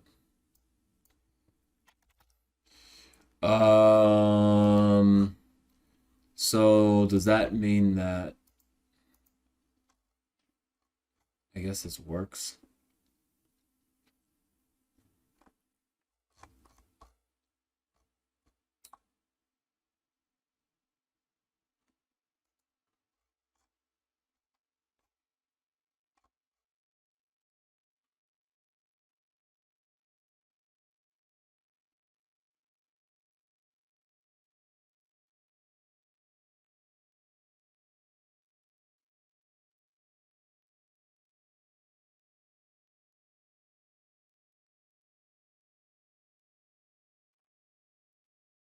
Jesus.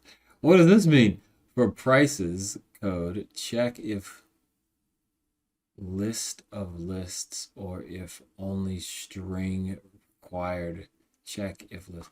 For prices code, for what is this? For prices code, check if list of lists. I have no idea what this means. Allow for there to be the ability to send the evaluator to the. Yeah, that's okay. Make sure all values in cart are unique. Oh, I don't know what that means.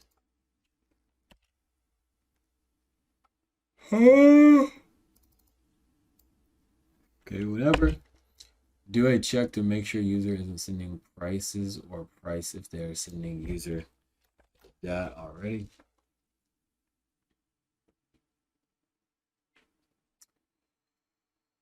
Allow for there to be the ability to send the evaluator from the.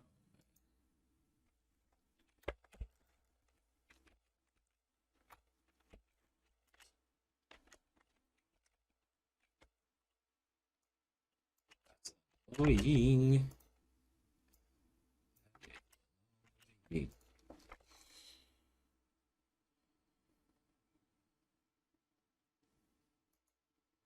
So we've done this.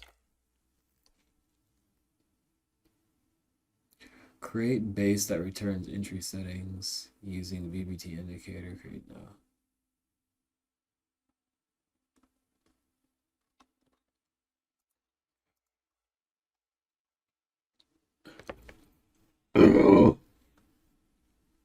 I think we'll just delete this.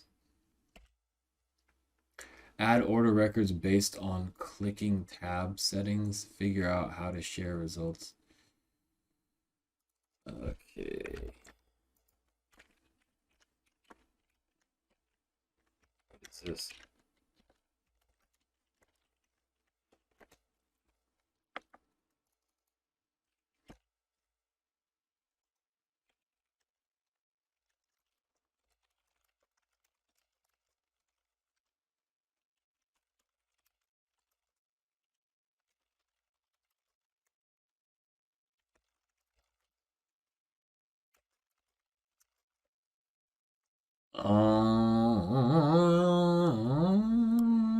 Create cart calc where a person can just copy paste their settings. Okay.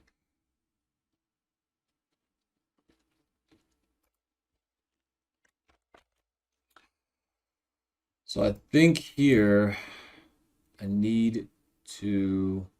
Oh yeah.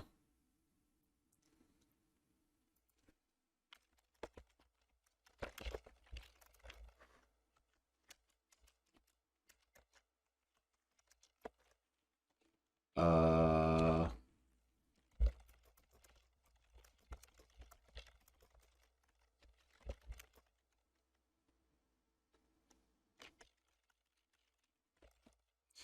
Oh, if they can download multiple coins. Oh man.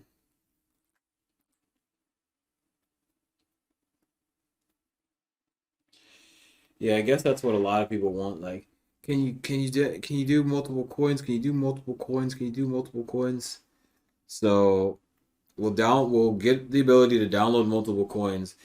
Then we'll have to add that another for loop, obviously, to the database to the simulate data frame thing. So that's what we'll do here. I don't know why this is oh,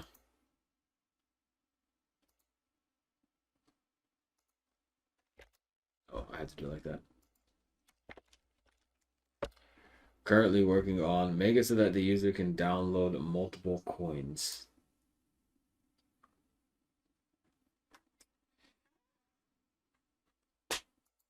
So I feel like after this gets done,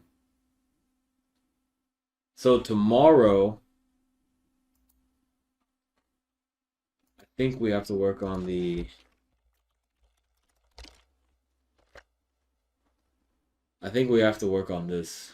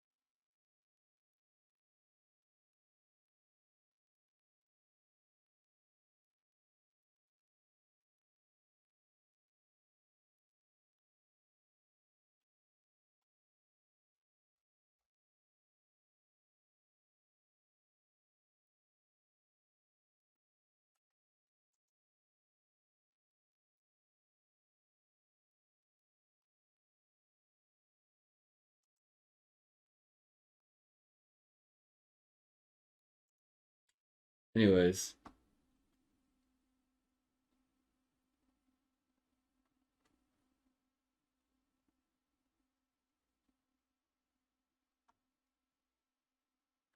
I need to create a YouTube channel tomorrow and upload this pandas video. And then I also need to work on the documentation.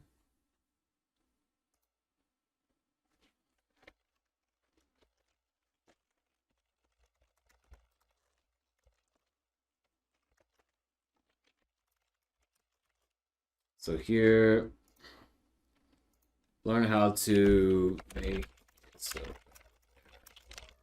lots of text.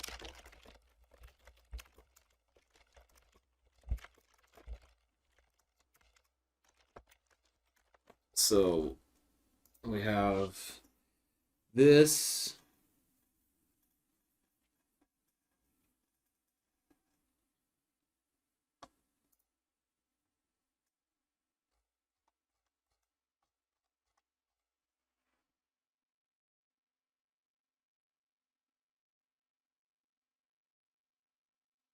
Then percent. Oh yeah.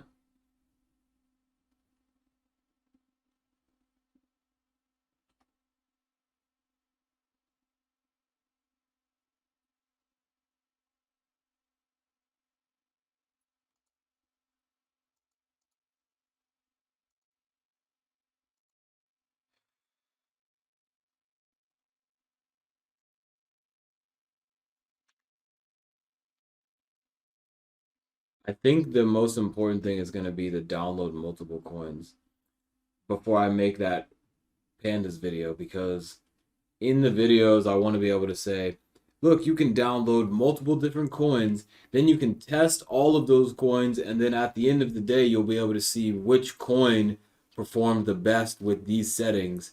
And then from there we can go ahead and plot the results and see exactly how these trades happened and blah blah blah blah blah blah. I think that that's going to be a pretty gigantic selling point, because everybody always asks that question. Can you download multiple coins? Can you do this whatever? So I think we have to do that before we start making the video. So we'll do that tomorrow. We'll work on that. And I guess I also have to learn how to save a file as a pickle file.